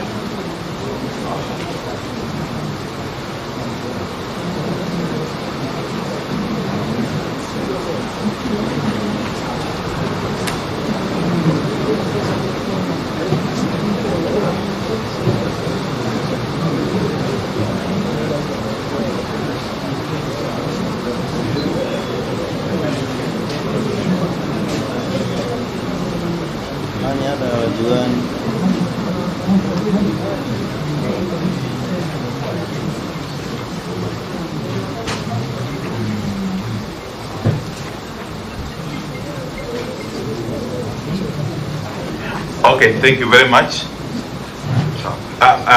Very quickly, we have Honorable Amina Abdallah from Malindi, the Honorable Waziri Eugene Wamalwa, the Honorable Senator Okongo Mugeni. Personally, I'm Opio Wandai. We have got Governor, Her Excellency Cecily Mbarire Owembu. Come. Chairman. Asante sana. Naitwa Bishop Martin Mafumbo. Natoka Trans Nzoia County. Mimi ndio ninaongoza hii timu ambayo tumekuja nayo ya jamii zote za Trans Nzoia, zaidi ya jamii 43 pamoja na wakilishi wengine. Kwa hivyo kabla tujaendelea, ningetaka nikueleze kwamba wale tumekuja nao tuko na jamii 43, lakini kwa sababu ni wachache wamekubalika kuingia mahali hapa, chairman, kwanza ninakuheshimu pamoja na kamati yako. Wengine wako humu, wengine wako hapa nje. Si wangesimama tu hapo nyuma. Tuliambiwa wasikuje, kama wangeturuhusu ingekuwa ni vizuri sana. At least because they are just for 10 minutes, 15 minutes. Kama tu huko nyuma ndio wao pia wajisikie. Tafadhali. Wako Bomas. Tafadhali chair. Thank you very much for that. Nidia chairman. So endelea ama tungoje? Endelea tu. Haya, asante. Hapa nimesema tuko na jamii 43 ambao ningetaka tafadhali chairman, wale wachache wako mahali hapa uniruhusu ni wa introduce. Nataka kabila zote 43 ambao mko mahali hapa, simameni. Simama tu wenye mko hapa. Chairman, hapa tuko na jamii mwakilishi wa Gema, ndio huyo hapa. Pale nyuma tuko na mwakilishi wa Somali, ndio yule pale. Pale tuna mwakilishi, nimengojea chairman amalize. Yes, proceed. Haya chairman, inaanza tena hapa. Simama, niko na mwakilishi wa Gema, anawakilisha jamii ya Gema Trans Nzoia County. Pale niko na jamii wa Somali, anawakilisha wa Somali Trans Nzoia County. Kachini. Pale niko na jamii ya Jaluo, anawakilisha jamii ya Jaluo kutoka Trans Nzoia County. Hapa kachini kwanza kwa kabila. Hapa tuko na jamii ya Wamaragoli, anawakilisha jamii ya Wamaragoli kutoka Trans Nzoia County. Tuko na jamii ya Wakamba kutoka Trans Nzoia County, unaweza kuketi chini. Tuko na jamii ya Idaho kutoka Trans Nzoia County. tuko na jamii ya Teso kutoka Trans Nzoia County na tuko na jamii ya Wabukusu kutoka Trans Nzoia County. Ndio vile mwenyekiti wa wafanyabiashara. Yes. Nawakilisha kila mtu. Unaishi Kitale? Naishi Kitale. Trans Nzoia County. Alafu kule nyuma pia tuko na jamii ya Wabukusu kutoka Trans Nzoia County. Tuko na chairman ya Waturukana kutoka Trans Nzoia County, ndio yule mahali pale. Tuko na mwakilishi wetu pia anaitwa Kaburu kutoka katika jamii ya Wabukusu, na tuko na chairman wetu ambaye pia anawakilisha jamii ya Wanyala. Marama. Marama. Yes. Very good. So unaona tumekuja jamii yote. Alafu kikundi cha pili tuko na professionals. Simama, huyu anawakilisha professionals. Alafu pia tuko na professionals wako hapa. Alafu pia tuko na kikundi ya tatu ambao ni viongozi wa kidini kutoka Interreligious Council, dini zote kutoka Trans Nzoia. Mimi nikiwa katibu wao hapa. Alafu mama kijana, tuko na secretary ni Muislamu kutoka Islamic Faith. Alafu wa mwisho kabisa katika hiki kikundi ambayo tumekuja mbele zako bwana chairman, tuko na wale waliadhiriwa na mambo ya clashes ya mashamba, wakahamishwa kwa mashamba, ambao waliadhiriwa leo hawana mashamba, wanaishi kwa center, lakini shamba zao kuna watu wanaketi. Yuko hapa mwakilishi wao. Simama. Huyu mama hapa ni mwakilishi wa wale walihamishwa kutoka katika mashamba. Tumekuja na wao wako hapa, lakini ni mmoja. Through you chairman, kwa sababu mlikuwa umetuambia mtatupa 30 minutes. Hapana. Mungu dakika 20, lakini endelea. Endelea tu. Yeah. Nilikuwa nataka alafu nimesahau. Tafadhali nisamehe. Niko na mheshimiwa kutoka County Assembly ya Trans Nzoia. Kwa majina naitwa Eric Wakula, mimi ni minority leader wa Trans Nzoia County. Majority leader wetu ni hapana, wacha hiyo. Kabila ya jamii tofauti. Wewe ni minority leader. Hiyo ni muhimu. Majority wale wanasema hao ni wachache. Nadhani hao ndio wengi kwa assembly. Mheshimiwa, ulikuwa tuna introduce yourself. Unatoka Saboti constituency wewe? Mimi natoka Kiminini constituency. Kiminini constituency. Okay. Alafu tuna mama wa mwisho, Achien, Fili Achien. Simama. Mama huyu ni mwathiriwa.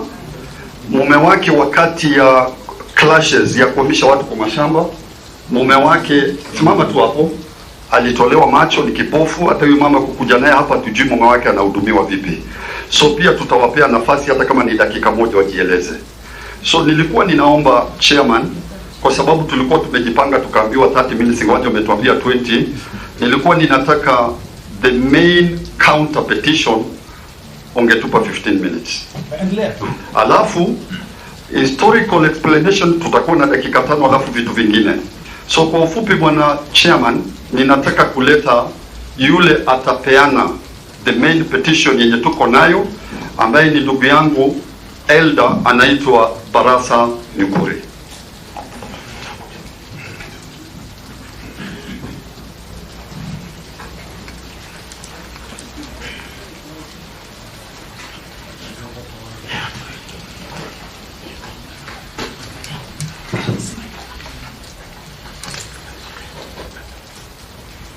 Chair, members of the National Dialogue Committee, my name is Barasa Nyukuri, a professional and one of the students on conflict resolution from the 90s. I've published books and articles in journals. So today, I'm appearing on behalf of the professionals and elders from 43 communities in Trans Nzoia. We appreciate your mandate. Of course, whatever else that we say about your mandate, we have written in our document, so we don't have to read for you. Mainly, we have listened to what has been going on. I will focus on electoral justice and the issue of boundaries. That's our main agenda here. Other issues like the cost of living, my brother Wakili Waso will talk about. Just to begin with now on electoral justice, I want to say that we still think there's something that is hidden. And that's why we support electoral justice to be through transparency and accountability. Article 86 of the Constitution talks about an election that is accurate, verifiable, free and fair. So we need also to justify that, and that is one of the mandates of IEBC under Article 884. So electoral justice is mandatory because the power of the ballot is the one that rules, and that is the will of the majority must reign. If it doesn't become the power of the ballot, then the opposite will reign, which we don't want. We don't want suspicion and mistrust.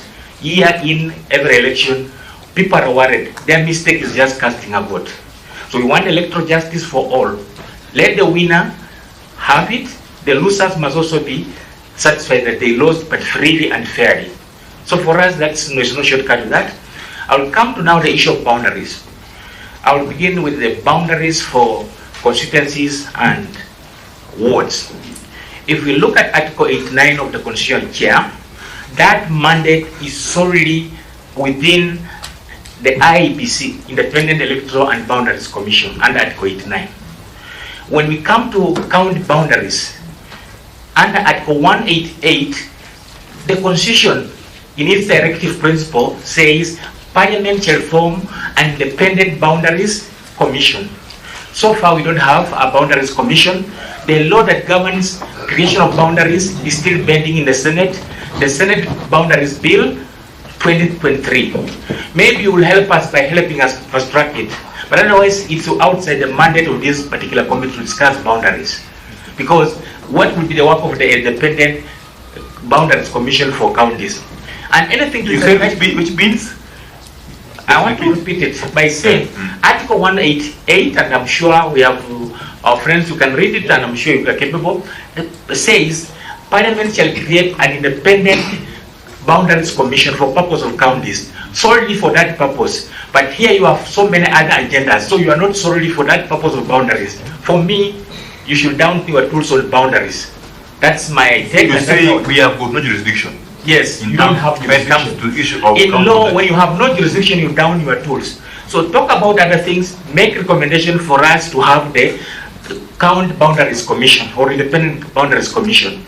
That will be the help you can do. You cannot go ahead and even name because you will have taken over the mandate of somebody else. Please don't do that. And you say there's a bill. Yes, the bill is there, the Senate bill, yes. County Boundaries Bill 2023, that is now pending in the Senate. Help us to fast track it so that once it becomes law, they will create for us an Independent Boundaries Commission, and then they can now take that mandate for us to move on. We have a copy of that. If you want to look at it, we will share with you. So now I want to move. Chair, if you allow me. In terms of boundaries for constituencies and wards, of course you can make recommendations, and even the public as us can make recommendations. We will want to have 3 constituencies, for instance, created in Trans Nzoia. That's in Cherangani, can be split into 2. Sabot can also be split into 2, and Kiminini into 2. And our brothers who are also looking for a new county, we can have Bungoma split into 4. We have Mula split into 2 is so big. Kandui can also be split into 2. Tongaren can also be split into 2, and Mount Elgon can also be split into 2. So that we have 4, we have 3 additional for 5. At the moment we only have 5 sub-counties in Trans Nzoia. I don't know how viable and sustainable is it to create now a county. Trans Nzoia as it is now, the population is around 940,000. That for us is still not viable, and if you are to look at the issue of domestic resource mobilization, Trans Nzoia is one of the candidates for dissolution. So if you now want to divide it, we will now be dissolving it more, unless they are telling us they want to dissolve Trans Nzoia. So we are not agreeing with the solution, or rather the subdivision of Trans Nzoia. Given our history, and my friends will talk about it, this petition documents the historical injustices in Trans Nzoia from the colonial period, when the colonialists created settler communities, and the people who are original inhabitants of Trans Nzoia were pushed in native reserves. So I think every community claims justice. Who are they? The Bukusu and the Luya. They were pushed to Kitosi, others went to Uganda, Uyembe, others were dispersed to Eldoret and other parts. Trans Nzoia is the small Kenya. For us, it's trans. Nobody can claim ownership of Trans Nzoia based on historical boundaries because the history is already distorted. Marakwet will claim, the Bukoti will claim, the Kusu will claim, the Sapoti will claim. So the moment we go that direction, Chair, we are now raising ethnic animosities. When you say it's transit, Trans Nzoia is transit. All of us are migrants in Trans Nzoia. So nobody can claim ownership unless you have to show us where the reserve was. And given that, it means Trans Nzoia is a cosmopolitan county. That's why we have 43 communities. And some communities are claiming they have been marginalized. Chair, I want to repeat and go on record that that's not true. Some of those people who are claiming they're marginalized, they're the second largest community in Bungoma and Trans Nzoia. In terms of governance, they have the senator, they have the women rep, they have the deputy governor, they have also CEC, they have chief officers, and they're in charge, and member of parliament. Out of the 25 wards, our brothers occupy 5 in total, and to demonstrate that they have not been fair to other communities. Your brothers, no, your record. Our brothers are the support. Don't know who are the support. Our sisters and brothers are the support, whom we have coexisted for some time. But historically, they are saying they want to be on their own. I don't think this is a forum to create an ethnic-based county. It will be very dangerous for the other 43 communities in Trans Nzoia because we are all transit. Trans Nzoia means transit. So you cannot claim ownership on a transit or a cosmopolitan county. It was settlement, we have come and settled. And history has shown that whenever there is such a claim of a constituency or a boundary review, clashes are always accompanying it. We can mention the 1991-92 clashes, where the common password was Hataki Madoadoa. That means other communities must be executed from, expelled from those. And that is demonstrated in this petition, Chair, through the list of land, that acres and farms that have been grabbed by some people within such a kind of community. So we have detailed for each of the wards the land that has been grabbed, and these thousands of acres. We will present, and there's evidence, and you can verify. Which report is that? Our own. Okay. Our own. We have based this petition on the Kiliku report on 1992, Kiumi report on 1999. We have based it also on the studies that were done by Philip Waki on the judicial inquiry, and then the DTRC, where I was also one of the researchers. I have also published on the impact of past and potential ethnic conflicts in Kenya, but specifically Western. My document is on the website. You just put in my name, Barasa Nyukuru, you will see. It's quoted all over the world. So this is based on research. It's not something which is, and I predicted that the clashes will come, and they came. We don't want that ugly face again of clashes in Trans Nzoia. It will disorganize us. Some people don't have a home, simply because their land, as we have come with some of those mamas, they don't have a home. Their land was taken away, cattle also taken away, all property destroyed, and even documents. On this petition, Chair, we have attached even court rulings. We have attached even certificates of allocation in terms of allotment and even title deeds. But those people have not been able to honor. I think you are fine. Yes. Since you already actually. I'm not okay. I'm just to guide you. Yes. Your position is that we have no jurisdiction over the county. Yes. Boundaries. That's our focus. Don't dwell on that so much. Yes. Yes. So we are saying that there must be historical justice or registration for that particular purpose. So the reasons why we are saying we don't want a new county, our population density and dynamics does not allow. 2, we have had historical ties. We need coexistence. We need cohesion among all our groups. The issue of marginalization and minorities does not arise as stipulated in Article 56 of the Constitution 100 and 260. Because how can the majority claim they are minorities? That is a ploy, and we need to deal with that issue. Who are the majority in Trans Nzoia and Bungoma? Majority in Trans Nzoia and Bungoma are the Kusus, followed by the support. Okay. Yes. I hope I'm clear. That followed by the Teso, especially for Bungoma. Yeah. Then the marginalized group or minority group in Bungoma could be the Batura. In Trans Nzoia could be now the Okek, could be the El Moro, could be other migrant communities including the Kisi. But the other ones are not minorities. If you read our petition, Chair, We have been able to document even where they have benefited more in county allocations. And when they now get those allocations, they go and only allocate and distribute their own communities. That is not the spirit of devolution under Article 174. It means they have gone against Article 27 on equality and freedom from discrimination. It's documented, facts and figures. Even the staff, we have also documented, it can be verified. We are not naming people because of the Data Protection Act. We will not name anybody. But that information is verified.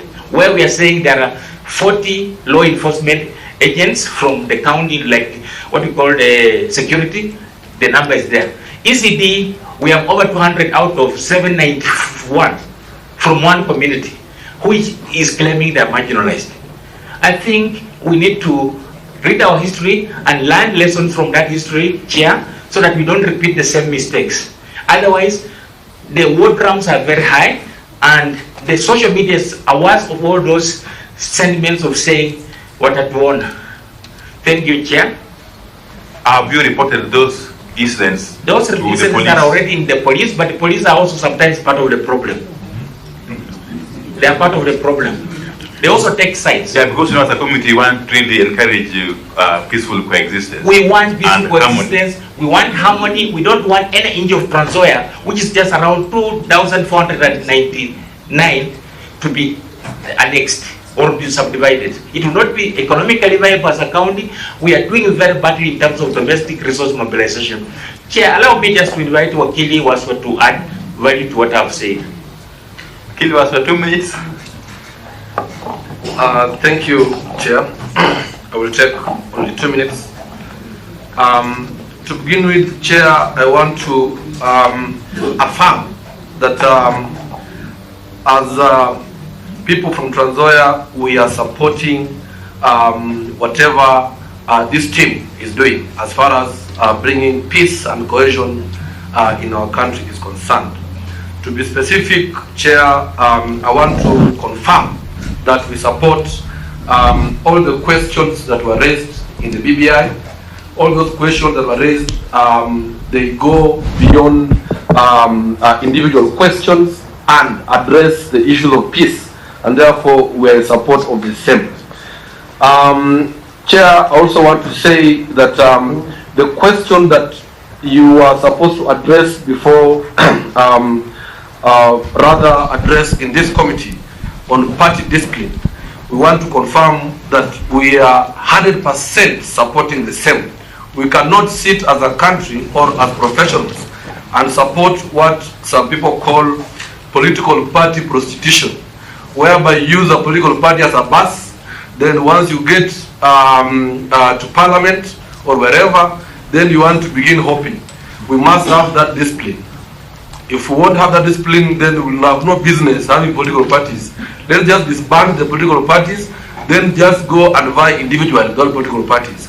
But for us to sustain the same, if we're going to sustain political parties, then we will have to adhere to the party discipline. Another issue, Chair, I want to address the question of the cost of living. Kenyans are doing badly, are doing very, very badly. Things are too much. Taxes are too high. Taxes are so many. Taxes are so many in this country. Taxes left, right, center. You cannot milk a cow and not giving it food. You must be able to provide enough for the cow before you milk it. What we are seeing is the opposite. And Kenyans are being pushed to the wall. The point is made. And they'll be bust. Yes, yes. The question now addressing and tying to Trans Nzoia County, we are farmers. What we are saying is we are supporting the question of subsidized fertilizer. We support it. And as a county, even now, we are now harvesting. But now the question that Trans Nzoians are asking, why are they harvesting maize at the same time maize is being imported? Should we just stop farming? I understand they import it for livestock. No, not at all. Not at all, Chair. Chair, don't mislead the Kenyans. I use the word understand. I have evidence. Yes. So, Chair, don't mislead the Kenyans. What we are saying is, we must allow, if at all we are to empower Trans Nzoia County, who are seriously and large-scale maize farmers, then we must support them fully, give them fertilizer the way we are doing, the government is doing, and we support the government by doing that. So as we support them by giving us fertilizer, then allow them to produce so that they can also enjoy the market, not give them one hand and take with the other. Someone should give the governor a seat. Okay, proceed. Then lastly, Chair, my colleague has enumerated everything in that petition. However, allow me just to address on one point because of time. This county of Trans Nzoia is a cosmopolitan county.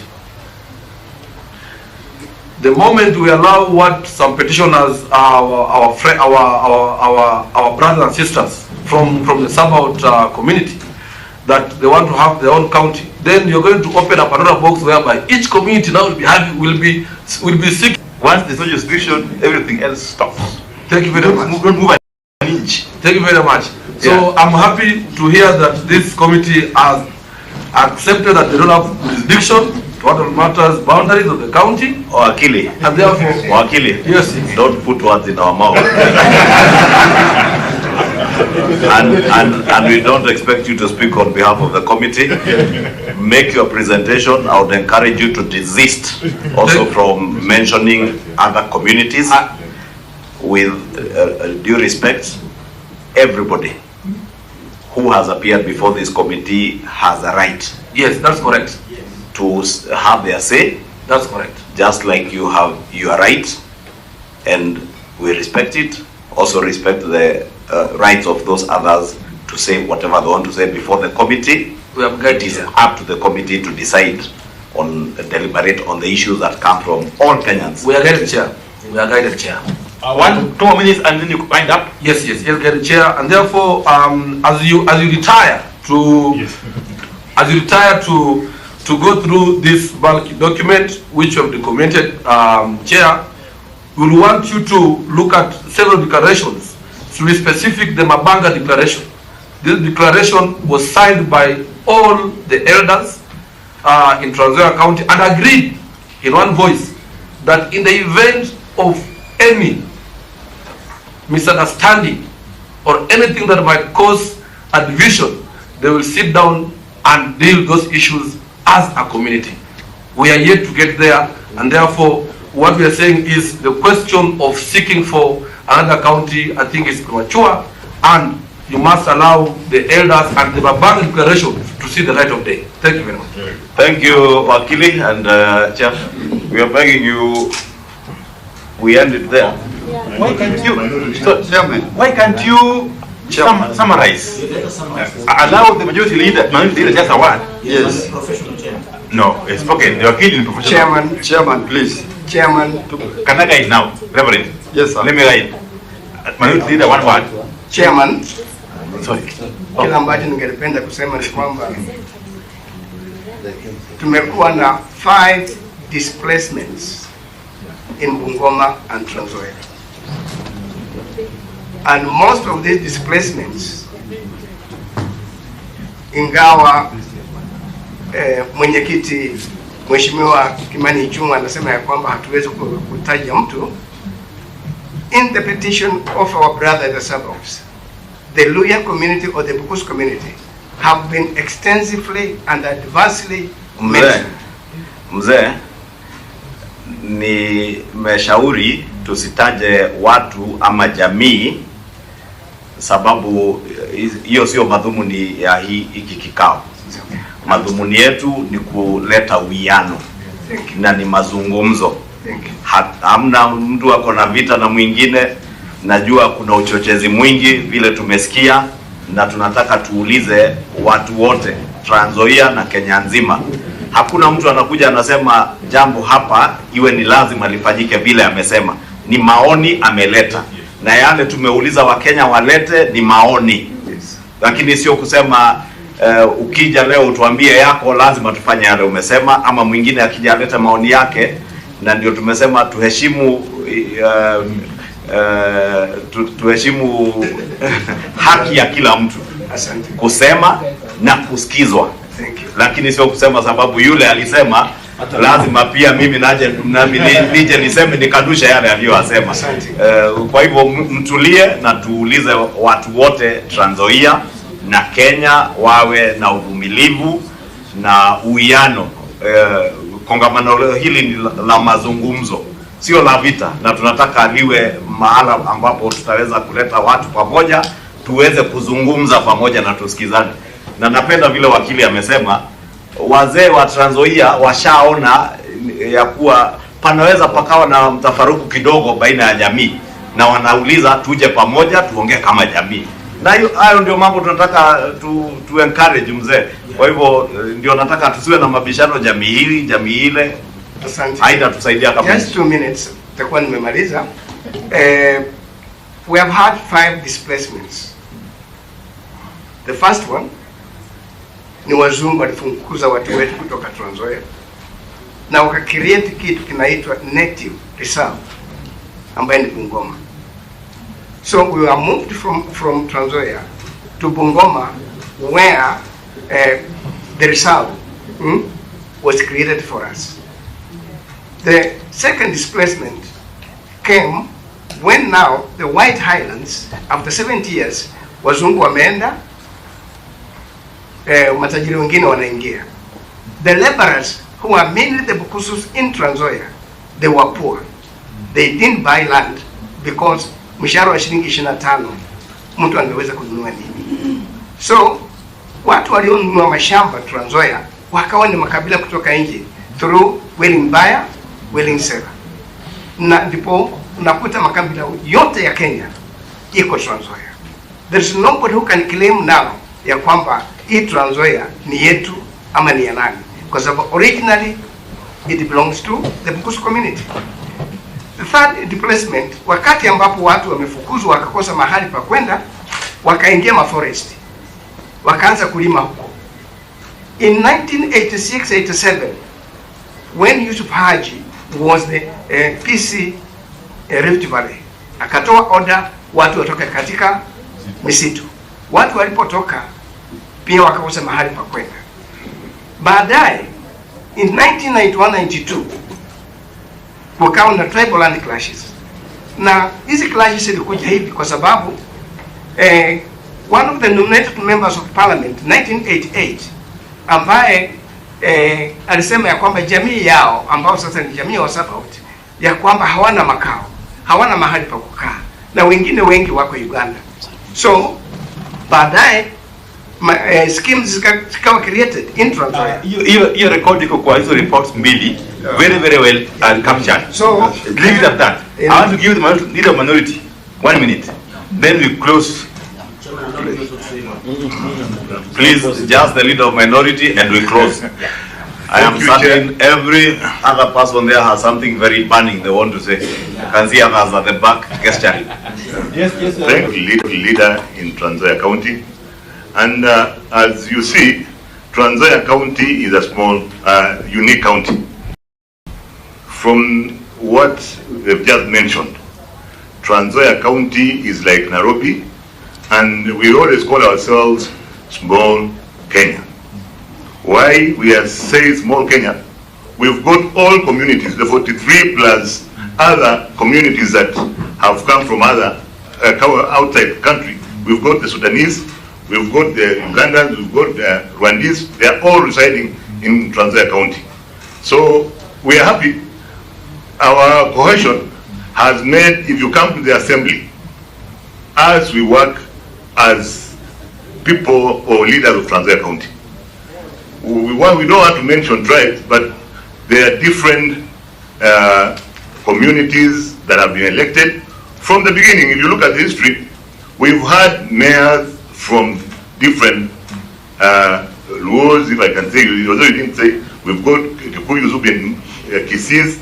All people have been given opportunities to lead in Trans Nzoia County. Currently, shockingly, the government of Trans Nzoia is led by the governor, George Mutembei, but it's a minority government.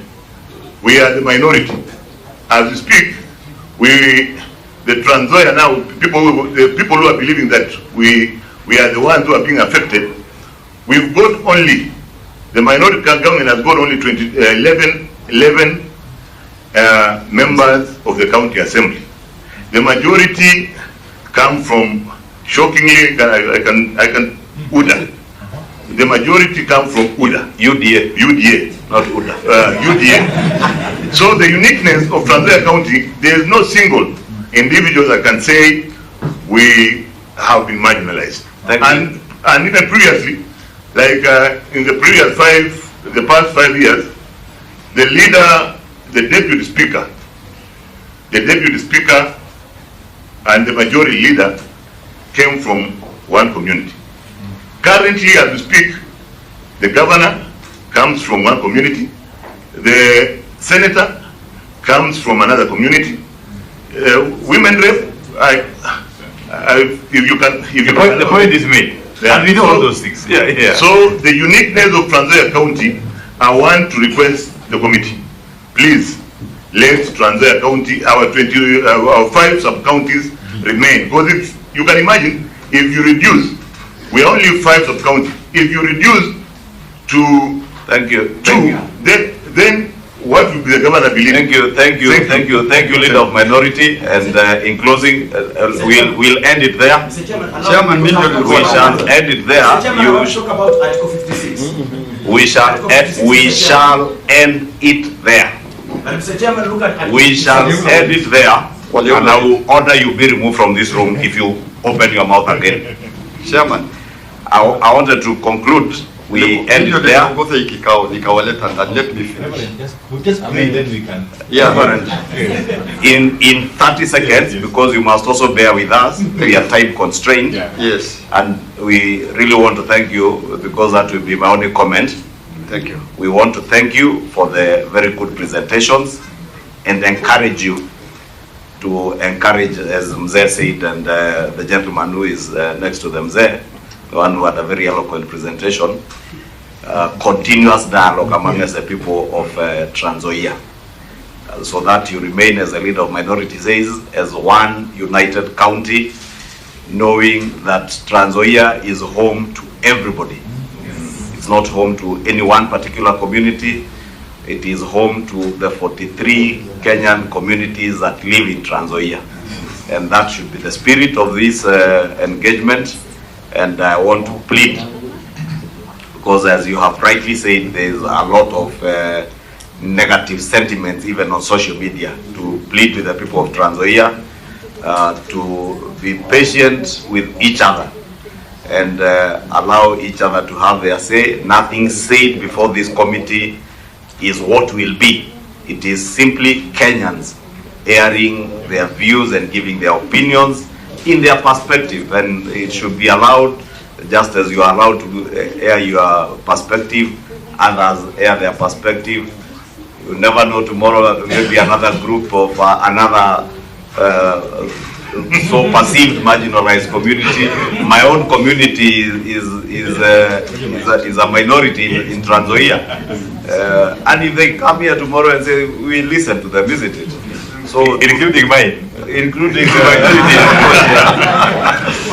and I've had the leader of minority say, everybody has had a chance to be a mayor, councillor, and MCA. So we encourage you, and Reverend, we would pray that you will lead together with the elders of the Mabanga Declaration in bringing the people of Trans Nzoia together, just like we are endeavoring through this dialogue committee to bring the people of Kenya together. And that should be the spirit. 30 seconds.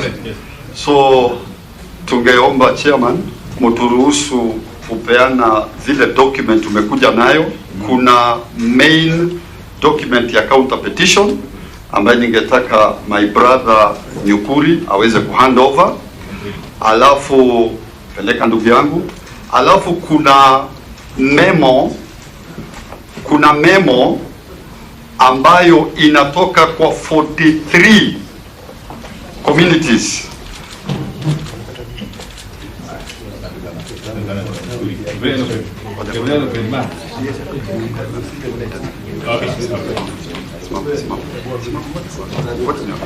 Alafu tuna memo chairman kutoka kwa 43 counties, 43 communities ambao wamesign in support of that counter petition. Itaongozwa na ndugu yetu anaitwa John Gagunda ambaye ni mwakilishi wa Gema kutoka Trans Nzoia na mwakilishi kutoka Idaho. Kwenda peana kumezako. As you make your closing remarks, mchungaji. Alafu ya mwisho, memo ya mwisho kuja pia itapelekwa na leta memo ya mwisho. We have the Council of Governors waiting and we are keeping them. Yetu ni ya viongozi wa kidini. Ukiona sisi tumekuja kwa amani. Excellent. Very good. Very good. Na uwiano wa Kristo wa Islamu wote katika. Kuna hapa ya professional.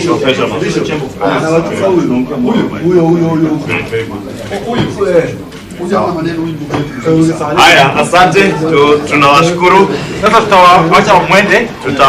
Wauliza mtatokea upande wangu wa kulia. Haya, mchungaji, maombi kwa njia fupi. Haya, tuombe. Simameni tuombe. Baba wetu wa mbinguni, katika jina la Yesu, jioni ya leo tunakushukuru na kukuabudu kwa kutuwezesha kufika katika hii kamati ambaye Bwana ilikupendeza wewe ikaweze kutengenezwa ili kuhusika kuleta amani hapa Kenya. Tunakushukuru kwa sababu ya Raila ODINGA pamoja na rais wetu William RUTO, Baba, kwa kukubali kuwa mwanzo na hata kuongoza mbele kuleta amani katika nchi hii ya Kenya. Bwana, sisi watu wa Trans Nzoia County ambaye tumekuja katika hii kamati, tunaombea hii kamati ikawe na amani, ikawe na baraka, ikawe na hekima, ikawe na maarifa wanapofanya kazi yao. Tunaomba Bwana ukabariki Kenya, ukabariki Trans Nzoia, ukabariki kabila zote za Trans Nzoia. Zaidi ya yote tunawaombea ndugu zetu kutoka Mount Elgon, ndugu zetu wa Sabot waliokuja mali hapa, ukawape amani, ukawabariki. Bwana, hata kama kuna jambo inawasumbua, wakatafute amani na jamii zingine. Tunakataa fujo Trans Nzoia, tunakataa fujo Kenya. Jina lako likatukuzwe, Mungu wetu wa Ibrahimu. Katika jina la Kristo Yesu mwana wa Mungu tumeomba na kushukuru. Amina. Ubarikiwe na kamati. Asante na muweke amani yote.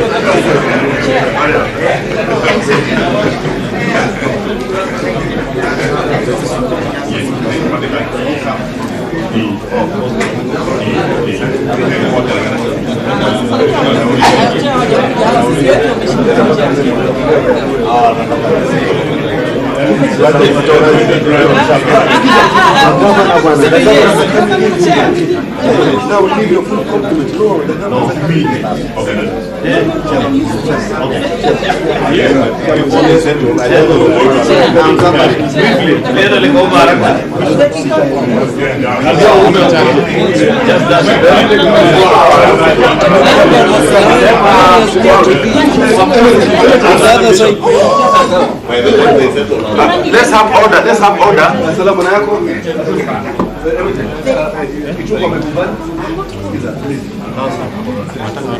Yes, yes.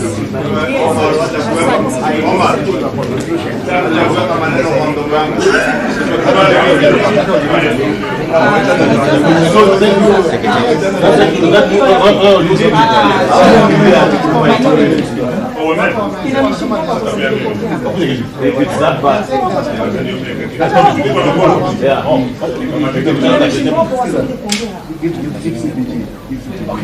Welete governors tumalize bwana.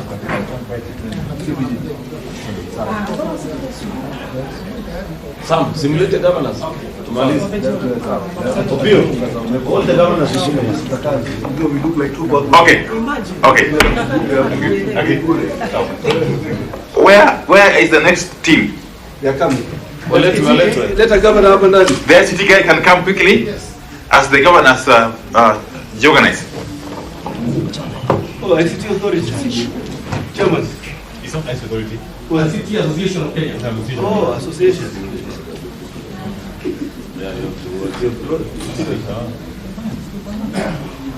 This is which team? ICT. Just find out. Yeah.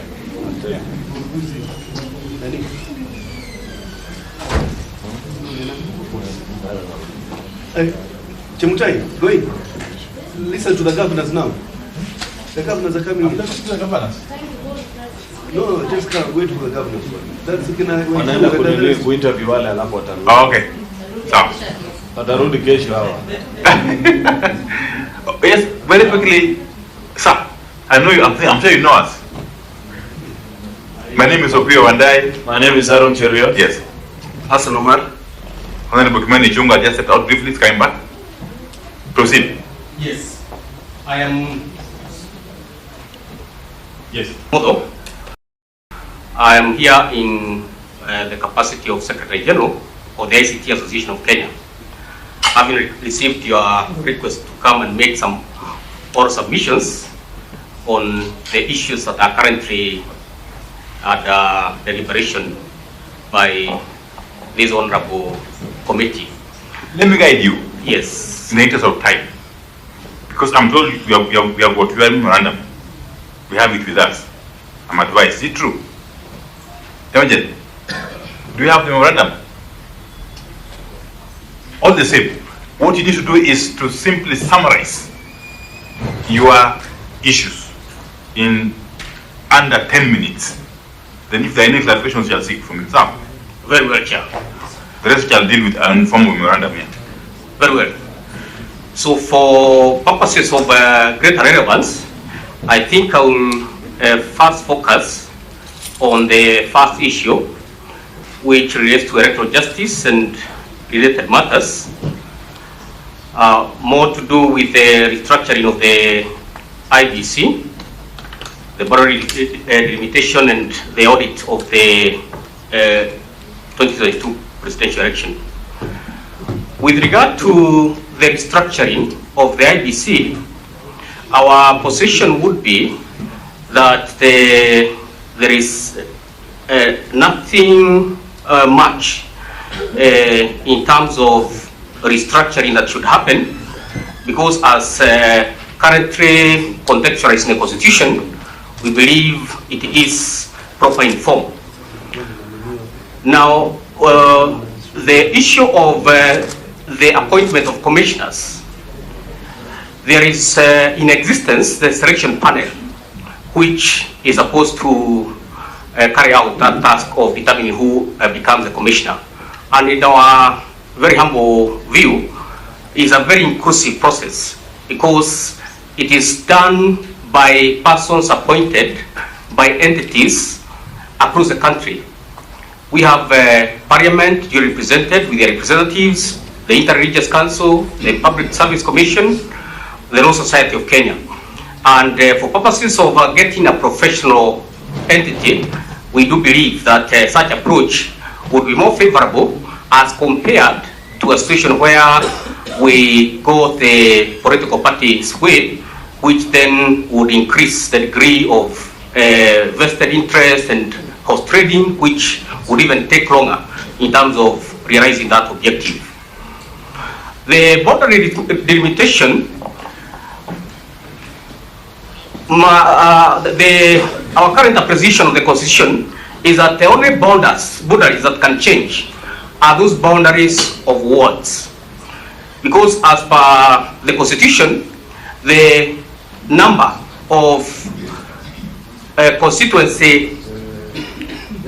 constituencies is prescribed. It cannot be altered. So what cannot be altered are the names and boundaries of the constituencies. But there can be a variation in the number of wards. So we do submit that at the proper order of time, we can have the boundaries realigned. And the upshot of this is that there is no constituency that under whatever circumstances can be lost in the event of any delimitation. The constituency number will remain. What can only vary is the boundaries, unless through this committee there is made a proposal either to increase or decrease the number of constituencies. But as things stand, we cannot lose any constituency, even those ones that are perceived to be lower in terms of their population, because the Constitution protects constituencies and only leaves the legroom to variation of the number of wards. The audit of the 22 general election is important. The reason why audit is usually carried out is not because you don't trust that things have been done properly. It's because you want to assure yourself of that reality. And indeed, it's our view that every time prior to elections, we should have the systems audited prior to the election. And then subsequently, we can do another audit just to confirm. And it is proper to put in context the place of systems within the election process. Of course, the final results that determine the person who wins the presidential elections are those declared at the polling station. So the system is basically there as a way of creating some form of assurance that whatever is happening in the polling station is what ultimately is reported. So if we are going to do an audit of the 2022 presidential election, we cannot just rely on the systems, but we must benchmark that alongside the declaration forms that are in the ballot boxes. So if we are going to audit the presidential elections, we don't just audit the servers, we audit the ballot boxes, because that is where the final results are contained.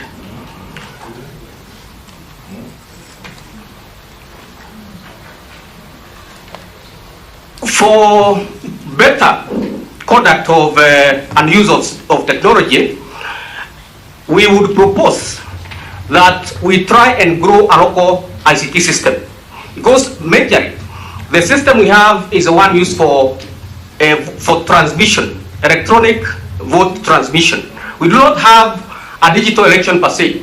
Everything relating to election is conducted in fairly a manual approach.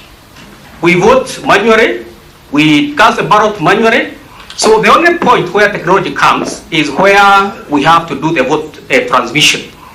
And it's a system that we can grow. And our proposal would be that we have a team under the aegis of the Political Parties Liaison Committee that can come up with a system that political parties themselves will audit prior to the election and see how the movement of figures progresses from the polling station up to the tallying center.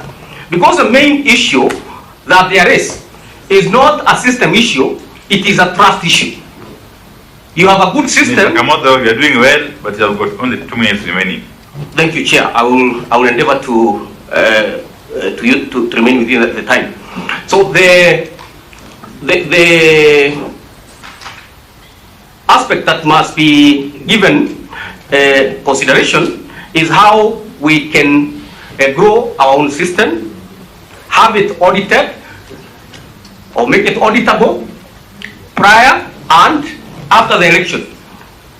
Otherwise, the issue that we seem to be confronting with regard to the audit is a question of trust. I will focus now on the other issue, which is fidelity to political parties and coalitions. Now, the whole aim of regulating the political party space is at least to ensure discipline. However, we must recall that there is a right to make political choices which must never be muzzled. That is to say, if today I am elected based on a ticket of Party A, and then in the course of time I encounter a Damascus movement and realize that I joined the vehicle to the wrong destination, then I should not be prevented absolutely from decamping. It should be possible for me, once I realize that I'm heading to the wrong destination, I should be allowed to alight conveniently and then reroute again and get where I belong, because political choices are dynamic. So what might be a choice today, and a good ideology in this case would be the arena of marriage. If you get into an arrangement with a partner and then you realize at some point that there are irreconcilable differences, then should we keep you in that house up to the point where you suffer domestic violence? I would take the negative position with regard to that reality. So members should be given the liberty to change their party choices whenever they so wish. Then in terms of entrenchment of the national... Now I'll stop you. Yes. Yes. Because since you have got written submission, just make a closing remark. We shall deal with the rest of the material in my written submission. Very well, Chair. Allow me to make the closing remark waiting behind you. Yes. Allow me to make the closing remark by addressing this issue of the Constituency Development Fund. I believe this is an issue that can be attended to without the necessity of a referendum, because it doesn't affect the function of Parliament.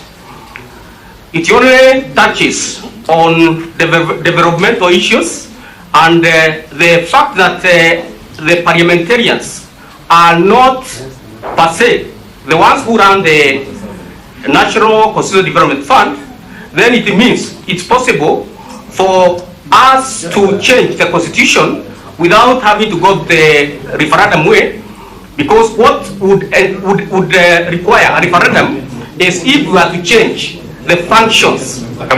You made the point. The cabinet is alive to the provisions of 255, 256, 257. The point is quite clear that we support the fund to be entrenched. Yes, thank you. Yes. Thank you. Advise that the members of the committee have got no questions, and therefore on that note we shall excuse you. And thank you very much for a very, very precise and concise presentation, and we wish you all the best. Thank you, Chair. For sorry me. Yeah. That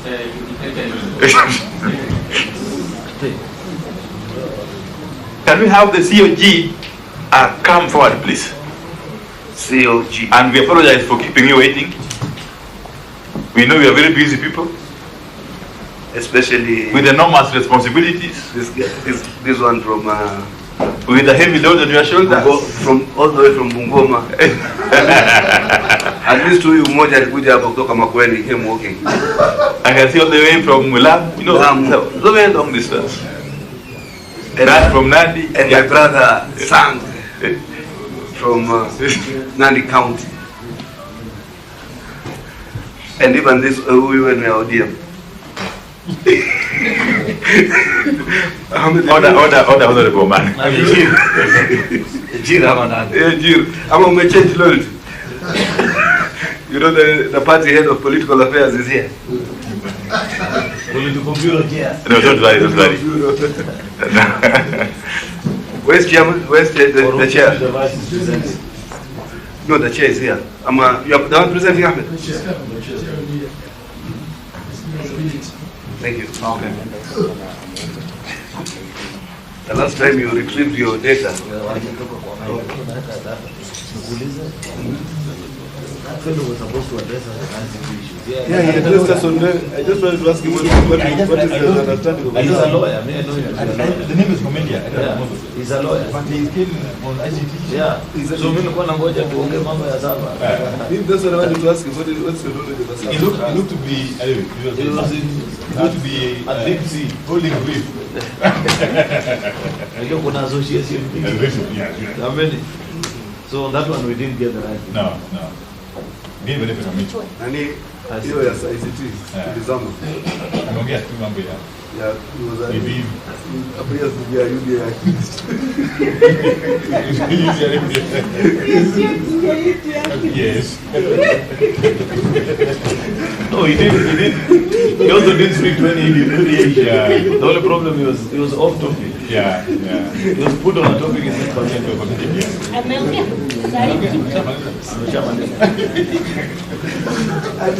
I had a question, but Odeng was advised by the members of the committee that nobody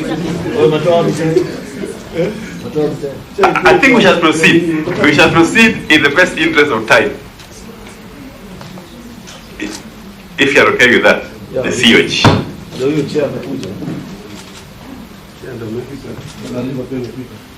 I'm waiting for the chair to sign the document. Then we can proceed. And by way of introduction, I don't think you need any introduction on our part. I'm sure you know Honorable Senator Cheriot, the leader of majority in the Senate.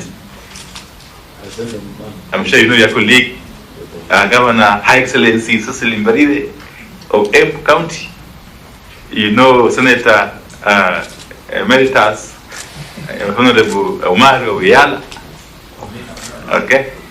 And my name is Opio and I. And Honorable Amina Mnyazi all the way from Malindi. Honorable Kimani Chungwa is just joining us. Okay, he's here. He will speak for himself. Kimani Chungwa, Member of Parliament Kikuyu, co-chair. Let's proceed. The floor is yours, the COG. And we have only 20 minutes. The excelling. Thank you, co-chairs.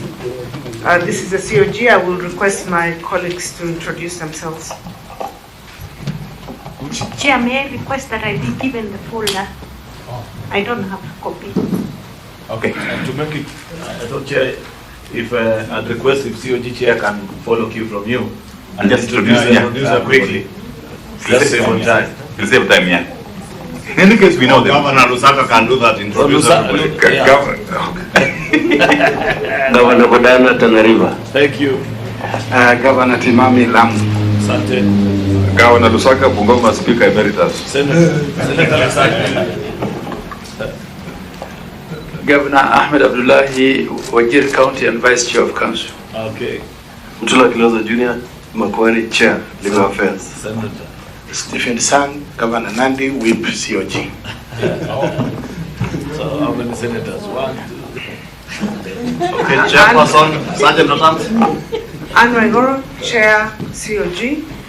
And behind me is also the Secretariat for COG led by Madam Mary Mwiti, who's the CEO. We have been joined by Honorable Eugene Wamadu. I'm sure you know him.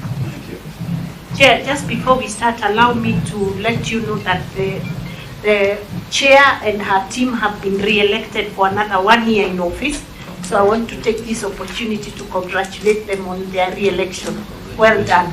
Thank you very much and congrats from us. Thank you, Governor Cicely, and thank you, team. Yes, please proceed. Chairperson. Okay. Thank you. This is a submission from the Council of Governors in recognition of the fact that the sovereign power of the state is exercised at 2 levels of government. That is the national government and the county governments, whose distinctness is recognized by Article 6.2 of the Constitution. Maybe, Governor, to guide you to save on time, you have 20 minutes. Don't take us through the whole write-up. Don't worry. Just do highlights. It is it's very basic.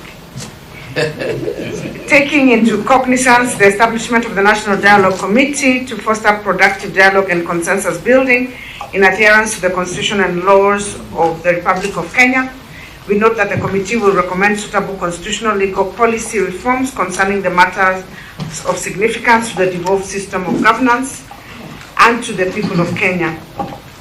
In view of the foregoing, the Council of Governors, on behalf of 47 county governments, makes the following proposals. Number 1, on boundaries delimitations. The Council notes that the process of the review of boundaries is due, latest March 2024, which is the 12-year outer limit required by Article 89(2) of the Constitution, and the continued delay in the constitution of the IEBC, the body mandated under the Constitution to review the boundaries of the electoral units, is most unfortunate. We therefore call upon the committee leaders and political actors to have a chance, to give a chance to the selection panel to complete the exercise. We also call on Parliament to provide the required budgetary allocation to IEBC so that there are no further delays. And further, we urge that Parliament fast tracks the enactment of the County Boundaries Bill to provide for the legal framework for the review of the same. On B, proposed devolution-related issues for consideration by the committee. The Council proposes the following issues, which will go a milestone in the implementation of devolution for consideration by the committee. Number 1, funding and periodic costing of the national and county functions. Pursuant to Article 216 of the Constitution, the Commission on Revenue Allocation is established to make recommendations concerning the basis for the equitable sharing of revenue raised by the national government between the national and county government. The Council of Governors is proposing that the National Treasury and the Controller of Budget be assigned the responsibility of periodically costing national and county functions to determine the basis for equitable sharing of revenue every 5 years. We also recommend development of a policy to guide the periodic costing of all national and county functions. And we further propose transfer of resources of county functions that have been transferred, which resources are still being held at the national government. Number 2, complete transfer of functions from the national government to counties. The Council of Governors is appreciative of the functions that have already been devolved, but is asking that the remaining functions that are still outstanding and still being held at the national government to be transferred to the county. In addition, this will include restructuring or winding up of parastatals that carry out county government functions, and these parastatals have employed staff, whereas counties also have the staff performing the same functions, leading to not only duplication but wastage of resources. The Council further recommends that all laws developed under the promulgation of the Constitution and after that clawback on devolution should be repealed, and we have attached a comprehensive list of all the sectoral laws that claw back on devolution. Additionally, we recommend the development of legal notices revoking previous legal notices delineating the county and national government functions. Number 3, increase of the equitable share of revenue for the county governments to 45%. Articles 203(2) and 3 of the Constitution stipulate that for every financial year, the equitable share of the revenue raised nationally that is allocated to county governments shall not be less than 15% of all revenue collected by the national government, calculated on the basis of the most recent audited accounts of revenue received.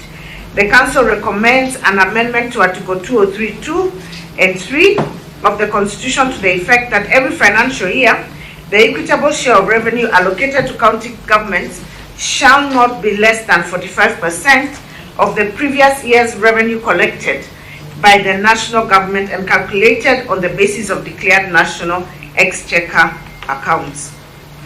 And we have given details of how we've come up with that. Number 4, borrowing powers by the county governments. We recognize that Article 212 of the Constitution allows the county government to borrow only if the national government guarantees the loan and the same is approved by the county assembly. The public finance management sets the debt ceiling for the country.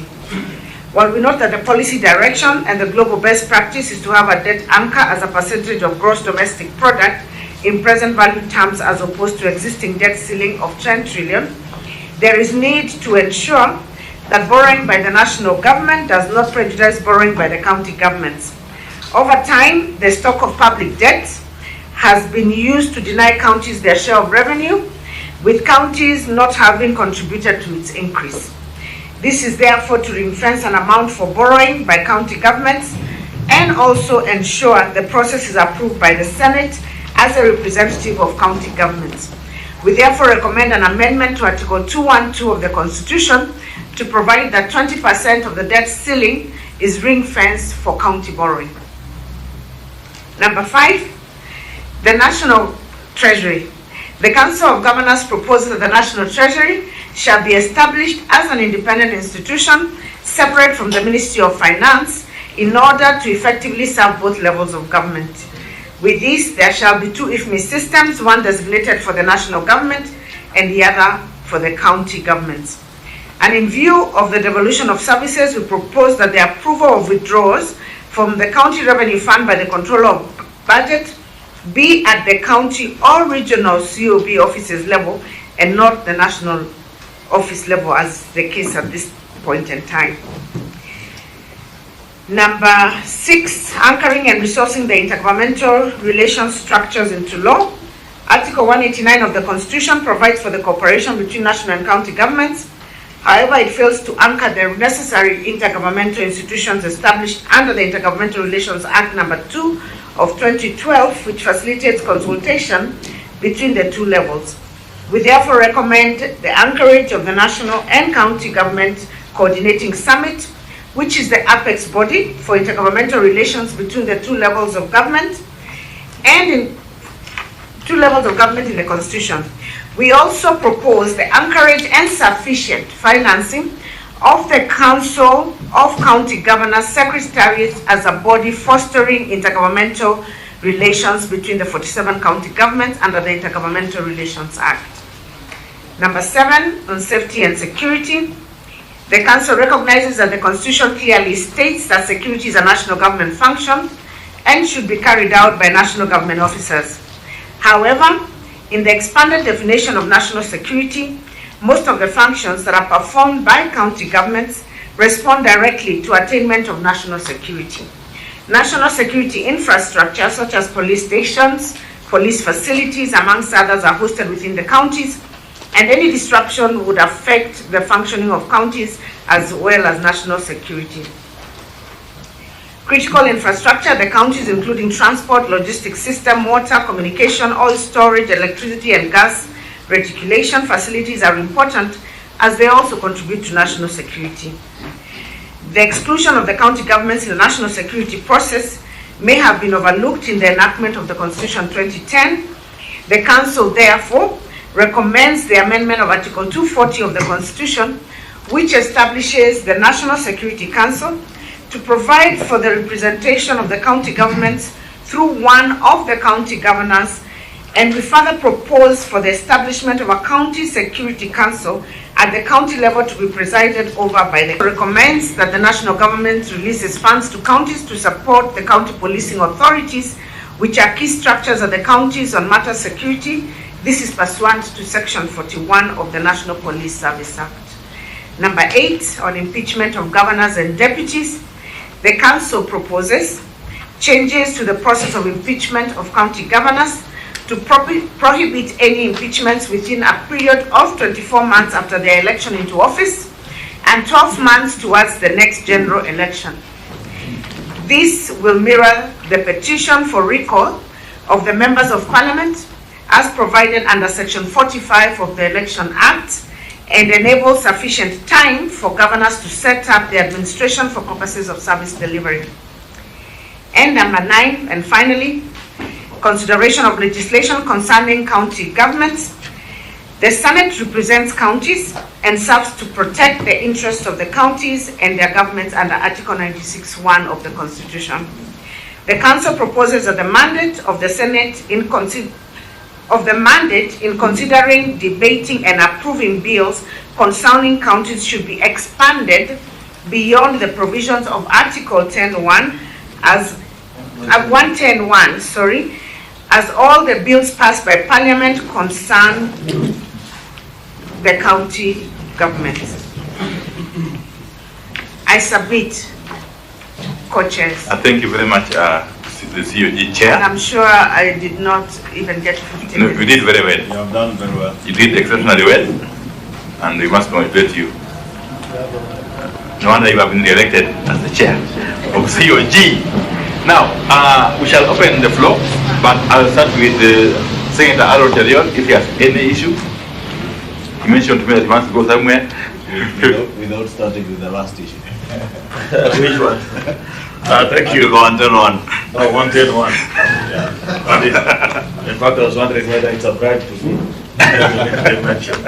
Anyway, Chair, just a comment on item 4 on borrowing by powers by the county government. Listen to the very interesting proposal from COG. Makes sense to me. The challenge, of course, has been how to ring fence what they want us to ring fence. It will interest them to know that presently we are actually doing the mediation on this particular bill because the National Assembly and the Senate disagreed on how it's to be handled. I wish they would have been more elaborate on how this proposal to ring fence will work, because in your presentation, Chair, just says this is therefore to ring fence an amount for borrowing by county governments and also ensure the process is approved by the Senate as representatives of the county. Please, if you could take time to expand on that, I'd really appreciate, as this is such a good opportunity while you do those discussions. Just as a comment out of that, Speaker, this issue of debt by counties is something that worries me, though, because I have a report on my chair, on my desk. So let's give Governor Mwadime a seat, please. Karibu, Mheshimiwa. Okay, good. I was saying, Chair, I have a report on my desk on expenditure by county governments, Regulation 25, and the violation which affects, unfortunately, 47 out of 47. All of you that are here, including says on to my right, that not a single county is dedicating the threshold of 30% to development. The figure is actually dropping due to the same mistakes that were made by the national government. We are beginning to see it in counties. Growing size of recurrent and shrinking in development both. The reason I asked that question in line with your borrowing policy is that how national government got us into the mess that we are in today as a country is inability to manage your expenses, and because you have political promises to keep, you go and borrow to appear as if you're doing something and you're not prudently managing your finances. If we open this window, what is the assurance that we get from you, Chair, and your members, that there is something that you're doing at governor's level to try and comply with that regulation? And like I mentioned, the report from COB on 21-22 and 22-23, the financial year that we've just closed, shows a decline in almost all the counties, which is a worrying trend, because counties are about to go the same direction national government went. Thank you very much, Chair. Please just answer Honorable Cheriot, then you can proceed after that, with the rest of the questions. Okay. Thank you very much. I will answer briefly, and then I will give my colleague, Vice Chair, to also chip in.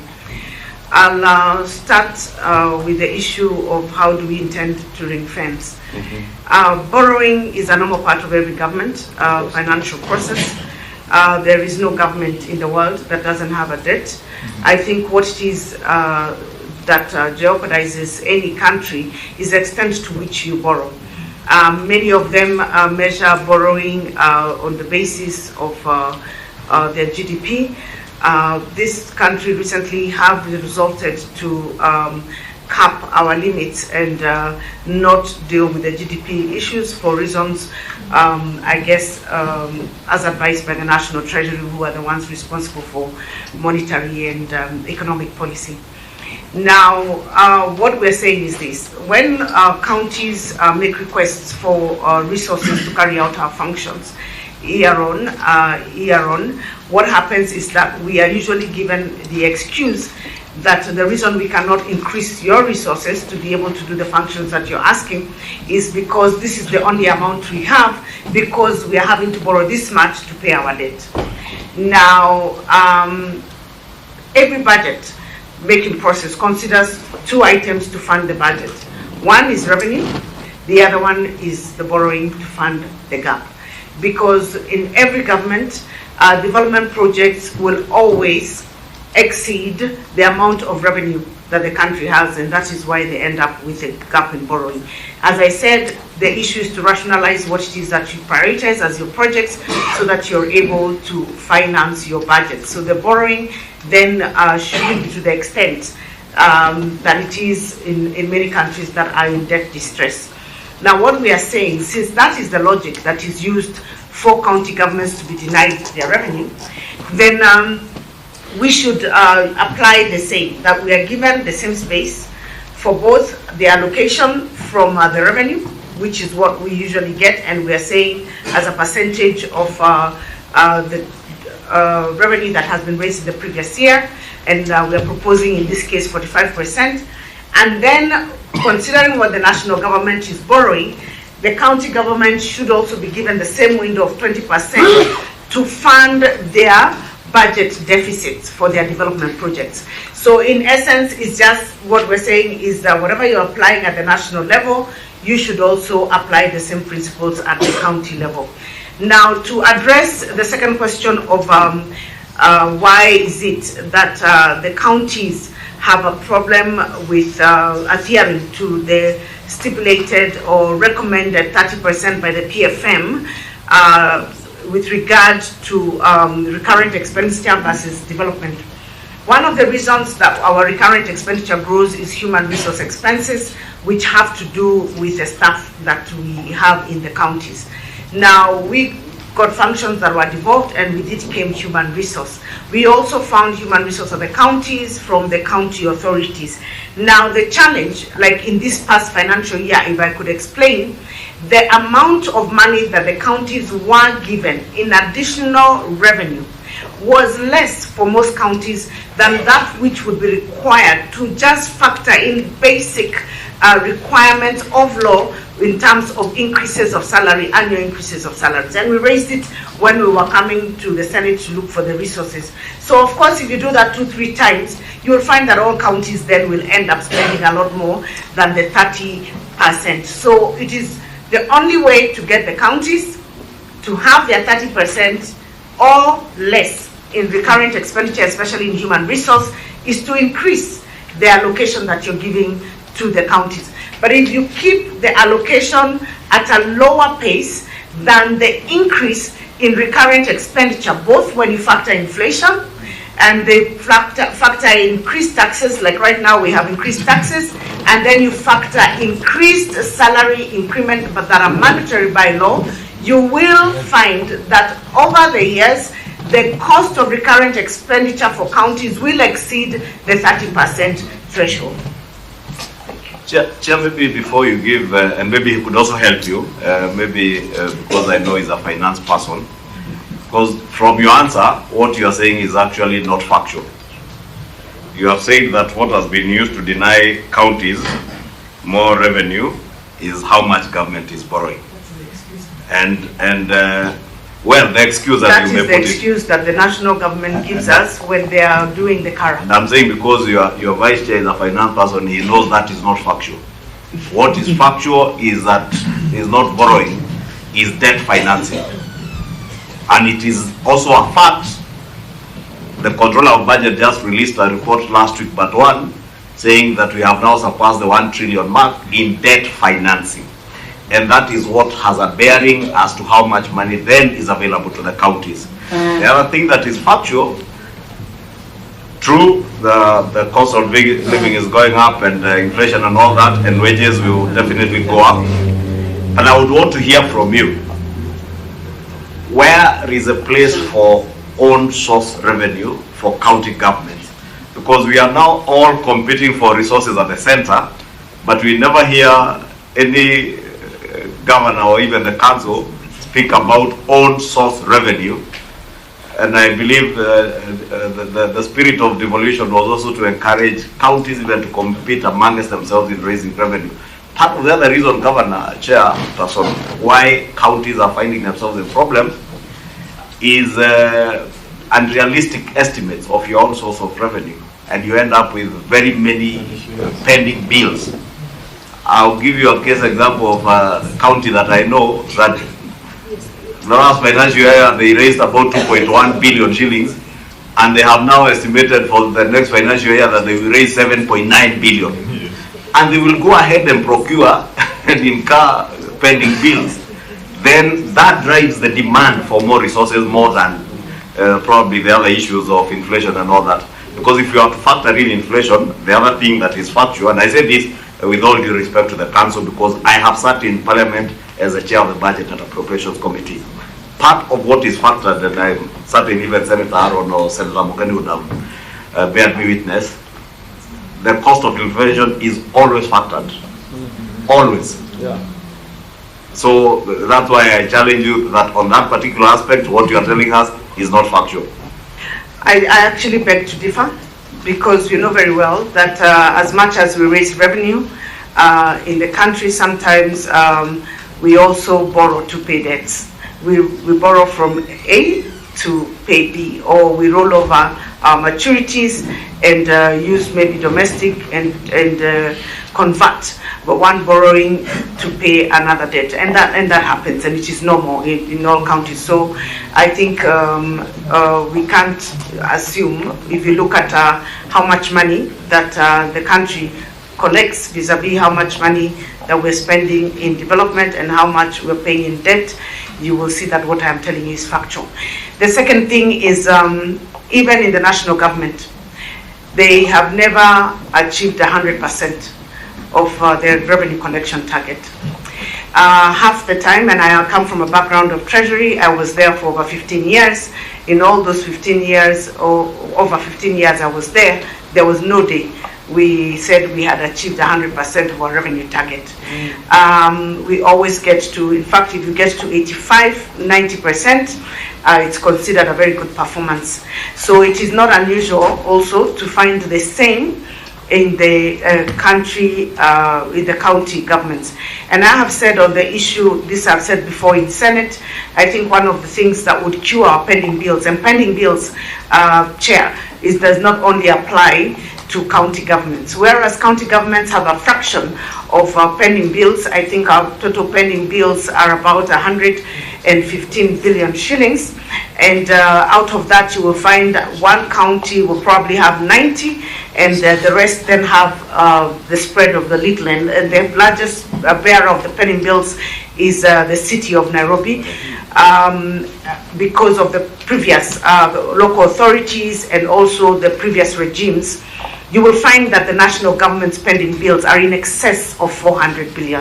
So when we talk about pending bills and we talk about this financial management, let us be careful not to cast aspersions on the county governments at the expense or at the detriment of the expense of our reputation vis-a-vis the national, because Chair, some of us have the facts, and we will also respond with the facts. Thank you. Vice Chair. Thank you very much to chairs. Issues raised, just add a few things. With all due respect, whether we call it debt financing or debt, it's our feeling that the national government is front-loading its share through debt.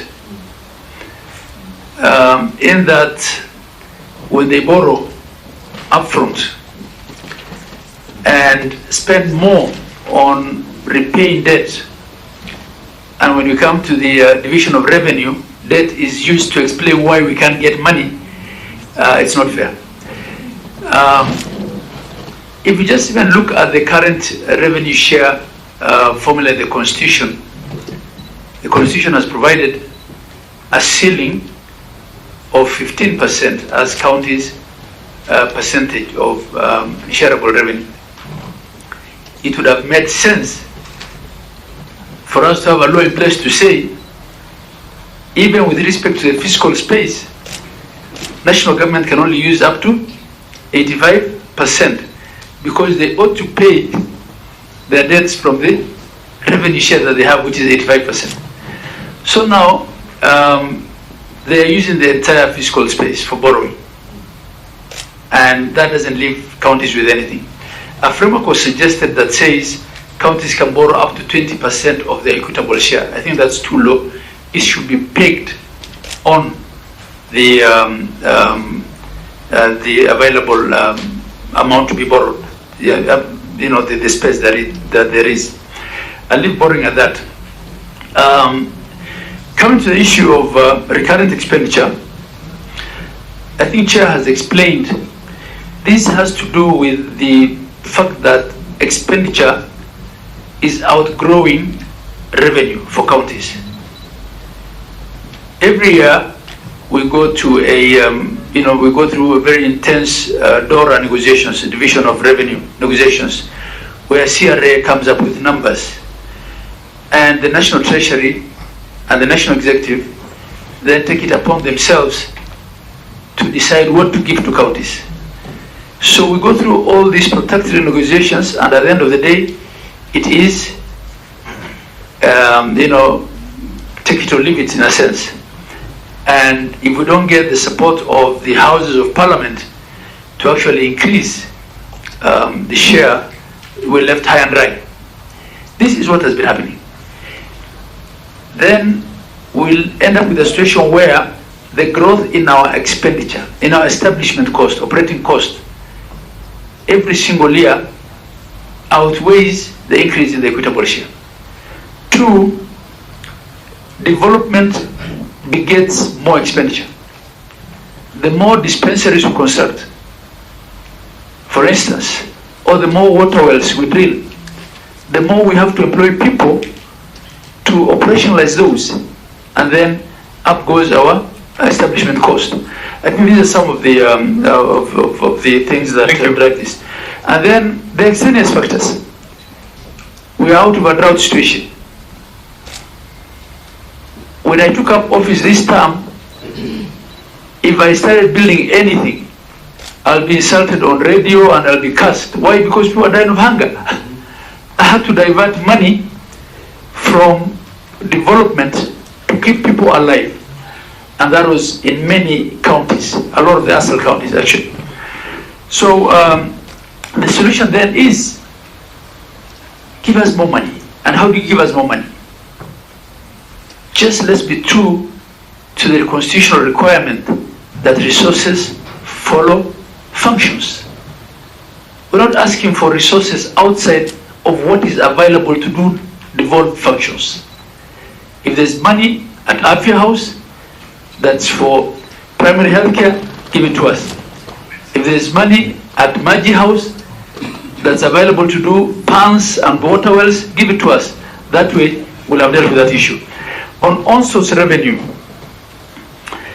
I want to dissuade ourselves from this notion that counties ought to be funded from on-source revenue. It's not the case. Because at the time that we adopted this constitutional framework, the functions counties are doing were already being funded from the National Exchequer. Health was being funded from National Exchequer. Agriculture was being funded. And Article 209 has not given counties a lot of powers to actually collect revenues.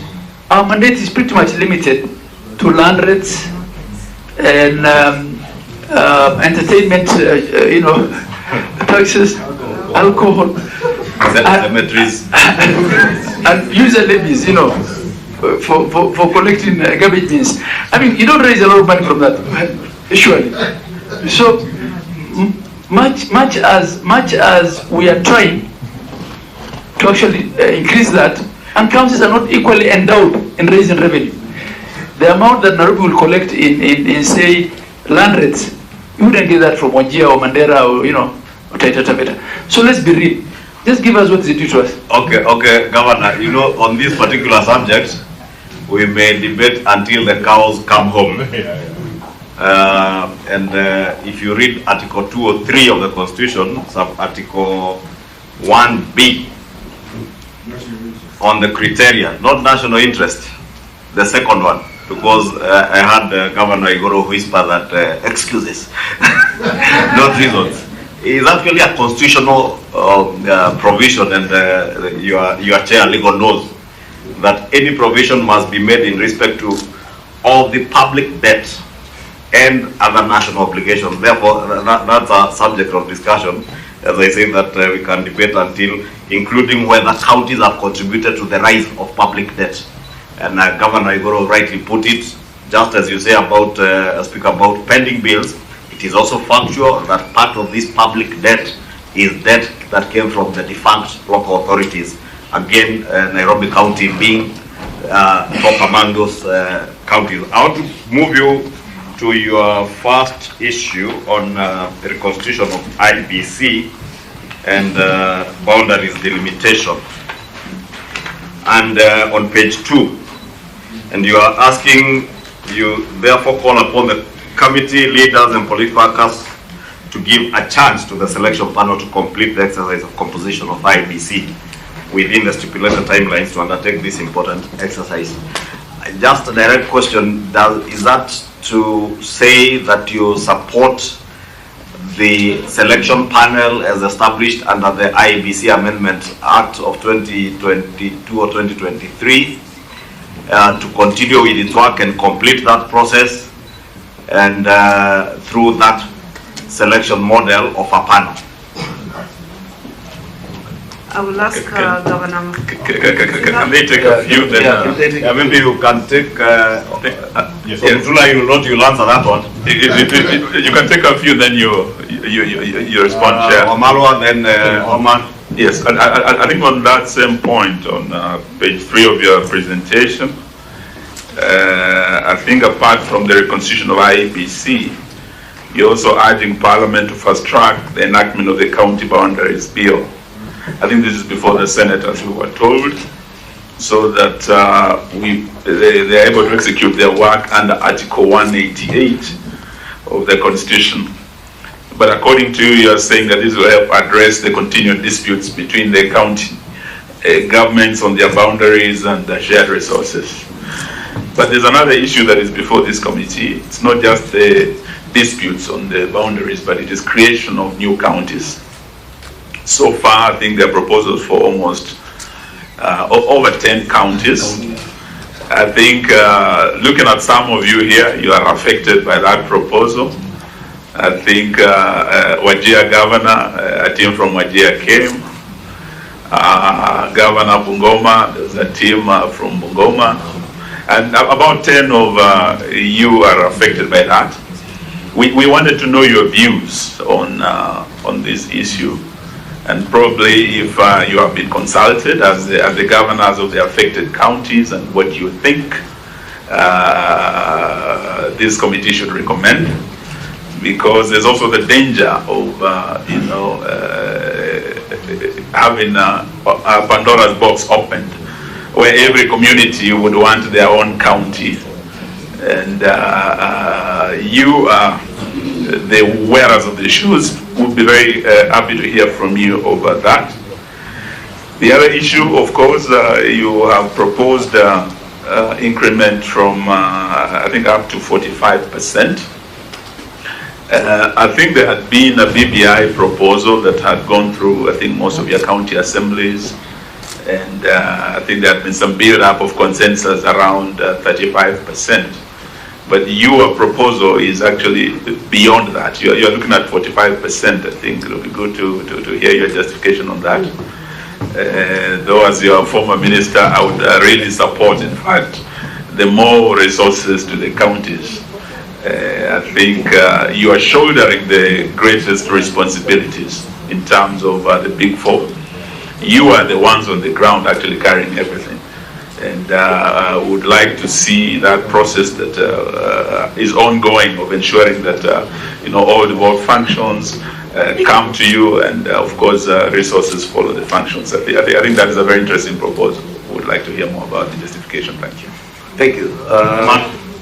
Mine would just be one or two issues that were raised, following up on what Eugene has said. When you are like a counterpart, axis of devolution, the MCAs were here. They want us to create a Ward Development Fund. We want to hear your opinions about it. Secondly, there is a lot of allegations about the independence of county assemblies. So I also want to get a bit of your view about what you think about these issues on financial autonomy, particularly of county assemblies. Thirdly, that these 27 or so counties that are, or 20 members of parliament who have been here without pointing any fingers, talk about the inclusivity issue. They say the reason they're asking for their little enclaves is because some of you as governors have deliberately marginalized them in your own counties.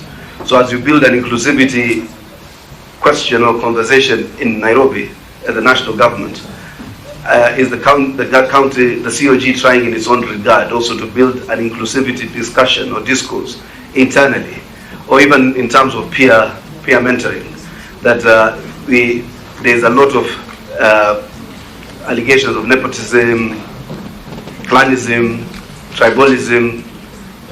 So these small little groups are saying, when you are a governor from clan X, you exclude clan Y. And the last one, of these amendments you have proposed, are there any that require a referendum? Okay, it's quite a mouthful from us, but I will ask a final one, hopefully.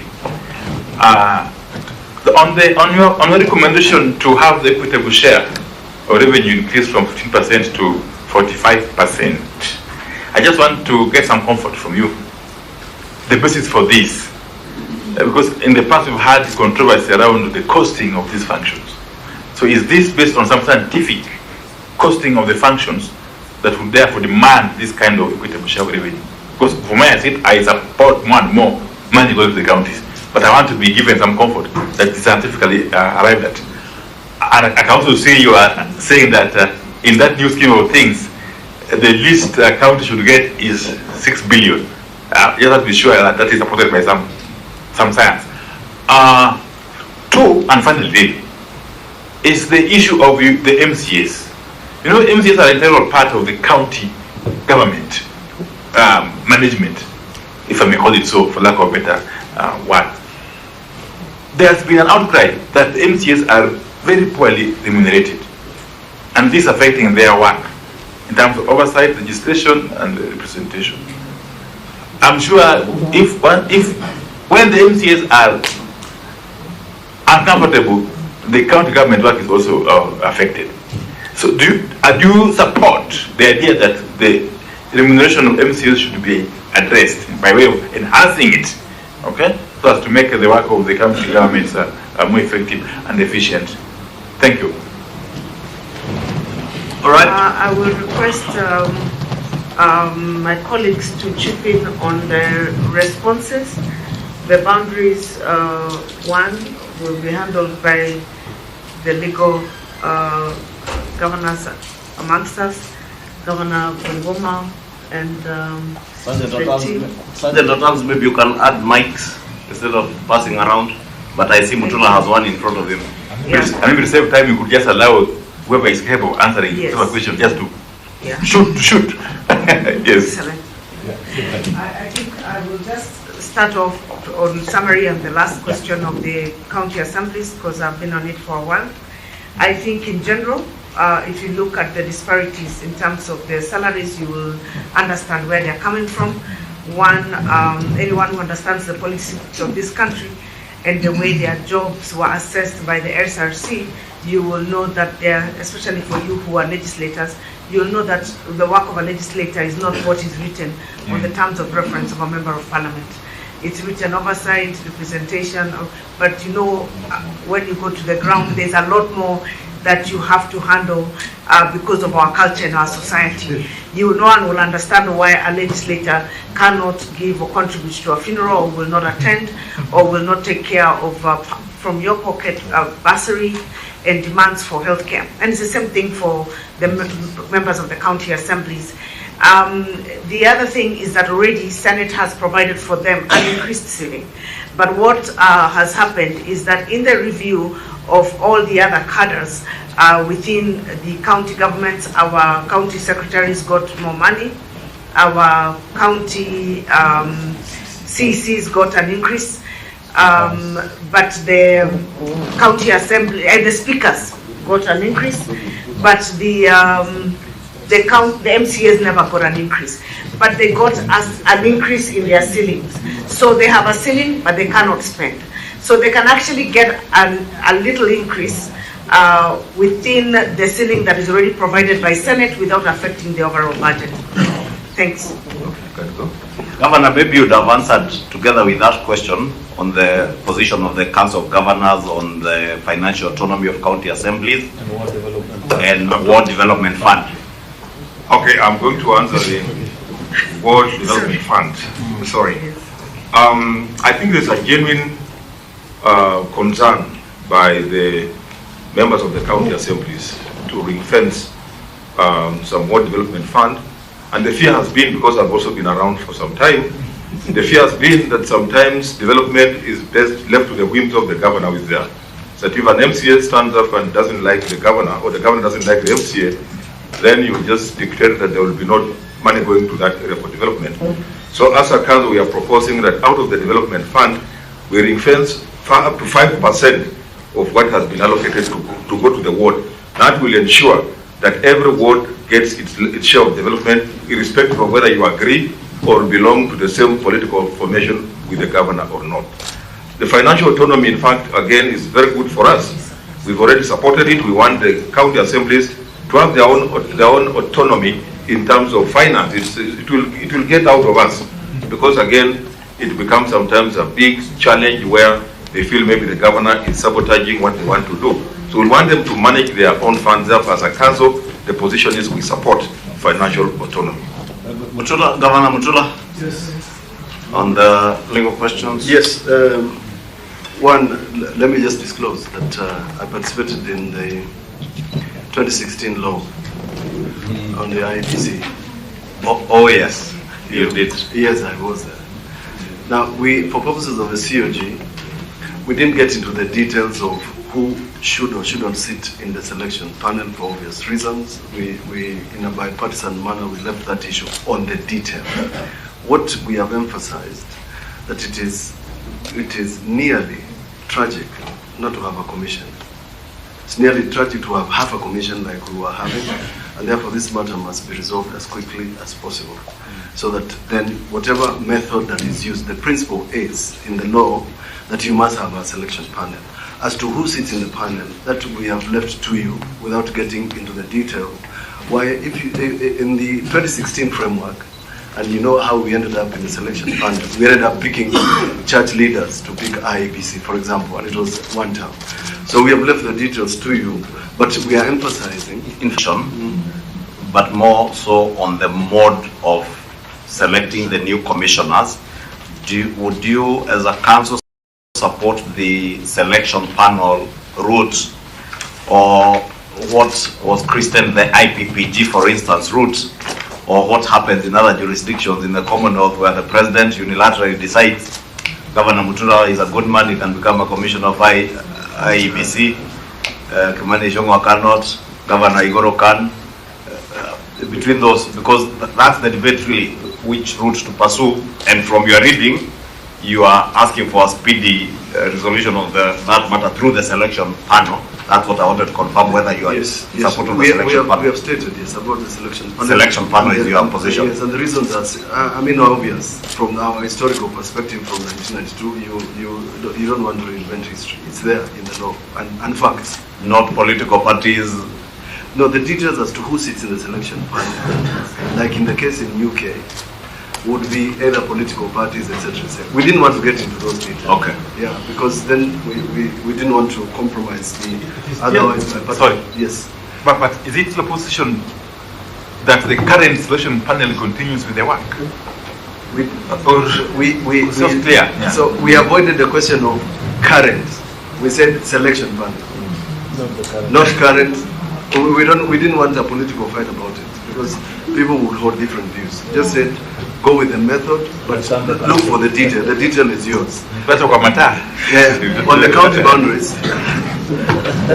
And the question... We will read that to mean not necessarily the current panel, but a panel. Read it that panel mode. Yes. Thank you. Now, on the question of the county boundaries, let me say this, because I attempted, and majority leader, you are aware, Since 2013, I attempted to have the county boundaries bill. Yeah. Since 2013, I drafted three bills from 2017 to 2022.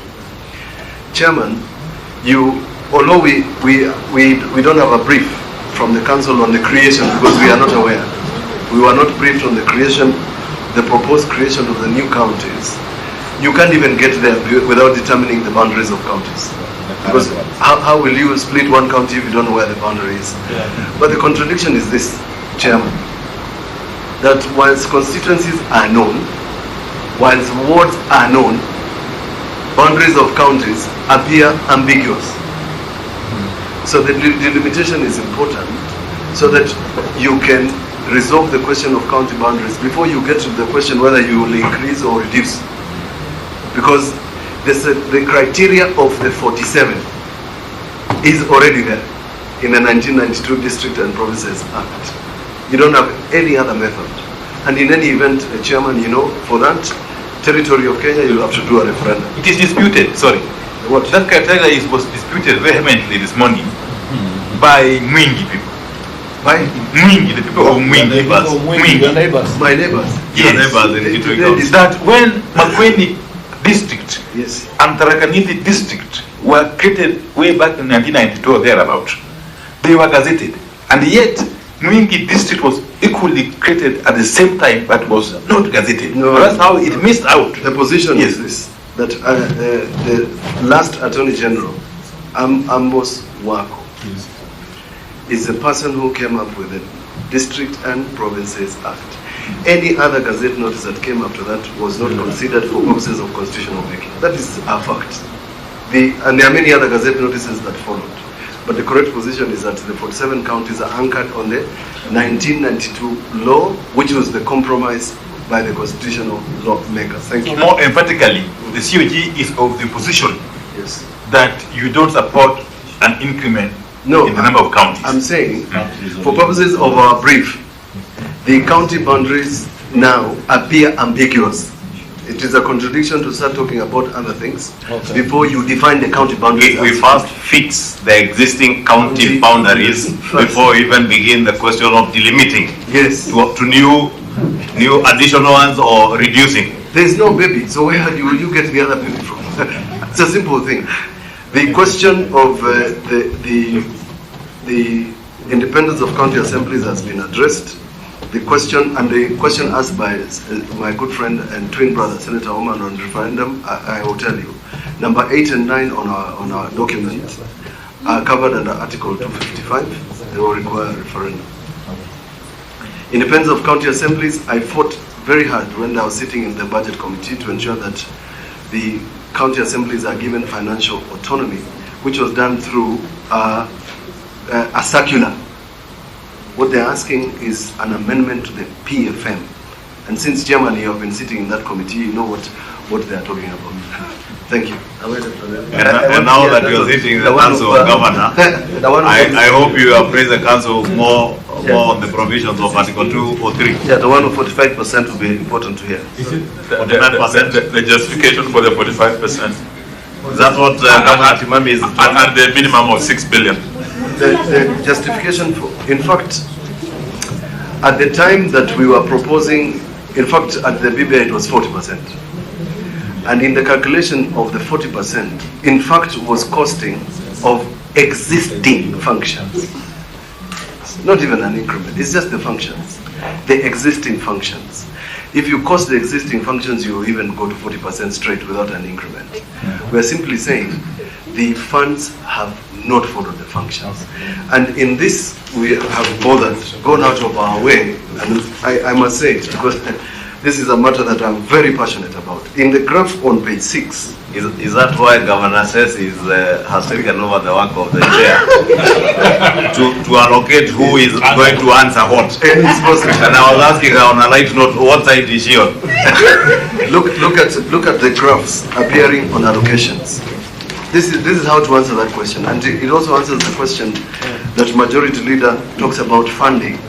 If you look at the funding for counties in 2013, at the advent, it was at 64.7%. If you look at it currently, it is at 56.3%. If you look at, no, that is national. If you look at counties, it has reduced dramatically from 14 all the way, and it has been going up and down, up and down. This increment that you can see at national government, those 2013, those are actually county functions. That, yes, from 20 to 15%. You can see the graph in the blue line. The 4% here and the increment at national of more than 7% is actually money that should be going to counties. That is the scientific justification.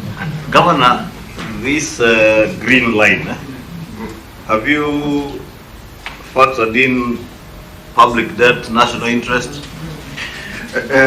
You and I were. You have taken the wholesome share. Wholesome, but you and I were in Parliament when we were debating this public debt and increment of this debt from 6 trillion to 10 trillion. It was obvious at that time you would get to 10 trillion before the time that was specified by National Assembly in the Gazette notice, and it was going to affect the bottom line. So I agree with the Vice Chair. Whether you call it financing of debt or public debt, it's just talking about the chicken and the egg. It's the same thing. But you remember we took the same position and we were ignored. I know, but now you know what I was saying. Cheers. And just to agree with my colleagues, I think what we are saying is that for us to sort out this aspect of the amount of resources between counties and national government is actually to do costing of actions. It's an exercise that has not been concluded for the last 10 years, up to and including this morning. Part of what we had as part of the agenda in the COG was to discuss intergovernmental, technical committee on unbundling of functions. And we clearly think that, I don't think that we have developed sufficient courage as a nation to confront this unbundling of functions. If we did that and costed functions, these percentages of 15, 30, the truth is, even if we were to ask ourselves, what was the basis of 15%? At that point, it could have been 25, it could have been 30. You can't really get a reason why it had to be 15%. And therefore, even as we push it to 45, it's on the basis of the experiences that we have had now. And we clearly can see that counties are underfunded. But if we wanted to be fair with everybody, let's just unbundle the functions, let us cost the functions, and let's release the monies. Maybe we would not even need to talk about percentages once we agree on unbundling of functions, costing, and functions follow, funds follow functions. So I think that is really where we are. Has this been raised at IBEC? Yes. Not just IBEC, at IBEC and at the summit continuously. But also, it's very good that this is coming from one night. At the end of the day, in these negotiations every year, the bigger obstacle in the division of revenue is actually the National Assembly.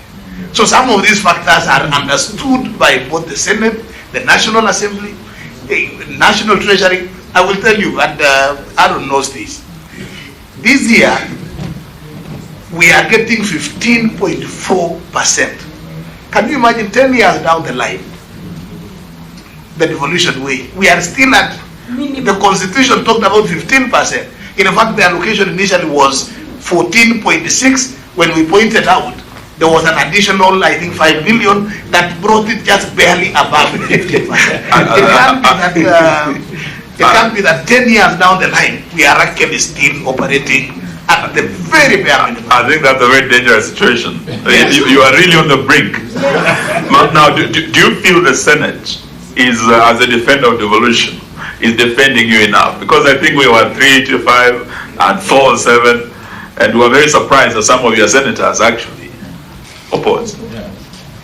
And part of that is the reason why we think, if you look at also part of our presentation, we are saying that the Senate really needs to be given more gravitas. Gravitas. And it's a part of the thing that, part of the reason why senators may end up agreeing on certain figures is because of the political, the reality that eventually the National Assembly's position will carry the day. You know, sometimes it's very frustrating to push. We have seen the senators push to 425. Eventually, we know that it will end up at the position that the National Assembly takes. So really, if we can find an objective, arrangement around unbundling, costing, and then agree on that principle of, resources follow functions, this should be able to settle the resources. Thank you. Through you. How I wish that the Honorable Ishoma was here to hear some. Okay. I will convey the message to him. Just finally, Honorable Omar. Yeah, just to conclude, as you answer. My colleagues here wanted to say something. Please answer at once. After him, then we can. Ultimately, to become a governor, you're a politician. So that doesn't, just the fact that you have a county government. But there is a question, I've seen your position on gender. Within your presentation, there's another insertion which talks about gender, which is very elaborate. I think we can pick from that. But I would really want to appreciate your position on the leader of official opposition. Your politicians of a certain gravitas. Leader of official opposition, PACS, and the constitutionalization of some of these other funds like NGAF, World Development Fund, and the CDF. And I would just add one other issue you left out completely is the cost of living. And this is a major issue for this committee. We know that some of the counties have also drastically raised some taxes and levies. I think Nairobi to be in particular. But there are some of you governors who have been very sensitive to the suffering of Kenyans. And actually down there you have adjusted a bit. I think we want to appreciate those of you who have done that because Kenyans are hurting. I would like to hear your views on that also. Whether some of these taxes, levies can be dropped. On fuel alone we have like 16. Electricity we have like 8. What are your views on this? Thank you. Leader Cheriot. It will be wrong if I don't respond. The Senate has been mentioned. And sometimes adversely as a leader of the House, it will be proper for me to respond. I think I hear the discussion and I see what Eugene is trying to say about the division, for example, in the House, because it's been a very controversial issue. And I know what governors say. But I want to say that Senate relied on the wisdom of so many things. History, resources available. When I say history, for example, Chair, I know for a fact that we've held our ground sometimes in the past and they've been stalemate. And 3-4 months down the line, because county governments haven't received a share, governors themselves have gone and said, what are you guys still fighting about? Can you release that money as it is? By COG itself, and it's on record. So sometimes you wonder how difficult it is to fight and whether it is worth the eventual fight together. And when you're seated at a table, because our members of our committee consult and say, so what is it that will be more comfortable and what is available? That's what eventually gets shared out. Chair, just as a final comment, there is something that I noted, which I really wish to plead with our governors to understand, because I got this from the conversation between the chair on our side and chair on their side, and I think a few of the governors when they spoke. We all love evolution. I certainly do, and I believe that we need to support them. We need to send far more resources to our counties than we already are doing. However, I'd wish to plead with our governors not to accept the demeanor that the national government accepted many years in the past, and hence we found ourselves in the situation. Because I saw when questions are raised, our governors go on defense mode on many of these issues. When you say on-source revenue, you say, oh, on-source revenue is not supposed to fund counties. Yet we know for a fact that there are counties which, after changeover of administration, county governments are collecting almost double the amount that the previous administration used to collect in the same jurisdiction. And there are examples. Counties that used to report 400, 500, you now have a new governor in office, they're upwards of 600 and 700. Therefore, if it becomes the official position, as is being explained right now, that we cannot use it to fund operations in our counties. Then even your own staff, they take that demeanor and say, anyway, it's just about funeral collections and I don't know what, yet it is a serious kitty. And the same could be said of pending bills that you spoke about and so many other pool resources. So I want to believe that much as we agree with you, your Vice Chair, that it is important to send additional resources to you, let the demeanor also change so that we know and appreciate that you also have learned from the very bad experience that our national government has set for all of us. We don't want counties to find themselves in that situation. I thank you, Chair. Thank you very much. Let's now wind up, please. Yeah, thank you. I'm just going to respond to Majority Leader Senate with like 3 sentences. Then I'll hand over to my colleague on my left. They've been wanting to say something on the other questions that have been overtaken. And then the Vice Chair will close on the response to your question, Honorable Amalwa, on the issue of the cost of living and all the questions that we apparently jumped. So, just to say, Chair, that yes, there are counties that have increased their revenue, some of them being some of the ones that some of us are running. But if you look at our revenue, the county of Kirinyaga, at our highest so far, we have collected 580 million. But we received in total about 5.2 billion. It used to be 4.2 for many years. And then about a year ago, now this is the second time we've gotten 5.2. And then a little from development partners. So you can see the amount of revenue and the amount required to run the county is less than 10%. And so the fact is our own source revenue was never meant to run the counties, because the devolved system of governance in Kenya is not a completely devolved system. If it was, we would be collecting pay-as-you-earn at the counties, we would be collecting VAT, we would be collecting the housing levy at our level, and then applying that to running the county. That's how states run. And if you look at other counties with devolution, there is the mixed breed like our system, and then there is the absolute devolved system where you're completely autonomous, like even in other countries like Nigeria, where they collect the revenue and run their counties, and that's very different from what we have. So in that case, when my revenue maximum can only be about between 8 and 10% of the required revenue for the county, the national government has to supplement, and that is why there is a provision in the constitution of a minimum of 15% allocation, and it's supposed to be a minimum, not a maximum. I'll ask my colleagues on my left to please chip in where we left off. Honorable members of the committee, the issue of the minimum 6 billion revenue for counties. There are about 7-8 counties which are the small counties, not in size but in population. For example, Lamu, we are getting about 3 billion. My cost of doing development, because of the geography, everything is sourced out of Mombasa, then to transport it to Lamu and further on to the other islands. It's very, very expensive. Not only that, what has been said earlier, the staff cost. This year we have been hit with the 1.5% housing levy. That translates to nearly 100 million shillings, which the county has to pay.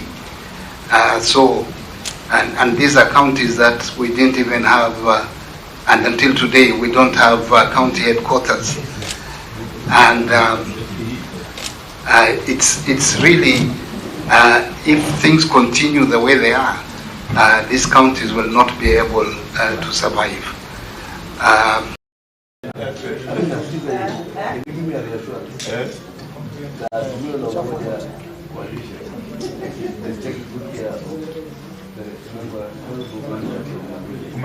that not only will they taking believe in her significance and importance. And you can see for yourself. You know, it's saying no. The thing speaks for itself. You can see.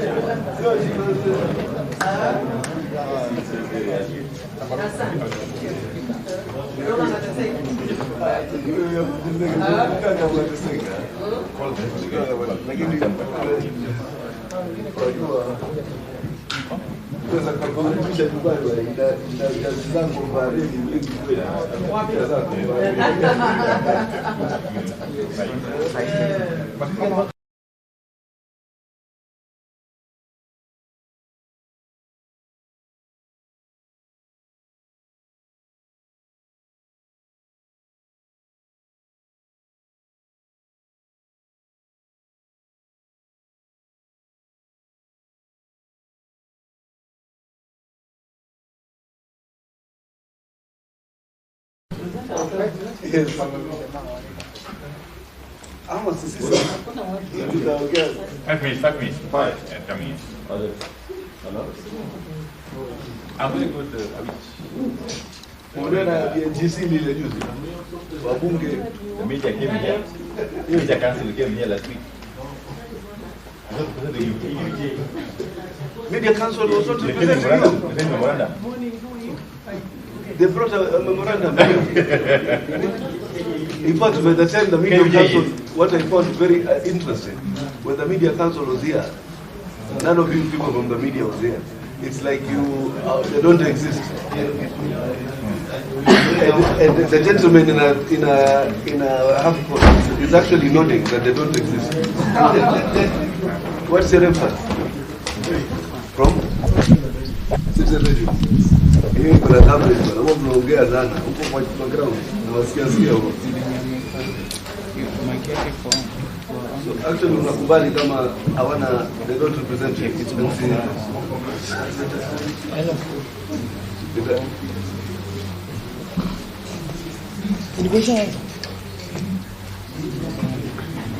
Ile ya kwanza ilikuwa ni selection panel. We had to just have an in-house. IPC is the selection panel. Mambo hayo unatafuta school. Exactly. Yes. So hiyo public interest unasema there was an in-house. Alafu wewe ukapata school moja wako kwa waambie kulikuwa na vita jina Kenya.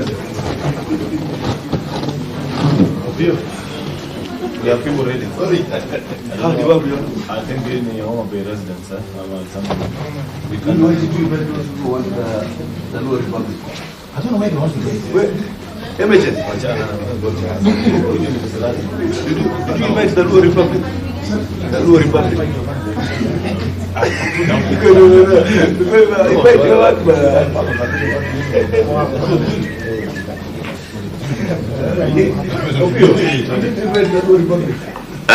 Order members, I think if we are ready, we will proceed to listen.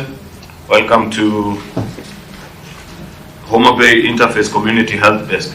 Is that the name of your team? Yes. That's a group you're representing. Yes. So welcome. We have the team ready here. The Honorable Catherine Wambilianga has stepped out. That's Hassan Omar, member for Yala. Catherine is a county MP for Bungoma County. That's Honorable Amina Mnyazi, the member of parliament for Malindi constituency. My co-chair, the Honorable Opio Wandai, and myself, Aaron Cheruiyot, Senator for Kericho. Welcome. We received your invitation, your